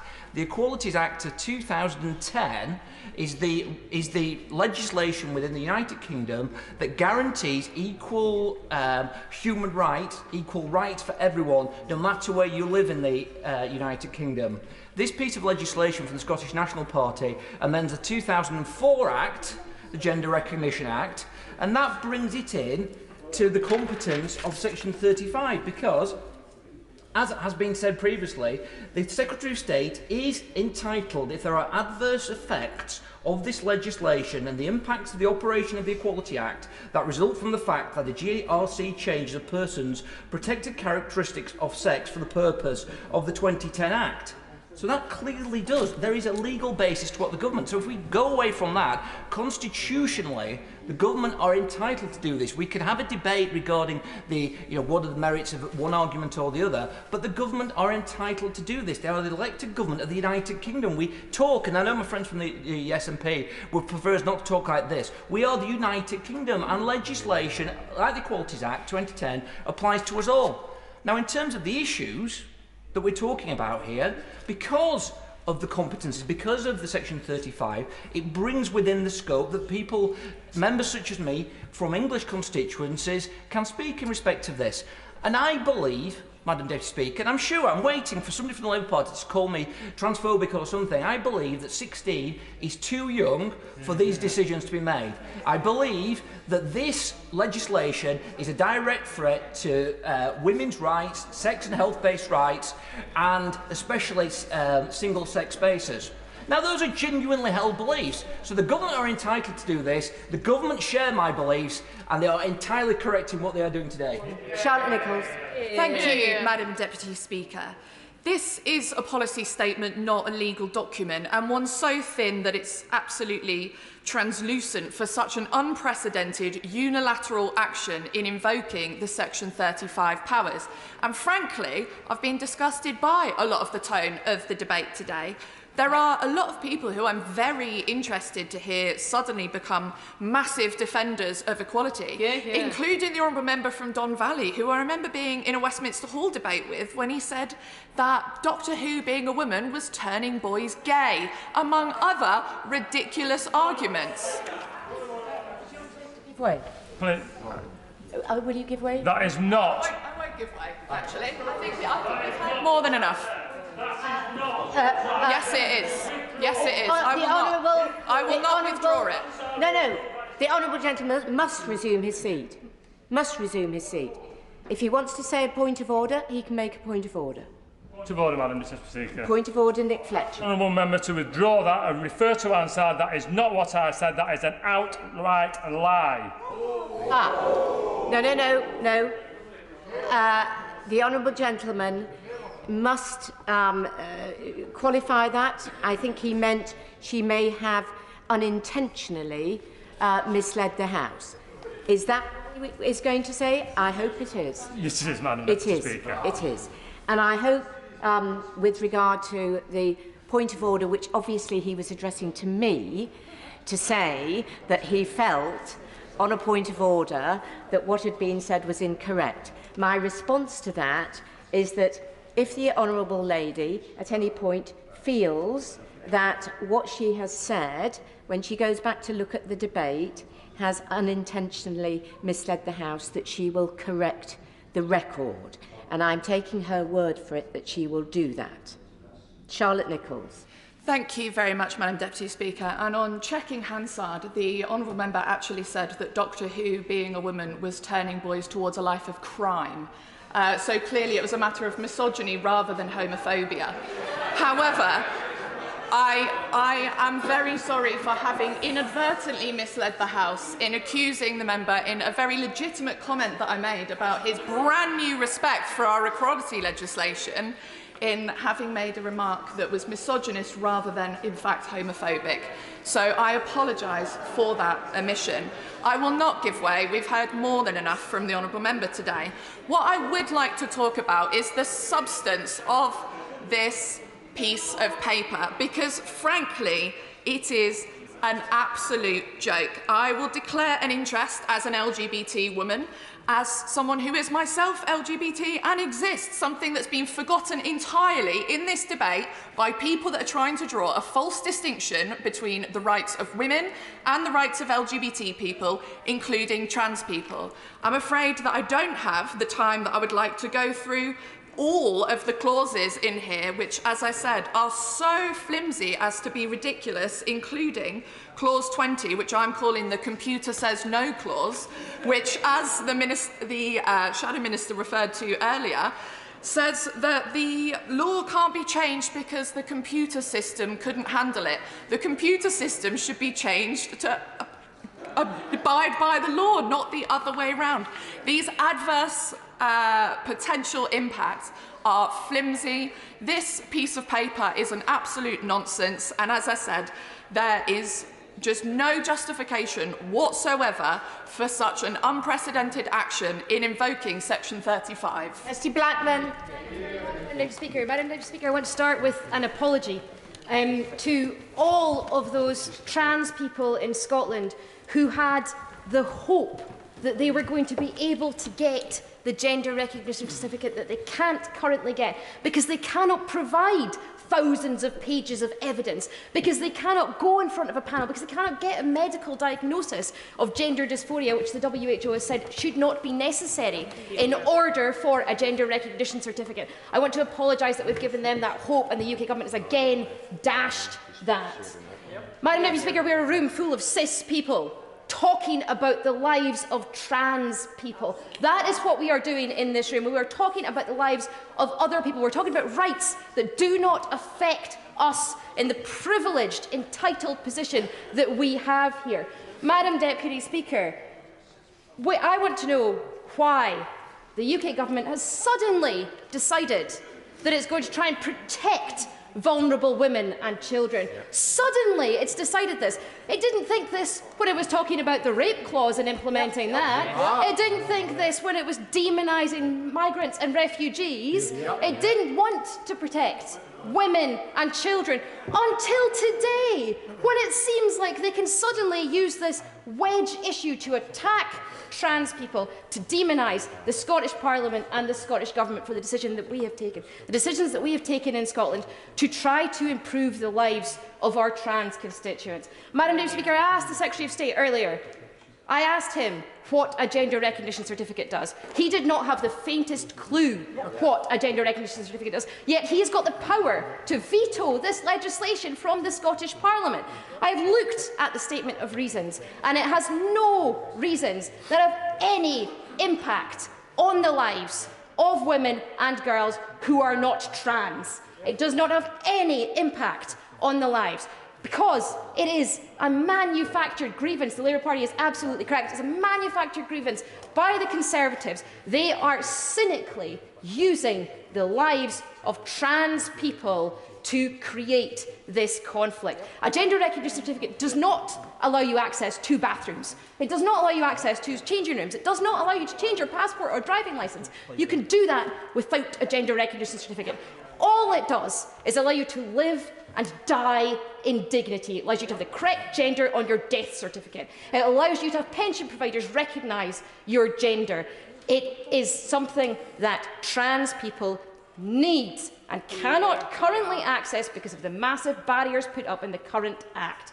Devastated that people over there are suggesting that we should roll back on the current Act even. What we should be doing is making life better for people and improving human rights, not dismantling them. Brown. Thank you, Madam Deputy Speaker. Right, first and foremost, this is an attack in devolution. This is an attack in the elected members of Scottish Parliament. And it's an attack made by a Scottish Secretary who's never actually respected the institution of the Scottish Parliament in the first place. He's always thought Westminster was more important, always thought Westminster had primacy over the Scottish Parliament. Now, it's the same Scottish Secretary that tells us we've got the most powerful devolved parliament in the world. We don't even have the most powerful devolved parliament in the UK. The Northern Ireland Assembly's got much greater powers than Scotland, including pensions and rights over the Union, to name but two. And then, Madam Deputy Speaker, when you listen to the arguments in here today, the right-wing Tories standing up pretending to speak for women's rights. Right-wing Tories that are part of a culture war. Right-wing Tories that then have the cheek to say that we are manufacturing a constitutional debate. How can us manufacture a constitutional debate when 2/3 of the Scottish parliamentarians elected to the Scottish Parliament voted for the GRR? I can't give way, we don't have enough time. So it's absolutely grievance politics and a culture war from the Tories. And then we get the clutching at straws reason of statement. Now, somebody tried to say this is legal advice. It's not legal advice. Everybody knows if you pay a lawyer, you can get a lawyer to write what you want. And that's what this is, a list of bogus reasons to come up for reasons for the Scottish Secretary to introduce a Section 35. Now, let's look at the equal pay section. It's unbelievable. It's saying transgender people are going to cause problems with equal pay because if somebody transgenders becomes a transgender woman, then they might have been in higher pay before, and that's going to affect the claims. They're also saying somebody actually transitioning could affect the claim of somebody else's equal pay claim because they can't use that person as a benchmark. If you're talking manufactured grievance, you can't make that up. In actual fact, that must happen just now when people have already got a GRC certificate. So if it doesn't undermine equal pay settlements just now, how can the GRR undermine equal pay settlement? Now, the bottom line is, you know if you're on the right side of the argument when the opposite side of that lot there. Comparing trans people to predators, it's an utter disgrace. And Monofemo's already did it. But you know on your right side of the argument when Amnesty International closed the gap in gender, Human Rights Consortium, Just Right Scotland, NUS Scotland, One Parent Family Scotland, Rape Crisis Scotland, Scottish Trade Unions Congress, Scottish Refugee Council, Scottish Women's Aid, Scottish Women's Convention, Scottish Women's Rights Centre, Young Women's Movement and Zero Tolerance on the same side as us. The question is that this House has considered the Government's decision to use Section 35 of the Scotland Act with regard to the Gender Recognition Reform Scotland Bill. As many as are of that opinion say aye. Aye. The contrary, no. Aye. Clear the lobby.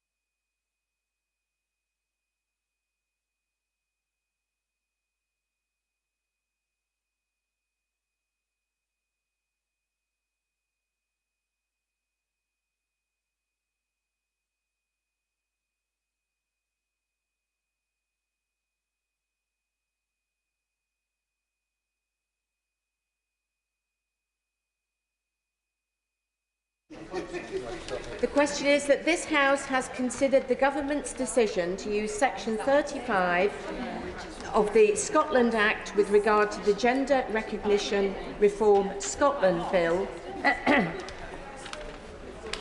As many as are of that opinion say aye. Aye. Contrary, no. No. Tellers for the aye, Stuart Anderson and Mike Wood. Tellers for the noes, Peter Grant and Stephen Bonnar.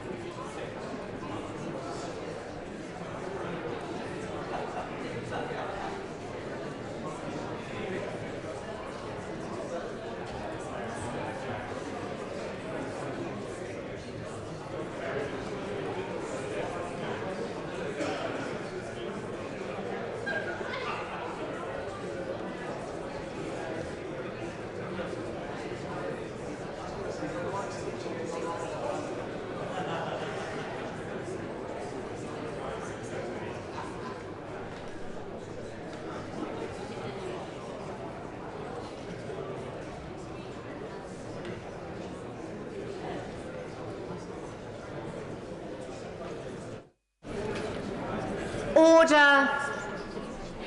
Order.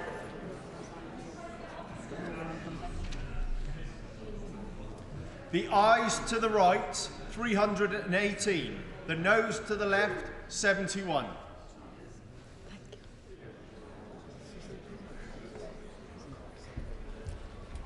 Thank you. The ayes to the right, 318. The noes to the left, 71. So the ayes have it, unlocked. The clerk will now proceed to read the orders of the day.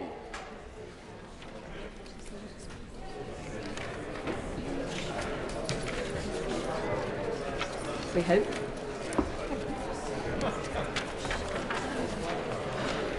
The Online Safety Bill as amended on recommittal in Public Bill Committee to be considered. Now, before we open the debate, I want to make a brief comment about the scope of today's debate. Today's debate on consideration follows the recommittal of the bill to a Public Bill Committee in December last year. We are therefore debating today only the new clauses and amendments listed on the selection paper issued today.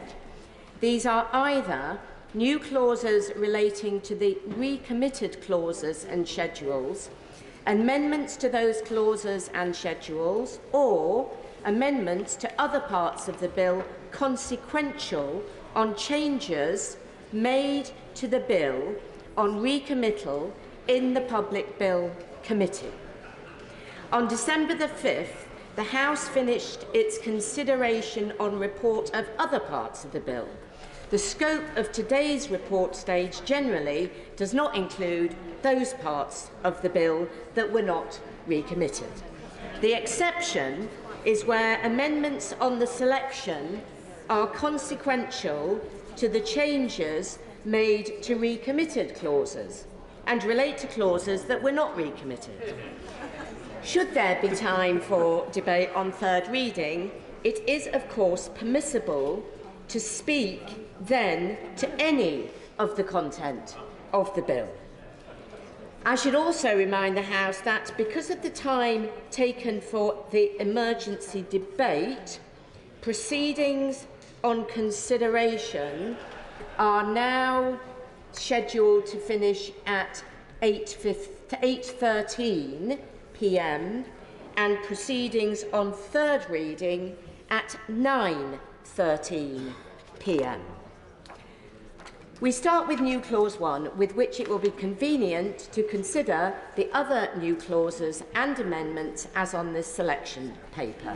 I call Shadow Minister Alex Davis-Jones to move new clause 1. Madam Deputy Speaker, once again it is a privilege to be back in the chamber opening this debate to the third report stage debate in recent months of this incredibly important and urgently needed piece of legislation. I speak on behalf of colleagues across the House when I say that the bill is in a much worse position than when it was first introduced. It is therefore vital that it is now able to progress to the other place. Although we are all pleased to see the bill return today, the government's delays have been incredibly costly and we still have a long way to go until we see meaningful change for the better. Madam Deputy Speaker, in December, during the last report stage debate, we had the immense privilege to be joined by a number of the families who have all lost children in connection with online harms in the public gallery. It is these families who we must keep in our mind when we seek to get this bill over the line once and for all, and as ever I pay tribute to their incredible efforts in the most difficult of all circumstances.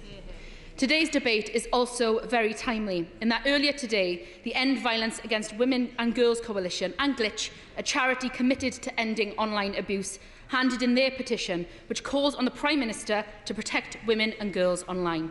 The petition has so far amassed more than 90,000 signatures and it is rising, so we know that there is a strong support for improving internet safety across the board, and I commend all of those involved for their fantastic efforts in raising this important issue. But, Madam Deputy Speaker, it would be remiss of me not to make a brief comment on the government's last-minute U-turns around their stance on criminal sanctions. The fact that we are seeing amendments withdrawn at the last minute goes to show that this government have absolutely no idea where they truly stand on these issues. The fact that they are ultimately too weak to stand up against vested interest, whereas Labour are on the side of the public and have consistently put safety at the forefront throughout the bill's passage. Madam Deputy Speaker, more broadly, I made Labour's feelings about the government's highly unusual decision to send parts of this bill back to committee for a second time very clear during the debate, so I will spare colleagues by not repeating those frustrations here today. But let me be clear. It is absolutely wrong that the government chose to remove safety provisions relating to the so-called legal but harmful content as they did so in committee. It is a major weakening, not strengthening, of the bill, and all of us online, including users and consumers, will be worse off without these provisions. The government's alternative proposal to introduce a toggle to filter out harmful content is completely unworkable. Replacing the sections of this bill that could have gone some way to preventing harm with an emphasis on free speech undermines the very purpose of this bill and will embolden abusers, COVID deniers, hoaxers and others who will feel encouraged to thrive online. In committee, the government also chose to remove important clauses from the bill that were in place to keep adults safe online. Without the all-important risk assessments for adults, I must press the Minister on an important point. Exactly how will this bill do anything to keep adults safe online?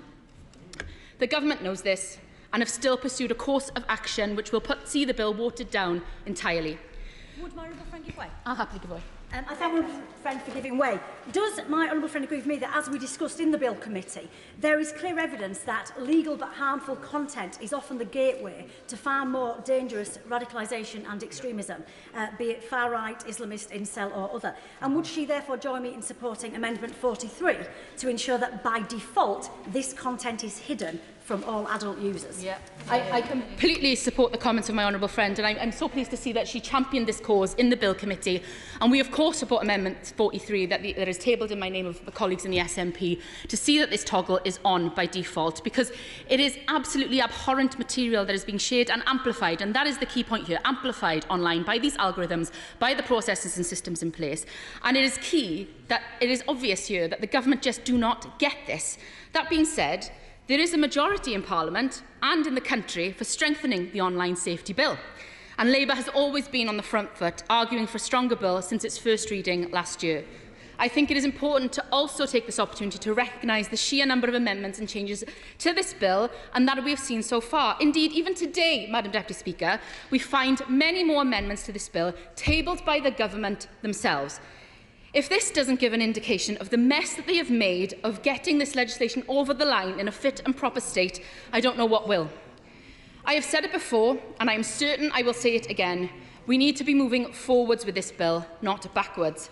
That is why, despite a significant government delay, we will support it receiving its third reading, as each day of inaction allows more and more harm to spread online. With this in mind, Madam Deputy Speaker, I too will make some progress. I will first address New Clause 1, tabled in the name of my honourable friend, the Honourable Member for Manchester Central, and myself. Colleagues will be aware that New Clause 1 is a very important addition to the bill, which will go some way to address the gaps in the bill surrounding support for individual complaints. We, on this side of this House, have repeatedly queried ministers and the Secretary of State on the mechanisms available for individuals who may have appeals of complaints, and that is why New Clause 1 is so important. It is vital that platforms' complaints procedures are fit for purpose, and this new clause will finally see the Secretary of State publishing a report on the options available to individuals.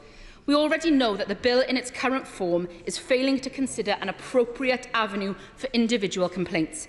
This really is a classic case of David and Goliath, and it is about time that these platforms go further in giving their users a transparent, effective complaints process. Madam Deputy Speaker, if it is this issue and this substantial lack of transparency that underpins so many of the issues that Labour has with the way that the government have handled, or should I say mishandled, this bill so far.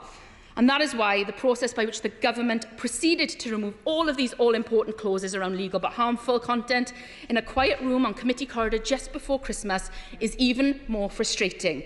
This move put the entire bill at risk. important sections which would have seen protections in place to prevent content such as health and foreign state disinformation, content promoting self-harm and disinformation and online abuse and harassment from being actively pushed and promoted towards them were rapidly removed by this government, and it is not good enough. That is why Labour have tabled a series of amendments, including new clauses 4, 5, 6 and 7, which we see as going some way to correcting the government's extremely damaging approach. Madam Deputy Speaker, under the terms of the bill as currently drafted, platforms could set whatever terms and conditions they want and change them at will. We saw this with Elon Musk's takeover at Twitter when he rapidly lifted the ban on COVID disinformation overnight just because of his own personal views. In tabling new clause 4, our intention is to ensure that platforms aren't able to simply avoid safety duties by changing their terms and conditions whenever they see fit. This group of amendments would give Ofcom the power to set minimum standards for platforms' terms and conditions and the power to direct platforms to change them if they don't meet these standards. Yeah, I'll happily give way. I'm very grateful to my honourable friend, and she's making a really important point here. She might not be aware, but I've raised recently in the House the case of my constituents whose 11-year-old daughter was groomed on Spotify, the music streaming platform, and was able to upload explicit photographs of herself on that platform. Her parents thankfully found out and made several complaints to Spotify, who did not immediately remove that content. Isn't that why we need that ombudsman? I'm grateful for the intervention. I am aware of the case, and it is truly appalling and truly shocking, and that is exactly why we need these protections in the bill, to stop cases like this from proliferating online, to stop the platforms from choosing their own terms of service, and to give Ofcom as a regulator the real teeth in order to take on these challenges. Yeah, I'll happily give way. That the bill does give Ofcom the power to set minimum safety standards based on the priority legal offences written onto the face of the bill that cover almost all of the worst kind of offences, from child sex exploitation, inciting violence, racial hatred and so on. Those are the minimum safety standards that are set, and the bill guarantees it. Intervention, what isn't within these minimum set of standards is all of this horrendous harmful content that I've described. The COVID disinformation, the harmful state actors, self-harm proliferation, the anti-Semitism that we're seeing online, misogyny, this incel culture, all proliferating online that is being amplified by the algorithms. These minimum set of state standards can be changed overnight. Yeah. Foreign state disinformation is covered because it's covered in the National Security Bill, which will be part of the priority offences listed on the face, so those accounts can be disabled. Everything that meets the criminal threshold, everything that is in the bill, as the Honourable Lady knows, that is in the bill because it's in the National Security Bill. And that the criminal threshold for all of those offences that she lists are set within Schedule 7 of the bill itself. Yeah. That is just the problem, though, isn't it? A lot of these issues that are within the bill that would not be covered within this minimum standards, the amendment that we are pushing today in New Clause 4, they do not currently meet the legal threshold, and that is the problem here. This grey area of incredibly harmful but legal content that we are seeing proliferate online and being amplified by the algorithms, being amplified by influencers, for want of a better word, that is being fed to everybody online, and then they are being shared incredibly widely, and that is what is causing harm and disinformation. No, I won't give way one more time. No, I need to make some progress here. We've got a lot to cover and a lot of amendments, as I've already outlined. But under the terms of the bill, as I've said, these platforms can issue whatever minimum standards they wish to, and then simply willfully change them overnight. So in tabling our Clause 4, it is our intention to ensure that the platforms aren't able to avoid safety duties by changing their terms and conditions. And this group of amendments, as I've said, will give Ofcom the relevant teeth in order to act and to keep everybody safe online. Now, we all recognise that this legislation, once enacted, will be a learning curve for everyone involved. We want to get this right, and these amendments will ensure that platforms have specific duties upon them in order to keep us safe. This really is an important point, and I will continue to make this clear at every opportunity, because for far too long, the platforms and providers have got away with zero regulation, nothing whatsoever, and enough is enough. Madam Deputy Speaker, during the last report stage, I made clear that Labour considers individual liability as central to ensuring online safety is taken seriously by online platforms. We have been calling for stronger criminal sanctions for months, and while we welcome some movement on this issue from the government today, ultimately the enforcement is now over a narrower set of measures after the government gutted much of the bill before Christmas. This last-minute U-turn is another one to add to the long list. But to be frank, Madam Deputy Speaker, very little surprises me when it comes to this government's approach to lawmaking. Yeah. Lady, I do have to say to her, though, to describe this as a U-turn is not reasonable. The government have interacted with those who, like her, wanted to strengthen the bill regularly. There's been proper engagement, constructive conversation, and the government have been persuaded by those who've made the similar case to the one she's making now. I think that warrants credit rather than criticism. I completely disagree with the honourable member, because we actually voted on this exact amendment before Christmas in the previous report stage, which was tabled in the name of my friend, the right honourable member for Barking and Dagenham, and it was voted against. It was turned down, word for word, exactly the same amendment. So if this is nothing but a U-turn, then what is it? And, Madam Deputy Speaker, I am pleased to see a number of important amendments, as we've already said today, in the names of the honourable member for Aberdeen North and the honourable member for Ockhill and South Perthshire. In particular, I wish to draw colleagues' attention to New Clause 3, which improves the child empowerment duties as they currently stand in the bill.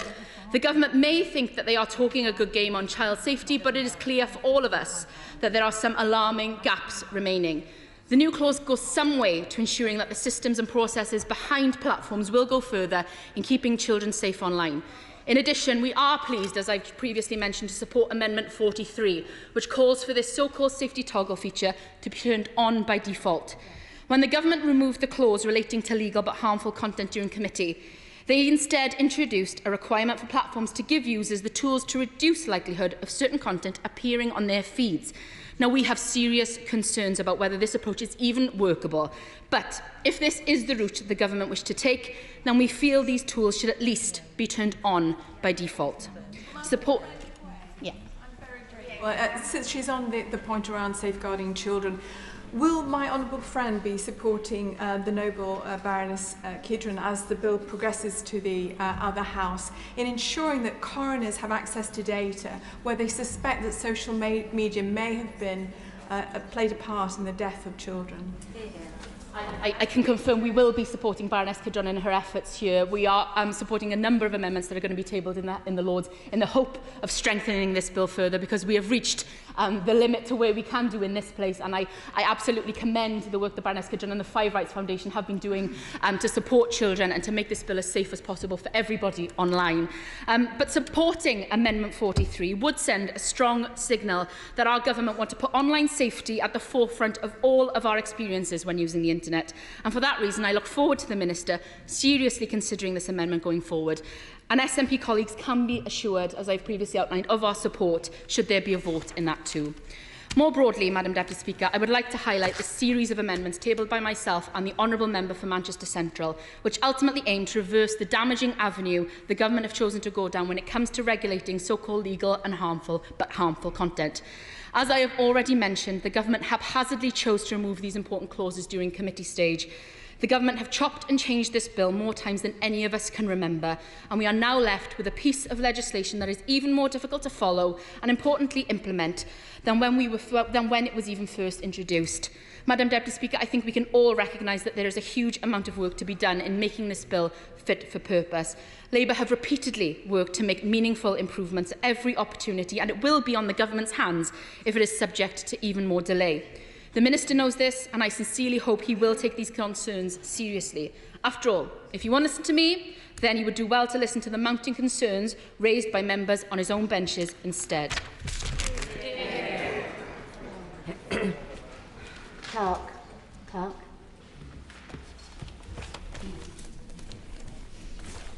Report on redress for individual complaints. The question is that new clause 1 be read a second time. I have noticed that there are some people standing who may not have applied earlier. If anyone is aware of that, if they could let me know so I can adjust timings accordingly. At the moment, my estimate is that if everybody was not longer than 7 minutes, but it might be more like 6, then we could get everybody in comfortably without having to impose a time limit. Priti Patel. Speaker, and I rise to speak very much to new clause 2, which is the offence of failing to comply with relevant duty. And I do just want to pay tribute to my honourable friends and right honourable friends who have championed New Clause 2 to strengthen the protections for children by introducing criminal liability for senior managers. Madam Deputy Speaker, we've discussed this issue already in this House, in the Chamber. But I do also want to thank charities and campaigners such as NSPCC for raising awareness and also for being constructive and assiduous on this. And then, of course, the families that have given voice through their own pain and suffering to really give impetus to this issue. And of course, if I may, I'd like to thank the front bench, the Minister and the Secretary of State. We've had constructive dialogue, it's fair to say, and they've listened to our concerns and accepted that this issue had to be addressed. So as we debate this clause and other aspects of this bill today, I think we should begin, as we did last time, Madam Deputy Speaker, with our thoughts on those who face tragedy and distress as a result of accessing inappropriate content online. Children and vulnerable people who've been failed by tech companies and regulation. And of course, this is where we have that duty to step up. We have that responsibility to tighten the law, protect children from online harms, exploitation, and inappropriate content. And of course, that has to be at the heart and centre of a lot of the legislation, not just through this bill, but also going forward. And I think, again, we've touched on the fact throughout the various debates, and I know colleagues have been involved in committee stage as well, technology is evolving and changing constantly. And with that, of course, we've got to keep on building upon insights. Of course, this clause does some simple and straightforward things. It makes senior managers liable and open to being prosecuted for failing to be proactive in promoting and supporting the safety duties in Clause 11 of the bill. And as it stands, the provisions in the bill on criminal liability fall short of what is expected and required. And criminal liability for failing to comply with an information notice from Ofcom is welcome. Ofcom have a very important role to play. I do not need to emphasise that anymore. But of course it does not go far enough, and that's where ministers have obviously recognised this. So I think going forward we actually need to ensure that all the flaws and failings are sanctionable and the laws are changed in the right way. And of course, Madam Deputy Speaker, it's not just the laws through this particular government department that's leading this bill right now. This cuts across other government departments. We've touched on that many times before. And of course, over 80% of the public agree that senior tech managers should be held legally responsible to prevent harm being caused to children on social media. I mean, that's to us, it's a statement of the obvious when we've seen such abhorrent and appalling harms take place. And around 2/3 would want to see managers prosecuted when failures result in serious harm. But of course, harm can happen prior to an information notice being issued by Ofcom. Again, we've discussed that previously. And we need to see, and the public need assurances, that these companies will have the frameworks and those safeguards to actually act with responsibility and be held to account so that children and vulnerable individuals are protected. So this means meaningful actions, not warm words. So this should mean that we have proactivity in developing the software, the algorithms, the technology to be responsive, and ensure, of course, that the measures are put in place to hold people to account, and the sanctions cover, including company law and accountability and health and safety in other areas. Ireland has been mentioned through the passage of this bill, and that's important. And my colleagues, who I know will speak shortly as well, have also touched on the similar provisions. So it's right, Madam Deputy Speaker, that we put these measures in place on the face of the bill for the serious failures to protect children. And also, I'm aware, of course, this is a topical issue, and in fact, a number of colleagues met with some of the tech companies yesterday, as did I, and Tech UK, that this gives us an opportunity to raise the bar in the United Kingdom so that technology investment still comes forward, that the sector continues to grow and flourishes in the right way and for the right reasons, and of course, we want to see that. Yes, I will give way. I thank the Right Honourable Lady for giving way, and clearly the issues of evolving technology and holding people to account are hugely important. Can I make the general point that digital education could underpin all of these safeguards, if you like, and that too should be conducted in parallel, digital literacy teaching, as with all the other good efforts being made right throughout our schools? Yeah. My honourable friend is absolutely right, and I think no one in this House would disagree with that. And, you know, we have to carry on learning in life. And with that, it leads to technology, other issues as well. But that applies to all of us across the board, for our young people and having people in positions of authority as well, ensuring that the right kind of information is also shared to protect our young people. But if I may, and I know the front bench will come on to discuss this clause in more detail shortly, I would like to hear from the Minister, my honourable friend, the member for Sutton and Cheam, who's been so good actually in engagement on this issue, and I would like to thank him personally just for the proactive way in which he spent time with all of us. Will we see their amendment prior to the bill going to the other place for its second reading there? And also for all colleagues supporting clause 2, I think having an understanding around the clear assurances that the provisions we support and could have passed through this House will not be diluted in the other place by ministers. I think that's absolutely vital. And ensuring we should be discussing this today as well, what steps are the government and Ofcom taking to secure the agreement of the companies, the tech companies, to work to ensure that senior managers are committed to being proactive in meeting their duties under Clause 11? Now, recognising a lot of things will flow through secondary going forward, but on top of that as well, the engagement with the tech companies so that they can prepare and be ready for that engagement, and they themselves know what duties will be upon them, is going to be absolutely vital. I think we also need to know what further work is coming forward in terms of guidance and regulation to secure the delivery of Clause 11 duties, and of course hold the companies to account. So, Madam Deputy Speaker, in the interest of time, and I will just shorten my remarks now, I trust and I hope that the ministers will give those details. I think it's important for this debate and discussion today, before this moves into the House of Lords, the other place, to give those assurances. We need to know that those protections will not be diluted. This is such a sensitive issue, and I think we've come a long way, and that's very much thanks to all colleagues across both sides of the House as well. It is important that we get the right outcomes, because all of us want to make sure that children are protected from some dreadful harms that we've seen online. Dame Margaret Hodge. Thank you, Madam Deputy Speaker. This is a really important piece of legislation, and it has taken, as the front bench said, far too long to get to the point that we find ourselves at tonight. It's been considered in a really painstaking way by members across the House, and right honourable members right across the House.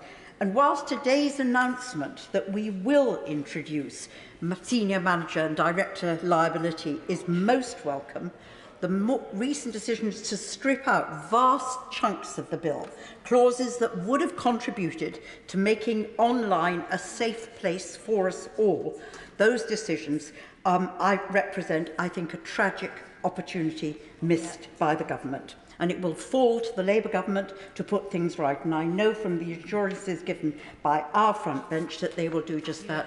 I don't want to spend too much time on it, but taking out legal but harmful, I have to talk a little bit about the Jewish community. I think the hope that the online safety bill would give us some respite from the torrent of anti-Semitic abuse that some of us have been subjected to. That hope has been thwarted. The Centre for Countering Digital Hate have conducted research in this area, and they found that 9 out of 10 anti-Semitic posts on Facebook and Twitter stay there despite requests to have them removed. An analysis by them of 714 posts containing anti-Jewish hate found that they were viewed by more than 7.3 million people across the platforms, 80% contained Holocaust denial, and 70% identified as neo-Nazi, but were not acted on, although they were in breach of the rules set by the platforms. People like me are left with a sense of bitterness, Madam Deputy Speaker, that our suffering has to be tolerated because of some ideological, misplaced, flawed and ill-thought-out interpretation of freedom of speech. I want to move, Madam Speaker, to the amendment tabled by the Honourable Member for Stone and the Honourable Lady Member for Penistone and Stockbridge. I want to congratulate them for the work that they have done in bringing this forward. And say to them, I think they would probably agree with me, that this should never have been an issue that divided us as it did before Christmas. when I put forward a similar amendment. It's not a party political issue. It's a common sense measure which best serves both the national interest and which will make online a safer place for children. I'm really pleased that the two members, the Honourable Member for Stone and the Right Honourable Lady for Penistone and Stockbridge, have persuaded their colleagues of the justification. I'm just sorry I wasn't that successful, but I am pleased that the government has listened to them. The reason that this is important is for the following explanation, Madam Deputy Speaker. The business model that is operated by platforms means that they not just passively but actively encourage abusive content to flourish online. Absolutely. Not only do they fail to remove that content, but they actively promote its inclusion through the algorithms that they employ. Sadly, people get a kick out of reading hateful, harmful and abusive content online. The platform companies and their senior managers know that. It's in their interest to encourage maximum traffic on their platforms, and if this means letting people post and see vile abuse, they will do it. The greater the traffic on these sites, the more attractive things become to advertisers. And then the more advertisers are willing to pay for the ads that they post on the site. So the platforms make money out of online abuse. The government originally wanted to deal with this problem by funding the companies, but companies would simply treat these fines as a cost to their businesses. It wouldn't change the model that they have. It would add to the charges that they might give to those who want to advertise on their platforms, but it would not change the behaviour of the platforms. Furthermore, we know that senior directors, owners and managers personally take the decisions on the content they may allow to appear on their platforms, and that their approach affects what people post. Elon Musk's controversial and aggressive takeover of Twitter, where he labelled sensible moderation of content as a violation of freedom of speech, led to a 500% increase in the use of the N-word within 12 hours of his acquisition. Telegram, whose CEO is Pavel Durov, has become the app of choice of terror networks like ISIS, according to research conducted by the Middle East Media Research Institute. Yet when he was challenged about this, Durov refused to act on the intelligence they provided to moderate his content, saying, "We cannot make messaging technology secure for everybody except for terrorists." So, if senior managers have responsibility for the content on their platforms, they have to be held to account. And we know, Madam Deputy Speaker, that holding the senior managers to account will mean that online businesses become a safer place for our children. Madam Deputy Speaker, we have to decide whose side we're on. Are we really putting the well-being of our children first, or are we putting the interests of the platform first? Everybody will, of course, claim that we're putting the interests of children first. But if we are, we have to put our money where our mouths are. And that involves making the managers truly accountable for what appears on their platform. We know that legislating for director liability works. It's worked on health and safety in construction sites. It's worked in the Bribery Act. It's worked on tax evasion. And I hope to be moving similar amendments when we come to consider the issue of economic crime next week in this House at the report stage of that bill. This is not simply a punitive measure. In fact, it's the last thing we want to do, is to lock up a lot of platform owners. But it's a tool to transform behaviour. We won't be locking up the tech giants, but we will be ensuring that they moderate their content. Achieving this change, Madam Deputy Speaker, shows the House truly working at its best, cross-party, focusing on the merits of the argument rather than playing party politics with such a serious issue. I commend that particular clause to this House.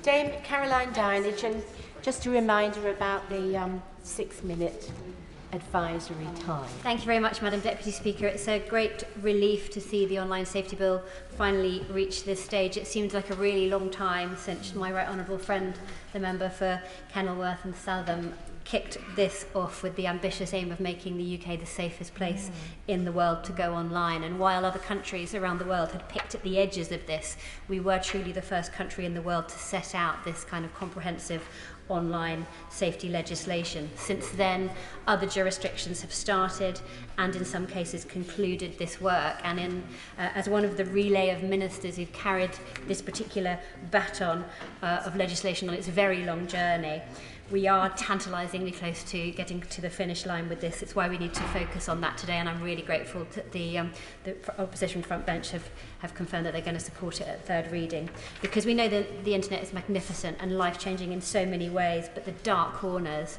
remain a serious concern, in particular to children, but also to scores of other vulnerable people. And of course, the priorities of this bill must be to protect children, to root out illegal content, and actually to hold the online platforms to account, to ensure that they're actually doing what they say they're doing when it comes to dangerous content on their site. So I do warmly welcome the Minister and the Secretary of State's engagement on these particular aspects of the bill and how they've worked really hard to strengthen it. This legislation is so vital for our children. The NSPCC have estimated that more than 21,000 online child sex crimes have been recorded by the police just in the time that this legislation has been delayed since last summer. But I will. Does she agree with me that the new crime of cyber flashing is one instance of how this bill has been improved, which should also help reduce some of the violence against women and girls, which is a major issue of our time? Please, he raised this because actually we do need this piece of legislation to be future-proofed to deal with some of the really recent emerging threats to women, to others, that the online world has offered. The potential threat of online harms is everyday life for most children in the modern world. Before Christmas, I received an email from my son's school highlighting a TikTok challenge, encouraging children to strangle each other until they passed out. This challenge probably didn't start on TikTok. It certainly isn't exclusive to that platform. But when my children were born, I literally never envisaged a day when I would have to sit them down and warn them about the potential dangers of allowing someone else to throttle them until they passed out. It's terrifying. Our children need this legislation.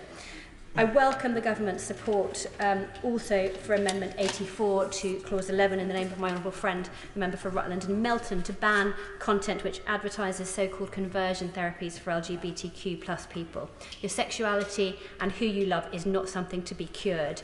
Unscrupulous crooks should not be able to profit from pushing young people towards potentially sinister and harmful treatments. With regard to new clause 2 on senior executive liability, I really sympathise with the aims of this amendment. It's vital this regime has the teeth to protect children and hold companies to account. I know the 10% maximum annual global turnover in fines is higher than some of the global comparisons, and certainly having clear personal consequences for those responsible for enforcing the law is an incentive to do it properly, but there is a clear balance to strike. We must make sure that sanctions are proportionate, targeted, and don't make the UK a less attractive place to build a digital business. I'm really pleased to hear the Minister's commitment to a final amendment which will strike this really important balance.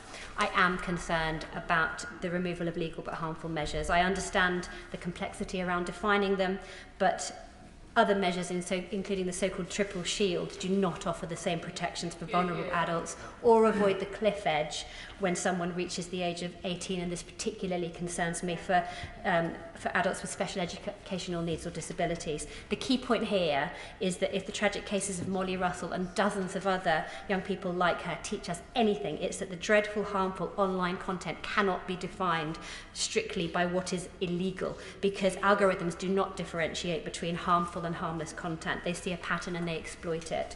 We often talk about the parallels between the online and the offline world. We say that what's illegal online should be illegal offline and vice versa. But in reality, the two worlds are fundamentally different. In the real world, if you're a young person struggling with an eating disorder or at risk of radicalisation, your inner demons are not reinforced by everyone you meet on the street, but algorithms are echo chambers. They take our fears and our paranoia and they surround us with unhealthy voices that normalise and validate them, however dangerous, however hateful, glamorising eating disorders, accelerating extremist, racist, anti-Semitic views, encouraging violent misogyny on incel sites. which is why I worry that the opt-out option suggested in the bill simply doesn't offer enough protection. The lines between what's legal and illegal are too opaque.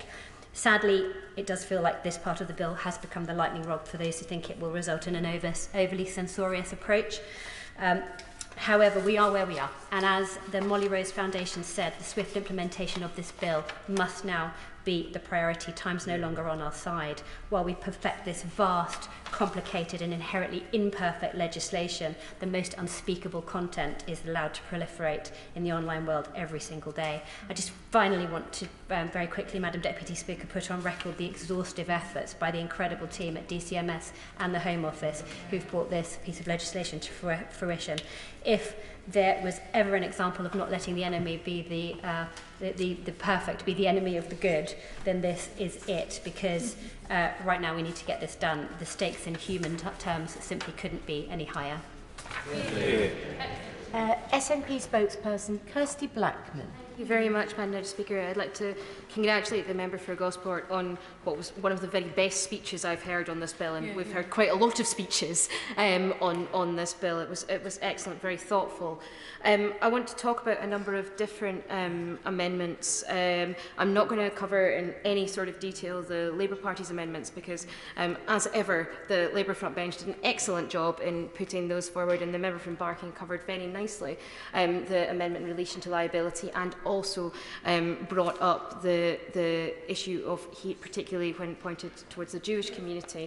And I thank her for consistently bringing this up. I think it's really important to hear her voice and the voice of others on this. I would like, Madam Deputy Speaker, to move Amendment 43 in my name and the name of the member for Perth. I can't remember the full title, sorry. It's been a long day. In terms of Amendment 43, that's about the default toggle for unsafe material, basically, for material that we agree. We all agree this material is unsafe. We all agree this material is harmful.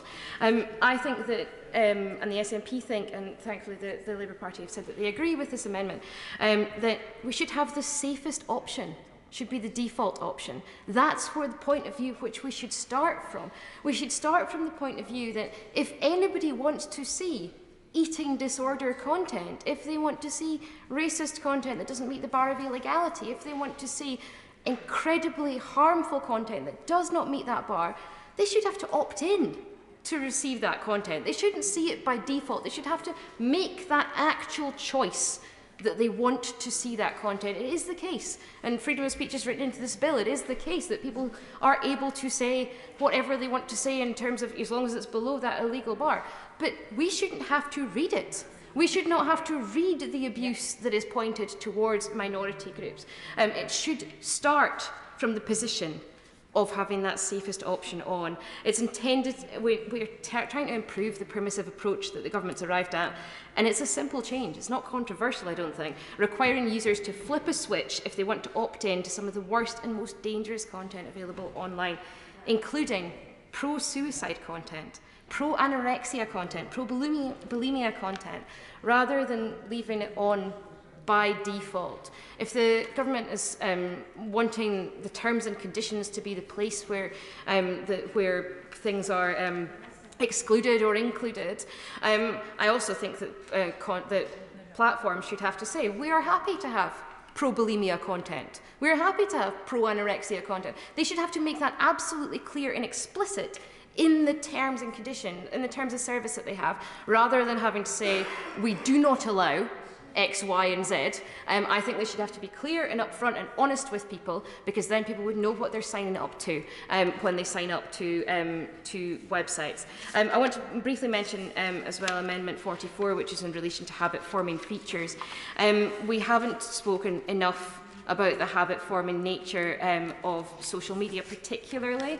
If you look at things like TikTok and Instagram, if you look at Facebook, if you look at the way these are set up, they're set up to encourage and make you spend time on. That's how they make money. They make money by encouraging you to spend as much time as possible on their site. That's the intention behind it.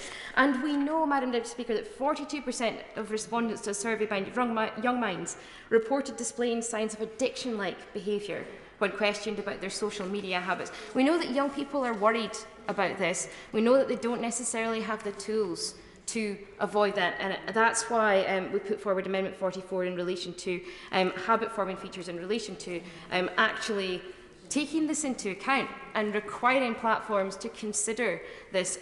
So I think it's really important. New Clause 3 was mentioned earlier in relation to child user empowerment.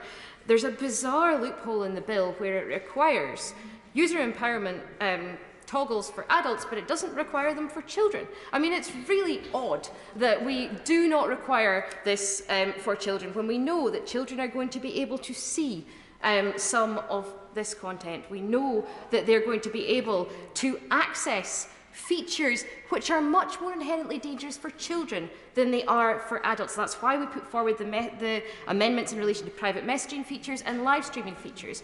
Live streaming is a place where self-generated child sexual abuse is shot through the roof. Now, if we have a situation where, with child user empowerment, children can choose, or children can have to opt in, they can have empowerment tools to allow them opportunities to say, no, I don't want to be involved in live streaming, or to allow their parents opportunities to say, no, I don't want my child to be able to live stream when they sign up to Instagram. I don't want them to be able to share live photos and be speaking to people that they don't know. That's why the private messaging features amendment that we've put forward allows children to say, no, I don't want to get any private messages from anyone that I don't know. That they should be able to do that. It's not written into the terms of service for any of them. It's not written into the bill. It's not written into the bill as one of the potentially harmful things that there is, that they should be able to exclude themselves from having conversations or any sort of, just like, you know, if a child is playing in a play park, if we're talking about the relationship between real life and the online world, if a child is playing in a play park and some stranger comes up and talks to them, the child is perfectly within their rights to, I'm not speaking to strangers, my parents have told me that, and this is a good idea not to speak to strangers. But they're not able to exclude themselves from that in the online world, and that's why we're asking for this to be taken into account. That's why we're asking for platforms to be encouraged to switch off, or to be able to switch off private messaging and live streaming features for certain groups of people. If they were to switch them off, for example, for children under 13 on their platforms, that would make Roblox, for example, a far safer place than it currently is.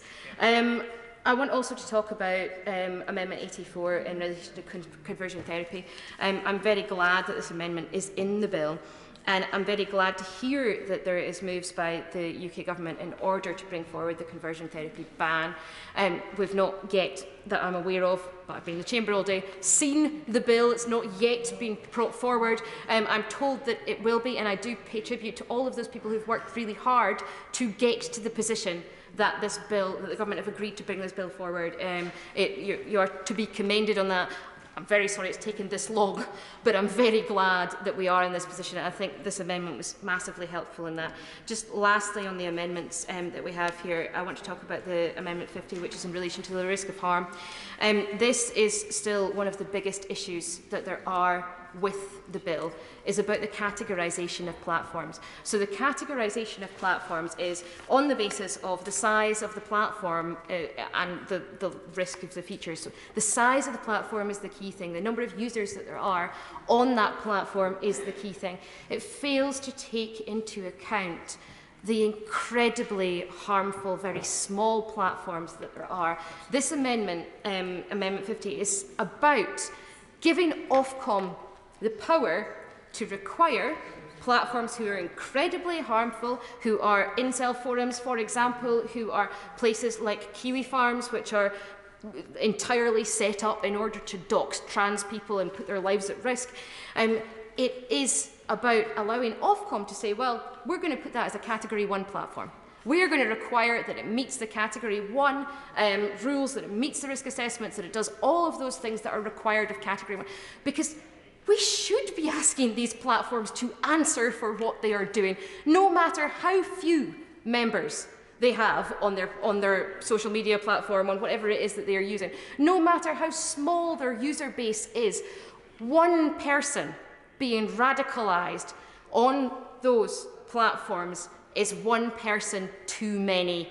And this is not an extreme amendment saying we should ban all of these. I mean, think we probably should, but this is not an extreme amendment asking for that. This is asking for Ofcom to have a higher bar for those platforms, to require them to do more on that. So, Madam Speaker, just to finish, I can't believe that we're here again. I can't believe that this bill has taken so long to get here. I agree, this bill is far, far from perfect, but this bill is better than nothing, and that is the reason that we will be we will not be voting against it at third reading, because it is marginally better than the situation we have right now. Sir Jeremy Wright. Thank you very much, Madam Deputy Speaker. I would want to say in passing I support Amendments 52 and 53 in my honourable friend for Stroud's name and that of others. I know she will explain them very fully. I don't need to. They seem to me to be sensible clarifications which I hope the Government will consider favourably. I want to focus, though, on new clause 2. And I have said before, and I'm happy to repeat, that the individual criminal liability provided for in this bill as it stands is too limited. Attaching it to information offences only means that, in effect, very bad behaviour cannot be penalised under the criminal law as long as the perpetrator is prepared to provide Ofcom with information about it. That can't be sensible, so I think that there is a strong case for extending criminal liability. But I have to say, I think new clause 2 goes too far. There are, I think, fundamentally two problems with new clause 2. The first is it's drafted too broadly. It would potentially criminalise any breach of a safety duty under clause 11, which is the clause relating to children. Now, we all, of course, Madam Deputy Speaker, think that keeping children safer online is a core mission of this bill, and I hope that ministers will consider favourably various other amendments which might achieve that, including amendments in the name of the noble Baroness Kidron that the Honourable Lady mentioned earlier, both in relation to coroners and indeed in relation to all services likely to be accessed by children. But clause 11 covers a variety of different duties, including duties to incorporate certain provisions in terms of service and to ensure terms of service are clear and accessible. Now, these are important duties, no doubt, but I'm not convinced that any and all failures to fulfil them should result in criminal prosecution. I happily give way. I just thought I might mention to my right honourable friend about the written ministerial statement which is now available to the public, which makes clear that there have been very useful, constructive discussions taking place. Much of what he's saying is not necessarily applicable to the state of affairs that we're now faced with. Yes, I'm grateful to my right honourable friend, and I'm coming to the written ministerial statement. I accept what he says. I think we are heading in the right direction. But since new clause 2 is at least before us at the moment, it seemed to me I ought to probably address it, I hope in a helpful way. And I was going to say also that there's nothing in the language of new clause 2 as it stands that requires a breach of the duties to be serious or even more than minimal, and we should be more discriminating than that. But the second difficulty with the new clause, and which I hope the Government will pick up when it looks again at this, is the difficulty of prosecuting successfully the sort of offences that we may create. The more substantive and fundamental child safety duties in clause 11, which are to mitigate and manage the risk of harms and to prevent children encountering harmful content, are expressed in terms of the use of proportionate measures or proportionate systems and processes. And the word proportionate is important and describes the need for balanced judgments to be made, including, of course, by taking into account freedom of expression and privacy as required by clause 11 itself. Now, aside from the challenges of obtaining evidence of what individual managers did or did not know or do or say, these balanced judgments could be very difficult for a prosecutor to assess and to demonstrate to a criminal court to the required standard of proof were deliberately or negligently wrong. And the consequences of that difficulty could either be that it becomes apparent that these cases are very hard to prosecute and therefore that criminal liability isn't the deterrent we hope for, or that wide criminal liability causes the sort of risk aversion and excessive takedown of material, which worries, I know, my honourable friend, right honourable friend for Stone and others who have supported new clause 2. So we need to calibrate criminal liability appropriately. And I think it's also worth saying that if we are to do this, if we are to pursue an extension of criminal liability, I'm not sure that I see the logic of limiting that further criminal liability only to breaches of the child safety duties. I can envisage some breaches of safety duties in relation to illegal content that may also be deserving of such liability. Which leads me on to consider, exactly as my right honourable friend says, how we might extend criminal liability differently. And I appreciate the government will now be doing just that. Perhaps the government can consider doing so in relation to serious or persistent breaches of the safety duties rather than in relation to all breaches of safety duties. Alternatively, or additionally, it could look at individual criminal liability for a failure to comply with a confirmed notice of contravention from Ofcom, and I welcome the direction of travel set out in the written ministerial statement, which suggests that is where the government may go. And as the statement says, the recent Irish legislation, which has been prayed in A, does something very similar, and it's an approach that has several advantages. It's easier to prove. We will know if Ofcom have issued a notice requiring action to remedy a deficient approach to safety duties, and we'll know whether Ofcom believe it's not been responded to adequately. And as, of course, we design this new system of regulation in this new era of new regulation, we should want open conversations to take place between regulator and regulated, so as to how best to counter these harms. Anything that discourages platforms and their directors from doing so may make the system we're designing work less well in promoting safety online. And the approach that I think the government will now consider, I think, is unlikely to do that. Madam Deputy Speaker, if you'll forgive me, let me say one final thing. As my right honourable friend for Gosport said, I've been involved in the progress of this bill almost from the start, and I'm delighted to see my right honourable friend for Maidenhead, at whose instruction I started doing it. It's been a tortuous progress, no doubt. To some extent that was inevitable because of the difficulty of this bill and the territory we're seeking to legislate in. But I think the honourable lady who speaks for the SNP, for whom I have a good deal of respect, was probably a little grudging in suggesting that this bill as it stands does only slightly better than the status quo. It does a lot more than that. And if, as I hope we do, we send this bill to the other place this evening, and if the other places, I know it will consider it again in some thoroughness and seek to improve it further, then we will make the internet not a safe place, because I don't believe that's achievable, but a significantly safer place. And if we can do that, it will be the most important thing most of us in this place have ever done. Well, things aren't going quite according to plan. So colleagues might like to gear perhaps more to 5 minutes as we move forward. Luke Pollard. Thank you, Madam Deputy Speaker. I rise to speak in favour of new clause 4 on minimum standards, and in particular I want to restrict my remarks around minimum standards in respect of incel culture. Now, colleagues will know of the tragedy that took place in Plymouth in 2021. Indeed, the former Home Secretary visited Plymouth to discuss and meet people involved. I really want to rid the internet of the disgusting, festering incel culture that is capturing so many of our young people and young men in particular. In particular, I want minimum standards to apply to make sure that on big and small platforms where there's a risk, that minimum standard includes recognition of incel content. Because at the moment, incel content is festering in the darkest corners of the internet, where young men are taught to channel their frustrations into an insidious hatred of women and taught to think of themselves as brothers in arms in a war against women. It's that serious.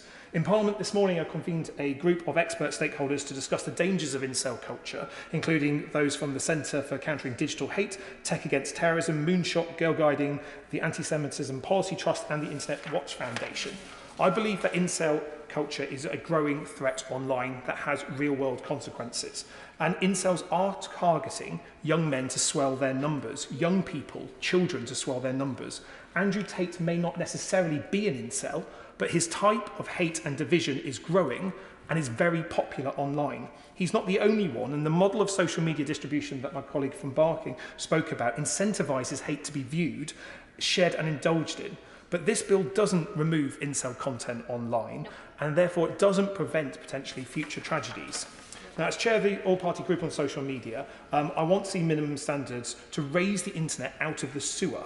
So where is the compulsion for online giants like Facebook and YouTube to remove incel content? 5 of the most popular incel channels on YouTube have racked up 140,000 subscribers and 24 million views between them. YouTube is still platforming 4 or 5 of them. Why?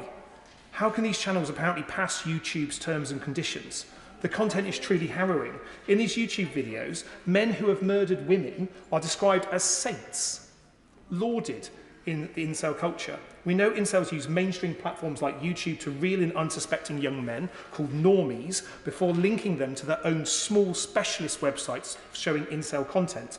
This is called breadcrumbing, driving traffic from audiences from mainstream platforms to smaller platforms which will be outside the scope of Category 1 provisions, therefore any minimum standards, where individuals can start their journey towards incel radicalisation. I think we need to talk less about freedom of speech and more about freedom of reach. The ability for fewer and fewer people to see that content, to downrank sites with appalling content like this, to increase the friction, to reduce audience reach. Incel content not only includes sexist and misogynist content, it frequently also includes anti-Semitic, racist, homophobic and transphobic content layered on top of one another. But without illegal and harmful provision, it means this bill does nothing to force search engines to downrate harmful content. If it's to be online, it needs to be harder and harder to find. I don't believe a toggle will be enough to deal with this, and I agree with Amendment 43 that if we are to have a toggle, it should be default on as the norm. A toggle, I believe, won't work. It will be able to be evaded with a simple Google Chrome extension that will auto-toggle and therefore make it almost redundant immediately. It will be a minor inconvenience, not a game changer. Some young men spend 10 hours a day looking at violent incel content online. Do we think a simple button, a GDPR annoyance button, is going to stop them from looking at this content? It simply won't, and it won't stop future tragedies. And it's not just about other people that this can affect, it's also about the increase in suicide. One of the 4 largest incel forums is dedicated to suicide and self-harm. Suicide is normalised on the forum and called, often referred to as catching the bus. This is where people get together to share practical advice about how they can take their own lives. This is not content that we should be exposing our young people to, but it's currently legal. It's harmful, but it's going to be legal under this, because the terms and conditions of those sites are written by incels to promote incel content. So yes, even if those sites were moved from Category 2 to Category 1, they would still pass the government's legislation because the incels have written the terms and conditions to allow that content. So why are smaller platforms not included in this bill? Ofcom should have the power to bring Category 2 sites into scope if there is on the basis of risk. Analysis by the Centre for Countering Digital Hate shows that on the largest incel website, rape is mentioned in its posts every 29 minutes, with 89% of those posts referring to rape in a positive sense. 50% of users' posts about child abuse on the same site are supportive of paedophilia, and indeed the largest incel forum has recently changed its terms and conditions to allow mention of sexualisation of pubescent minors, unlike prepubescent minors. They make that distinction. It's disgusting and wrong. But why is that not covered in the bill in front of us today? I think there is a real opportunity to look at incel content. I'd be grateful if the Minister could meet again to discuss incel content with the cross-party group, so we can look at how we can make sure that incel content is harder and harder to find online and ultimately removed, protecting all our young people from going down this path. Thank you. Damien Collins. Thank you, Madam Deputy Speaker.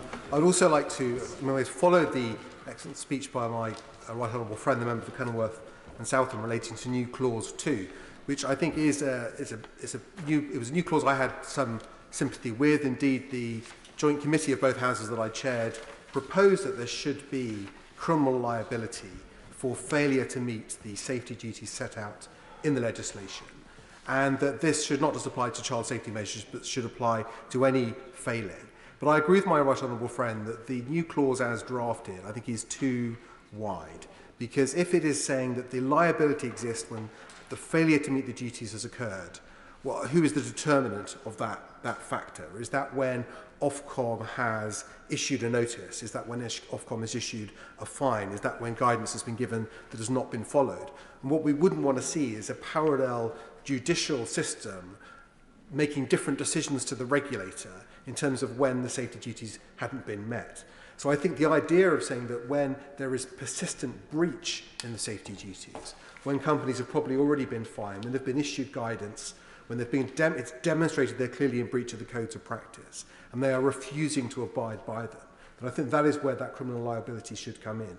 And indeed, similar provisions already exist in the GDPR legislation for companies that are in persistent breach of their duties and obligations. And I think that was a recommendation made by the Joint Committee of both houses that should be included in the bill. In some ways, throughout the journey of this legislation, the inclusion of criminal liability has been something that has been consistently strengthened. In the draft bill, when it was published, there was no immediate commencement of any criminal liability, even for not complying with the information notices given by Ofcom. That was included when the bill was presented at second reading. I'm pleased that the government is now going to consider how we can correctly define what the failure to meet the safety duties would be, and therefore what the criminal sanction that go with them would be as well, because then that will be an important measure for companies that are in serial breach of their duties and obligations and have no desire to comply. I also think this issue is relevant and linked to the wider debate around legal but harmful that we've had today and at the recommittal committee. Because if we're going to have criminal sanctions for non-compliance, we need to be really clear what it is companies are supposed to do. It needs to be really clear to them what they need to do as well. And this is why when the Joint Committee produced its report, that we recommended that the illegal but harmful provisions in the bill should be changed, because they don't do what many people in the House have asserted that they do, which is set standards and requirements for companies to remove legal content. They were never there to do that. They provided risk assessment for a wider range of content. That may have been helpful, but it didn't require the removal of content that wasn't either a breach of the community standards of the platform or a breach of the legal threshold. The changes to the bill that have been made help in some ways the idea of having criminal liability, because written onto the face of the bill are the offences that are within scope, what they have to do, and also the requirement they have to enforce their own terms of service, where therefore the safety standards aren't defined by law, but defined by the platform. Now, I think the safety standards are important, and there is a danger sometimes in this debate we pretend that they don't really exist. And it's understandable why we do that, because the companies aren't very good at enforcing them.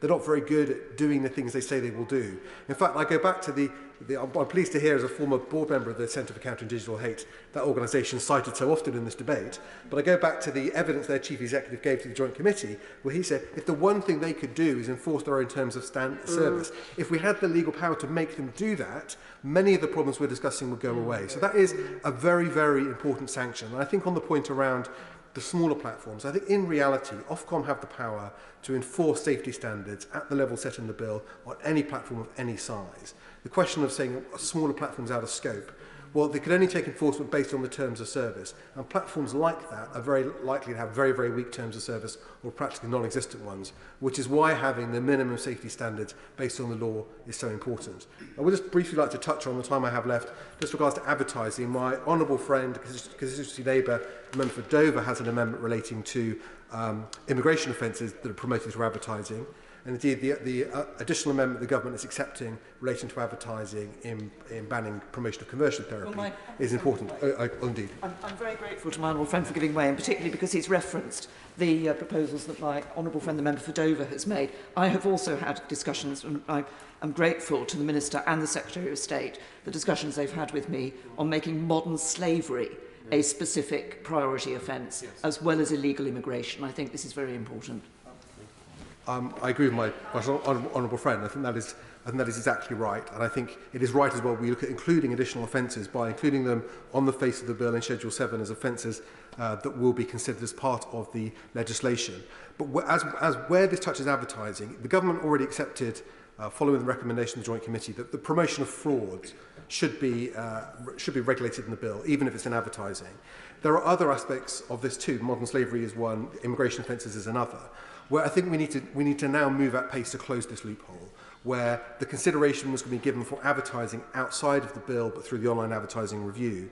The principle has already been accepted that illegal activity promoted through an advert on an online platform should be regulated as well as if it was an organic posting.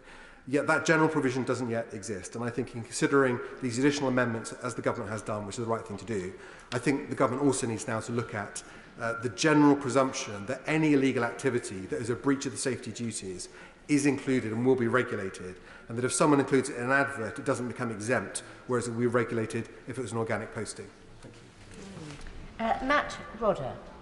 Thank you, Madam Deputy Speaker. I would like to focus on new clause 1, dealing with redress, new clause 43, the toggle default, new clause 4 on minimum standards. Madam Deputy Speaker, this bill is a very important piece of legislation. However, I'm afraid that it has been seriously watered down by the government, and in particular, it's been seriously weakened by the removal of measures to tackle legal but harmful content.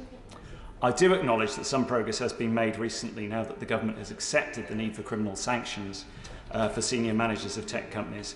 However, there are still many gaps in the bill, and I want to deal with some of those in the time available to me tonight. Before I do so, Madam Deputy Speaker, I would like to pay tribute to the families who've lost children due to issues related to social media, and some of those families are in the public gallery tonight. In particular, I want to mention the Stevens family from my constituency of Reading East. 13-year-old Ollie Stevens from my constituency was murdered in a horrific attack following a plot which was hatched on social media. The two boys who attacked Ollie had both shared dozens of images of knives online, and they used 11 different social media platforms to do this. Sadly, none of those platforms took this content down, and that is why the matters we're talking about are so important to all of us in our community. Madam Deputy Speaker, following this awful case, I want to support a number of the new clauses. These, I believe, will make a significant change, lead to a significant change in the law, which I hope will prevent any similar tragedy happening again. Focusing on new clause 1, I would like to stress the importance of this clause, which I believe will help parents to make complaints. As Ollie's dad, Stuart, often says, you simply cannot contact the tech companies. You send an email and you get no reply. It is important to tackle this matter, and I do believe that the new clause will go some way to doing that. Turning to new clause 43, as mentioned by other speakers, surely it makes sense for parents to know that there is some protection for their children from harmful content. And the clause would provide some real reassurance with a default position of protecting children. And I would urge members from across the House here tonight to support this clause. Madam Deputy Speaker, I would add that I believe that both children and vulnerable adults should be better protected from legal but harmful content, and further action should be taken. The clause does at least does at least make some clear steps in this direction. I am very aware of time, and there are many other important new clauses which I would like to support tonight, and I would just like to reiterate my support and backing for my front bench colleague, the Honourable Member for Pontypridd, and to thank you, Madam Deputy Speaker, for the opportunity to contribute tonight. Dame Andrea Ledson. Thank you, Madam Deputy Speaker, and it's a pleasure to follow the Honourable Gentleman, and I congratulate him for his moving tribute to his constituent son. That's a really terrible story. Madam Deputy Speaker, this bill will be life-changing for many, but it's also, I'm sorry to say, taken far too long to get to this point. The government promised in 2015 to end children's exposure to harmful online material, and then in 2017 committed to making the UK the safest place for children to be online. And as I waited this morning in the freezing cold on the station platform for a train that was late, a fellow passenger spoke to me about the bill. He said how happy he was that action is at last underway to protect children from the dangers of the internet. As a father of 3 young children, he told me it's one of his greatest concerns. And I'm afraid that at the moment, the internet is as lawless as was the Wild West, and children are viewing images of abuse, addiction and self-harm on a daily basis. As others have said, the stats are shocking. Around 3,500 online child sex offences are recorded by police on a monthly basis. And every month, over 1 million UK children access online pornography. And, Madam Deputy Speaker, it's been said that if you join certain popular social media platforms, in the time it takes to make a cup of tea, you will have been introduced to suicidal content. Go on, just kill yourself. You know you want to. So I'm incredibly proud that our government is bringing forward a bill that will change lives for the better, and I hope and expect it will be a best in class for other governments to do likewise. And I want to pay tribute to my right honourable friend, the member for Chippenham, as well as her predecessors, for their ruthless focus on making the online world a safer place. At the end of the day, improving lives is what every MP is here to do, and across this House we should take great delight that at last this bill will have its remaining common stages today. I also want to pay tribute to my honourable friends, the members for Penistone and Stocksbridge and for Stone, for their determination to give the bill even more teeth. And I want to sincerely thank the Secretary of State for her willingness to listen, but not only that, to take action. So new clause 2 brought forward by my honourable friends will not now be moved because the Secretary of State has agreed to bring forward a government amendment when the bill goes to the other place. What new clause 2 sought to achieve was to create a backstop. So if a senior manager in a tech firm knowingly allows harm to be caused to a child, which results in, for example, their abuse or suicide, that manager should be held accountable, and a criminal prosecution with up to 2 years in prison should follow. Now, I fully appreciate that there are many in the tech world who say, first of all, that this will discourage people from taking on new senior roles, and secondly, that it will discourage inward investment in the tech sector in the UK. Madam Deputy Speaker, these are very serious concerns and deserve to be properly addressed. First, with regard to the potential for senior tech staff to be unwilling to take on new roles where there is this accountability, I would argue that my own experience as City Minister in 2015 can provide a good example of why this is an unnecessary concern. Then we were seeking to address the aftermath of the 2008 financial crisis, and we established the possibility of criminal liability for senior financial services staff. It was argued at the time that this would be incredibly damaging to UK financial services and that people would be unwilling to take on directorships and senior risk roles. Well, I think we can all see clearly that those concerns were unfounded. Some might even say, well, tech firms would say that, wouldn't they? In my view, Madam Deputy Speaker, the likelihood of a criminal prosecution will always be low. But the key difference is that in the future, tech managers, instead of waking up each day thinking only about business targets, will wake up thinking, have I done enough to protect children as I meet my business targets? And that, I'm sure we can agree, would be a very good thing. Secondly, there are those that argue that inward investment to the UK's tech sector could be killed off. And that would indeed be a concern. The UK tech sector leads in Europe and at the end of 22 retained its position as the main challenger to the US and China. Fast-growing UK tech companies have continued to raise near record levels of investment, more than France and Germany combined. The sector employs 3 million people across the UK and continues to thrive. So it's absolutely right that ministers take seriously the concerns of these major employers. However, I think we can look to Ireland as a good example of a successful tech hub where investment has not stopped as a result of strong accountability laws. The Irish Online Safety and Media Regulation Act, passed in 2022, carries a similar criminal responsibility to the one proposed in New Clause 2. Yet Ireland remains a successful tech hub in the European Union. Am I right on the friend? I'm grateful to my friend. She's dispelling all these scare stories, quite rightly, which we've heard. One of the briefs we had warned that if this new clause 2 were to go through, it portends the use of upload filters where the system sweeps in and removes content before it has been posted. Well, that will be a good thing, wouldn't it?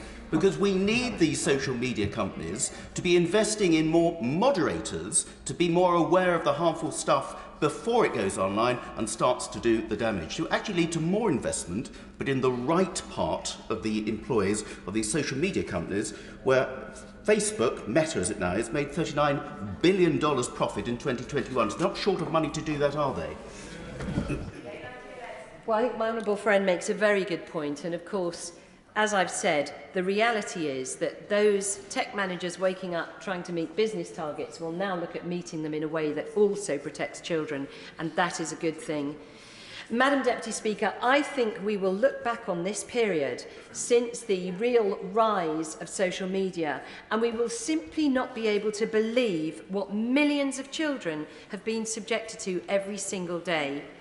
As the government's special advisor on early years, it seems to me that all the work we're doing to give every baby the best start for life will be in vain if we then subject them during their vulnerable childhood years to the daily onslaught of appalling vitriol, violence, abuse and sordid pornography that is happening right now. It's little wonder that the mental health of young people is so poor. So it's my hope that this bill will truly support our attempts to build back better after the COVID lockdown. The government's clear commitment to families and children and the Prime Minister's own personal commitment to the vision for the best start for life is apparent for all to see, and keeping children safe online will make a radical improvement to all their lives. Thank you. In order to ensure that we get everybody in, I'm going to introduce a 5-minute time limit. Richard Bergen.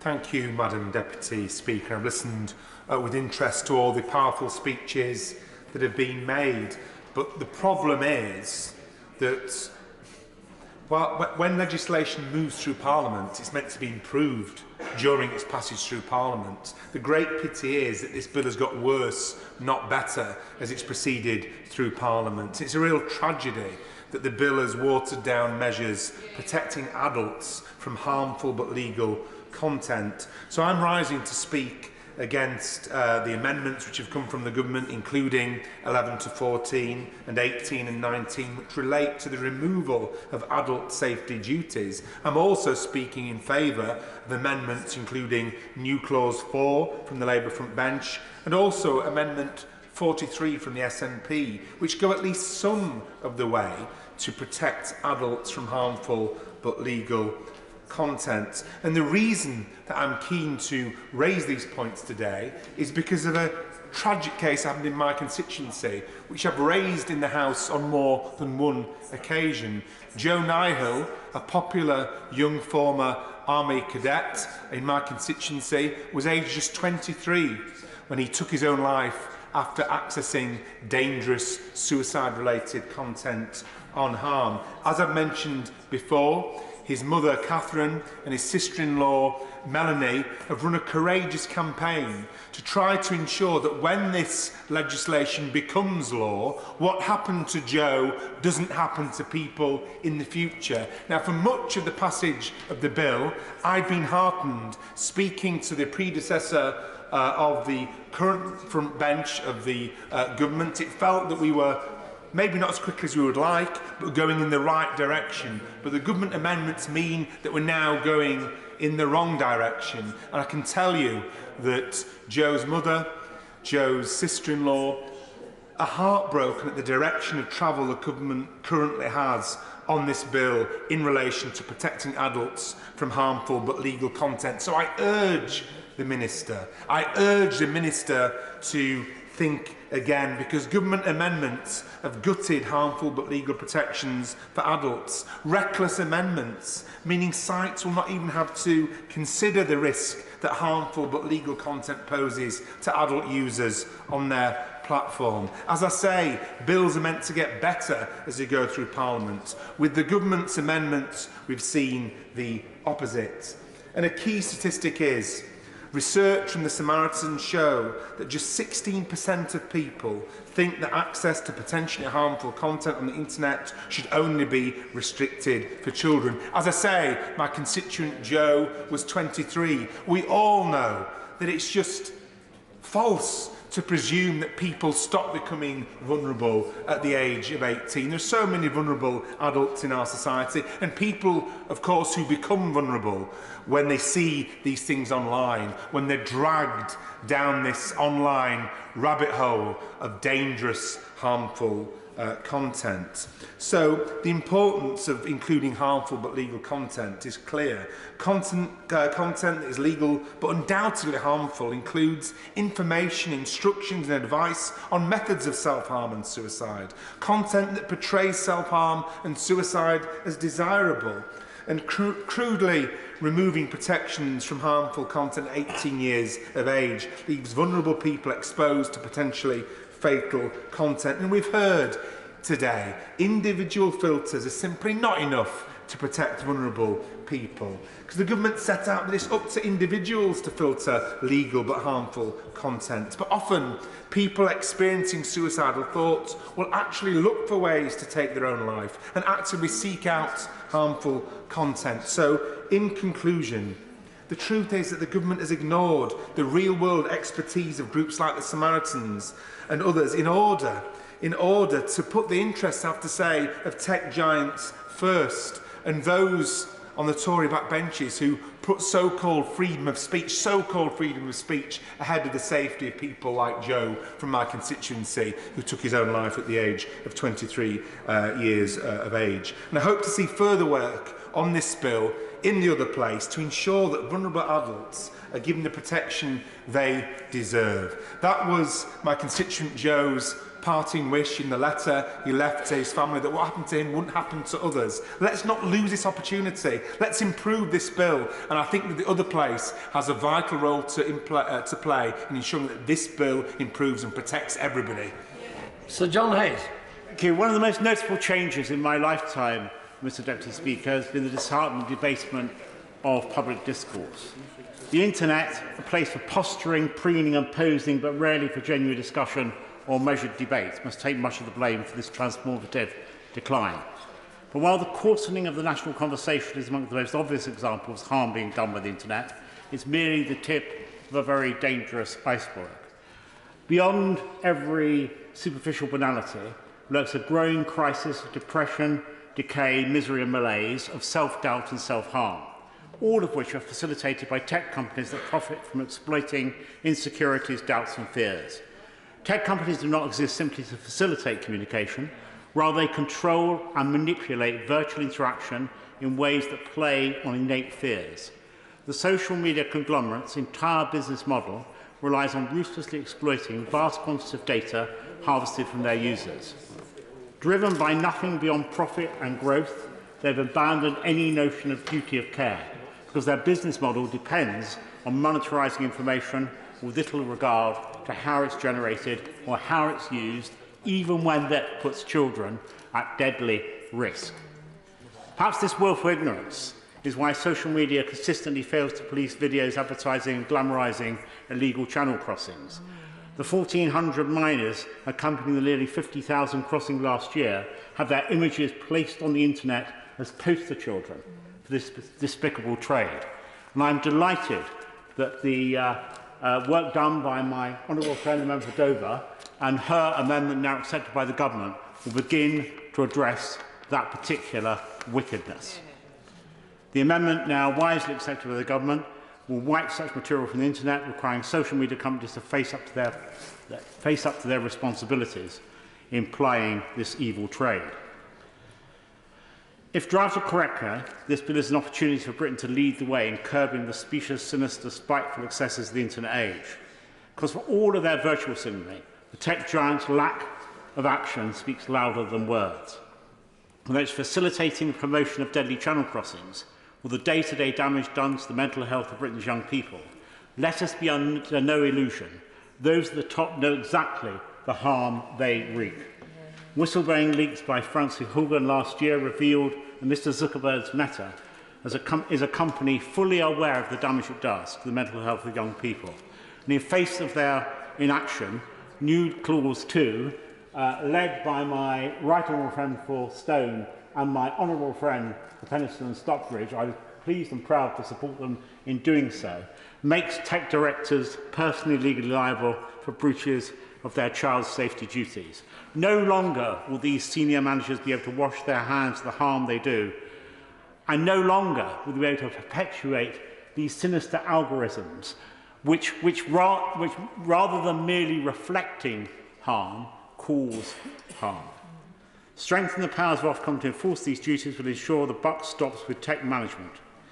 Like the American frontier of legend, the virtual world of the internet can be tamed, the beast can be caged. But as G.K. Chesterton said, unless a man becomes the enemy of evil, he will not just become its slave, but rather its champion. The greedy, careless tech conglomerates cannot be trusted to check themselves. This bill is a welcome start, but in time to come, as the social media beast writhes and breathes, Parliament will need to take whatever action is necessary to protect our citizens and to quench its fearful fire. Shannon. Sir Deputy Speaker, first and foremost, as we approach the remaining stage of this bill, we must remember the importance of it. We as MPs hear stories of the dangers of online harms and that some wouldn't believe. I think it's fair to say that too, that those in my generation were very fortunate to grow up in a world where social media didn't exist. I just said it to my old friend there just a few minutes ago, and I'm really glad that I didn't have to go through it. It's so accessible nowadays, and children are being socialised in this environment, so it's imperative we do all we can to ensure that if this is the case, they are protected and looked after. And I take a moment to discuss the importance of New Clause 2, and there have been many ongoing discussions regarding who the responsibility lies with when it comes to the regulation of online harms. New Clause 2 would ultimately make it an offence for service providers not to comply with their safety duties of protecting children. The Honourable Member for Penistone and Stockbridge has described the world of social media as a modern Wild West, a lawless and predatory environment. How true those words are. So I want to put on record my thanks to the Honourable Lady and also to the Right Honourable Member for Stone for all of their endeavours to deliver change, and both the members have been successful, and to them well done. Some 3,500 online child sex offences are recorded by the police each month. Each month 1.4 million UK children access online porn, the majority which is degrading, abusive and violent. The bill does currently not hold tech bosses individually liable for their own failures in child and public safety. This clause must be supported today, and I am very, very pleased the Government is minded to accept it. Fines are simply not enough, and if we fail to address this in today's bill, this House are liable because senior tech bosses seem not to be. I do, and I'm of a mind, and my party is as well, to support New Clause 4 put forward by opposition in relation to safety duties protecting adults in society, minimum standards for terms of service. New Clause 8 is also one of importance, and I make this comment. Over the last couple of years, my office has been in receipt of numerous stories from parents who have witnessed their children deal with the consequences of what an eating disorder can do. I have a very close friend whose daughter, 16-year-old, is experiencing that at the moment. It's a real hard on the family, and everyone. The social media pages are just brutal. I've heard of TikTok pages which glorify bulimia and anorexia. I've also been told of Instagram pages that provide tips for self-harm, which are also horrendous. What is important here is that if we cannot pick and choose what forms of harm should be written into this bill, it isn't fair that some forms of harm are addressed under this bill and some are referred to Ofcom and some are just ignored. Communication and engagement with third-party stakeholders is the way to tackle this and deal with it. For example, if we take a social media page that has been started to comment on eating disorders and is generally unsafe and unhelpful to young people struggling, this should be flagged and handed over to healthcare professionals, GPs, nurses, those who know best. And if we can do that within this online safety bill, then I believe it's a step in the right direction. On balance, we argue that harmful content should be reserved for regulations informed by proper stakeholder engagement. Just to touch very, very briefly, Mr Deputy Speaker, on New Clause 3, this would require providers to include features which child users may use or apply if they wish to increase their control over harmful content. This is currently restricted to adults. Whilst we understand the need to empower these and those young people who to be responsible and acknowledgeable for the decisions that they make, we are able to recognise the value of targeting this duty at adults. Many of whom do hold the parental responsibility very, very close to their heart. And more often than enough, this is just as important as the regulation. To conclude, Mr Deputy Speaker, we have seen too many suicides. Too much danger emerges from online and social media. Social media has the potential to be an educational and accessible space for all, including young people. However, the safety precautions must be there for the sake of the young people who could so very easily fall into traps. And we're all aware of my own constituency where we've had a spate of suicides and young people, especially the young people, seems to be a clique of friends, and it really quite worries me. It's all about regulation and ensuring harmful content is dealt with and removed. The correct and informed individuals are making the decisions around what is safe and what is not. So I have faith in the Minister and Government in this bill that it will aim to address the outstanding issues. It doesn't stop every evil that there is online, but what it does do, as the Honourable Gentleman said at the back, it makes it safer. And if it makes it safer, then, Mr Deputy Speaker, then I think it's one that we could really look towards to supporting, and it really is truly good news. Thank you. Natalie Alford. Thank Thank you, Mr Deputy Speaker, and if I may say, so it's a pleasure to see my East Kent neighbour in the chair today. I would like to speak to the Amendment 82 in my name, Mr Deputy Speaker, and also in support of New Clause 2 and Amendment 83. I spoke at some length in the last report stage on an associated amendment, and I'm conscious there is a lot of interest in speaking tonight, so I will keep my comments brief. I'm grateful to the many right honourable and honourable friends who supported my amendment, those named on the face of it and otherwise. And in particular, I would like to thank my right honourable friend, the member for South Holland and the Deepings, for his considerable assistance in securing changes going forward. Amendment 82 sets out a requirement to remove content that may result in serious harm or death to a child while crossing the English Channel in small boats.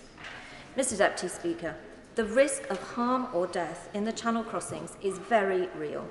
4 children have drowned in the last 15 months, with many, many more harmed with exposure to petrol and saltwater burns and put at danger here and abroad by organised crime and people traffickers. Social media is playing a direct role in this criminal enterprise.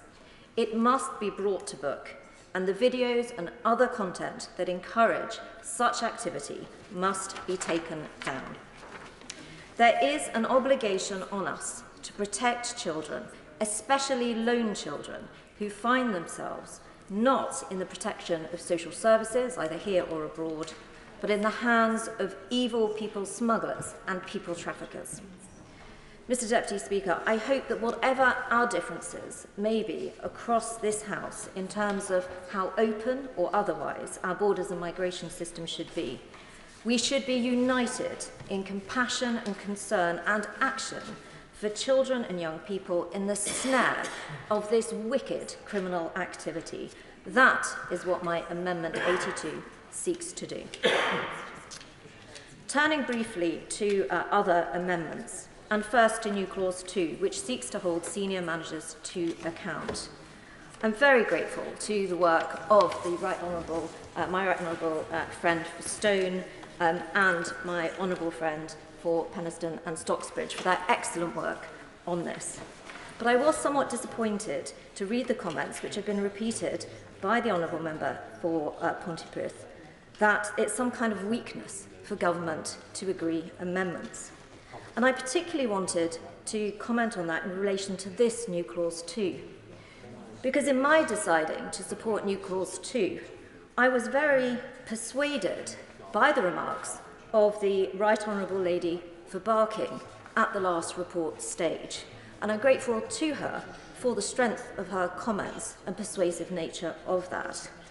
It is our job here in this House to make sure that we consider and make responsible amendments. And that's what I think on this side of the House we have sought to do. So I'm very pleased that the government has moved in relation to New Clause 2. And I think it is really important to recognise that it shows a confidence and strength of leadership in the Prime Minister and his ministers, the Culture Secretary and those ministers in her department and in the Home Office, as well as the Solicitor General, that they will work with us to ensure that this legislation is stronger yet. And then finally, if I may, just turn to Amendment 83 in the same spirit. I was very moved by the personal account and the comments made by my right honourable friend for Cheltenham in Chelmsford in the report stage, and that again is why I lent my support to her amendment. I think she has made a powerful case that it is important to protect children, but also to recognise, as comments have been made, that as children turn 18, they may still be extremely vulnerable and in need of support. So I thank her for that, and I know a number of members feel likewise. So in conclusion, I thank the Culture Secretary and the Minister for their engagement to date, for their commitment that's been made in the written ministerial statement to strengthen the bill in relation to the prevention of modern slavery and illegal immigration, including for the protection of children. And on that basis, I confirm I will not be moving Amendment 82 later today. Thank you. Sir William Cash. Thank you very much. Mr. Deputy Speaker, in a nutshell, we must be able to threaten tech bosses with jail. There is precedence for this. Jail sentences for senior managers in a great range of UK legislation are commonplace for breaches of duties. That is absolutely and completely clear.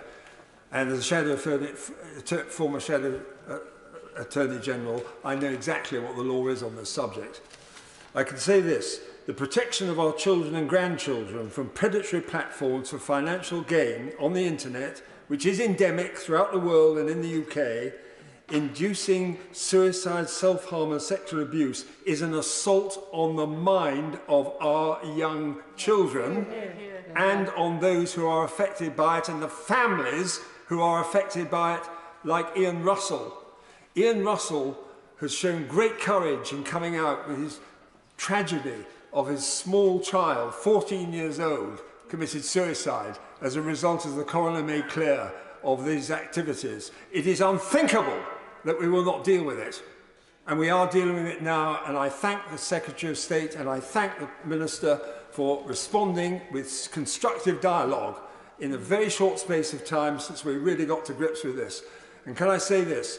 The written ministerial statement is absolutely crystal clear. It says, where senior managers or those purporting to act in that capacity have consented or connived in ignoring enforceable requirements, risking a serious harm to children, the criminal penalties, including imprisonment and fines, will be commensurate with similar offences. And if you make a comparison, as the Right Honourable Lady for Barking and Dagenham made clear, there are financial penalties in the financial services. That is international as well. And there is also the construction industry, as my honourable friend, the member for Penistone Stockbridge has said. The fact is that these are already on our statute book. So I don't care what the European Union's doing in its legislation. And I'm glad to know that the Irish legislation, which has been passed and is an act, has been through all these different permutations and examinations, and they've come up with something which also includes similar severe penalties. It can be done, but this is our legislation in this House, and we will do it the way we want to do it to protect our children and our families. And I'm just about fed up of listening to all the mealy-mouthed remarks coming from those who say we can't do it, it's not quite appropriate. I'd say to hell with that. We're talking about our children, and I'll say this too. When it comes to the question of past record, I just mentioned this. In 1977-78, a great friend of mine, Cyril Townsend, the member for Bexley Heath, brought forward the first Protection of Children bill, and he asked me to help him, and I did. And we got it through. It was incredibly difficult at the time. You have no idea, Mr. Deputy Speaker, how much resistance was put up by certain members of this House in getting it through, including ministers. And I can tell you, it was Jim Callaghan. I spoke to him because I was here. I've been here so long. And I was here when Jim Callaghan was in the House after he'd been Prime Minister. And I said, how did you give it so much time so that we could get the bill through? Oh, he said, it's very simple. He said, I was sitting in bed with my wife in number 10 in the flat upstairs, and she wasn't talking to me. And I said, what's wrong, darling? And he said that she had replied to him, if you don't get that Protection of Children bill through, I won't speak to you for 6 months. And it went through. So there you go.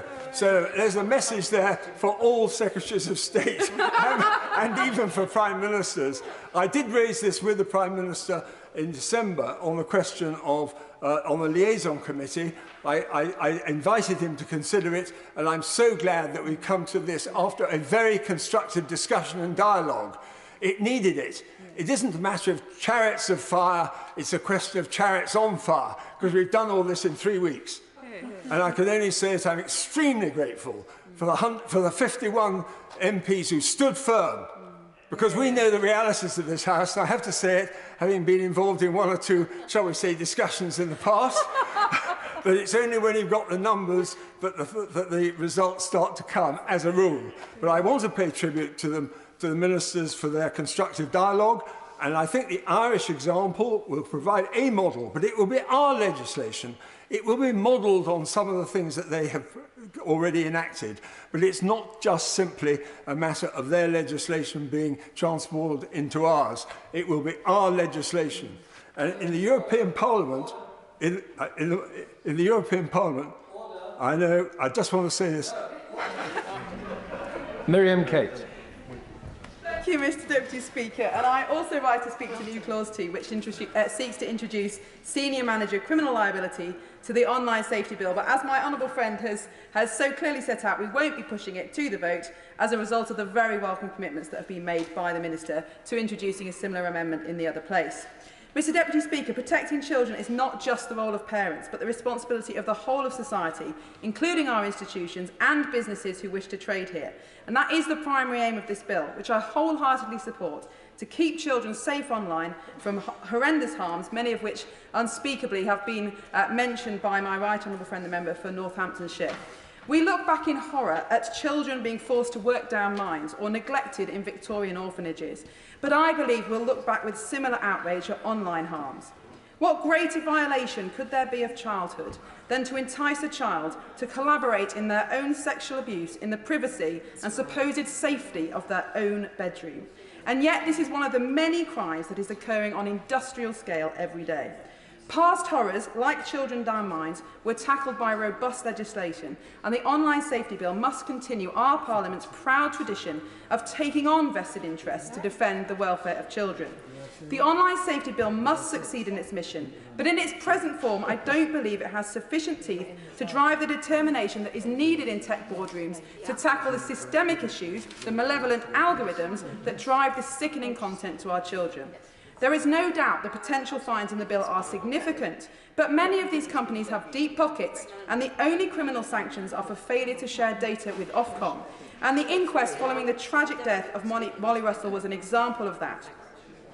No one could be held personally responsible for what happened to Molly, and I want to pay tribute to Ian Russell, Molly's father, whose courage in the face of such personal tragedy has made such an enormous difference in bringing to light the extent of online harms.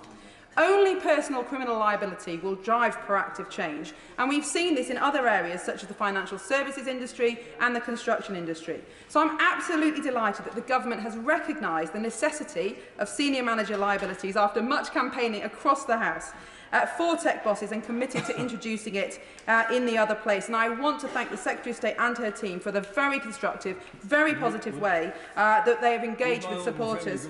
I certainly will. Would she not also like to say the NSPCC have been absolutely magnificent in supporting us? I was coming on to that, absolutely. So the advantage of doing this in the other place is that we can widen the scope to all all appropriate child safety duties beyond just Section 11 and perhaps tackle pornography and child sexual abuse material as well.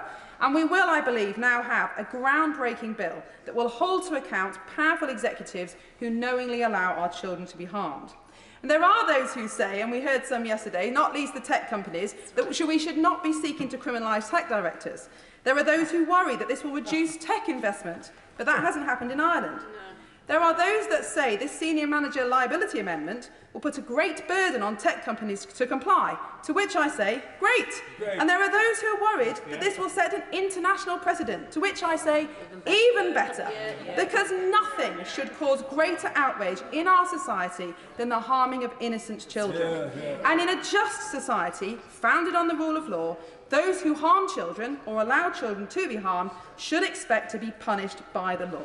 And this is what this amendment seeks to do, and I look forward to working with my right honourable friend and others to bring forward a suitable amendment in the other place. And I do want to offer my sincere thanks to the NSPCC, especially Rich Collard, and to the outstanding Charles Hymas of the Telegraph, who have so effectively supported this campaign.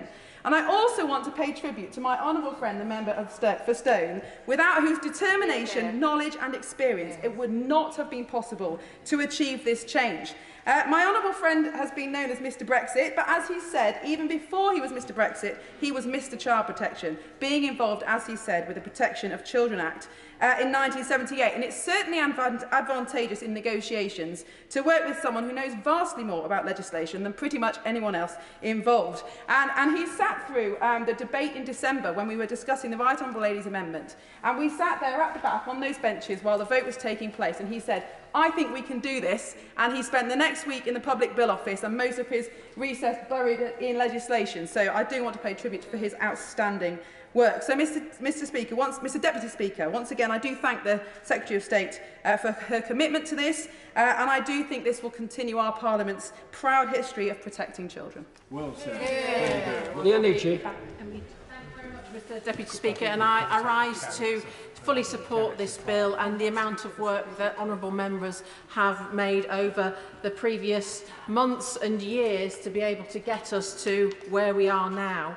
I'd also like to say that in particular I supported the amendments from my honourable friend from Dover and my honourable friend from Penistone and Stocksbridge and my right honourable friend from Stone, because these were the right things to do. We cannot have effectively illegal advertising for illegal activities on platforms where we wouldn't allow it on television. So why would we allow it on other platforms that people can easily access? And with respect to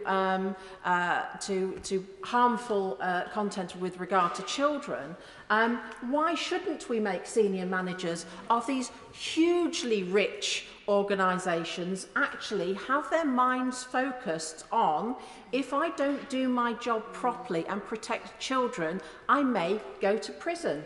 I do seem to think that actually the threat of prison will focus these individuals' minds. Very quickly make a comment. Does my honourable friend agree that really this is not just an assault on the person as physical, but it's an assault on their minds? That's what's going on, and it's destroying them. My right honourable friend is absolutely correct, and obviously, you know, what this is all about is quite often these senior managers are very high-profile individuals with PR budgets that are probably larger than many countries across the world, and actually thinking about fines. Really, what they would be doing is just putting those fines into their business plans. It wouldn't really affect a cultural change, as my honourable friend has said on many occasions before. We need this cultural change to make sure that these companies say, what are we doing to make sure that children are being protected? And so that's why I wholeheartedly support it. I'd also like to say thank you very much to the Secretary of State and ministers and officials who really have, with all of us, including backbenchers, have actually talked with us, talked through things, taken them seriously, which means we are where we need to be now, which is fantastic. And as a child of the 1970s and a parent now, I never envisaged that we would have to be having the kind of conversations with our children, things they come across and they say, Mum, what is this? Should I go and find a needle so I can inject this into my... And you know, this is the kind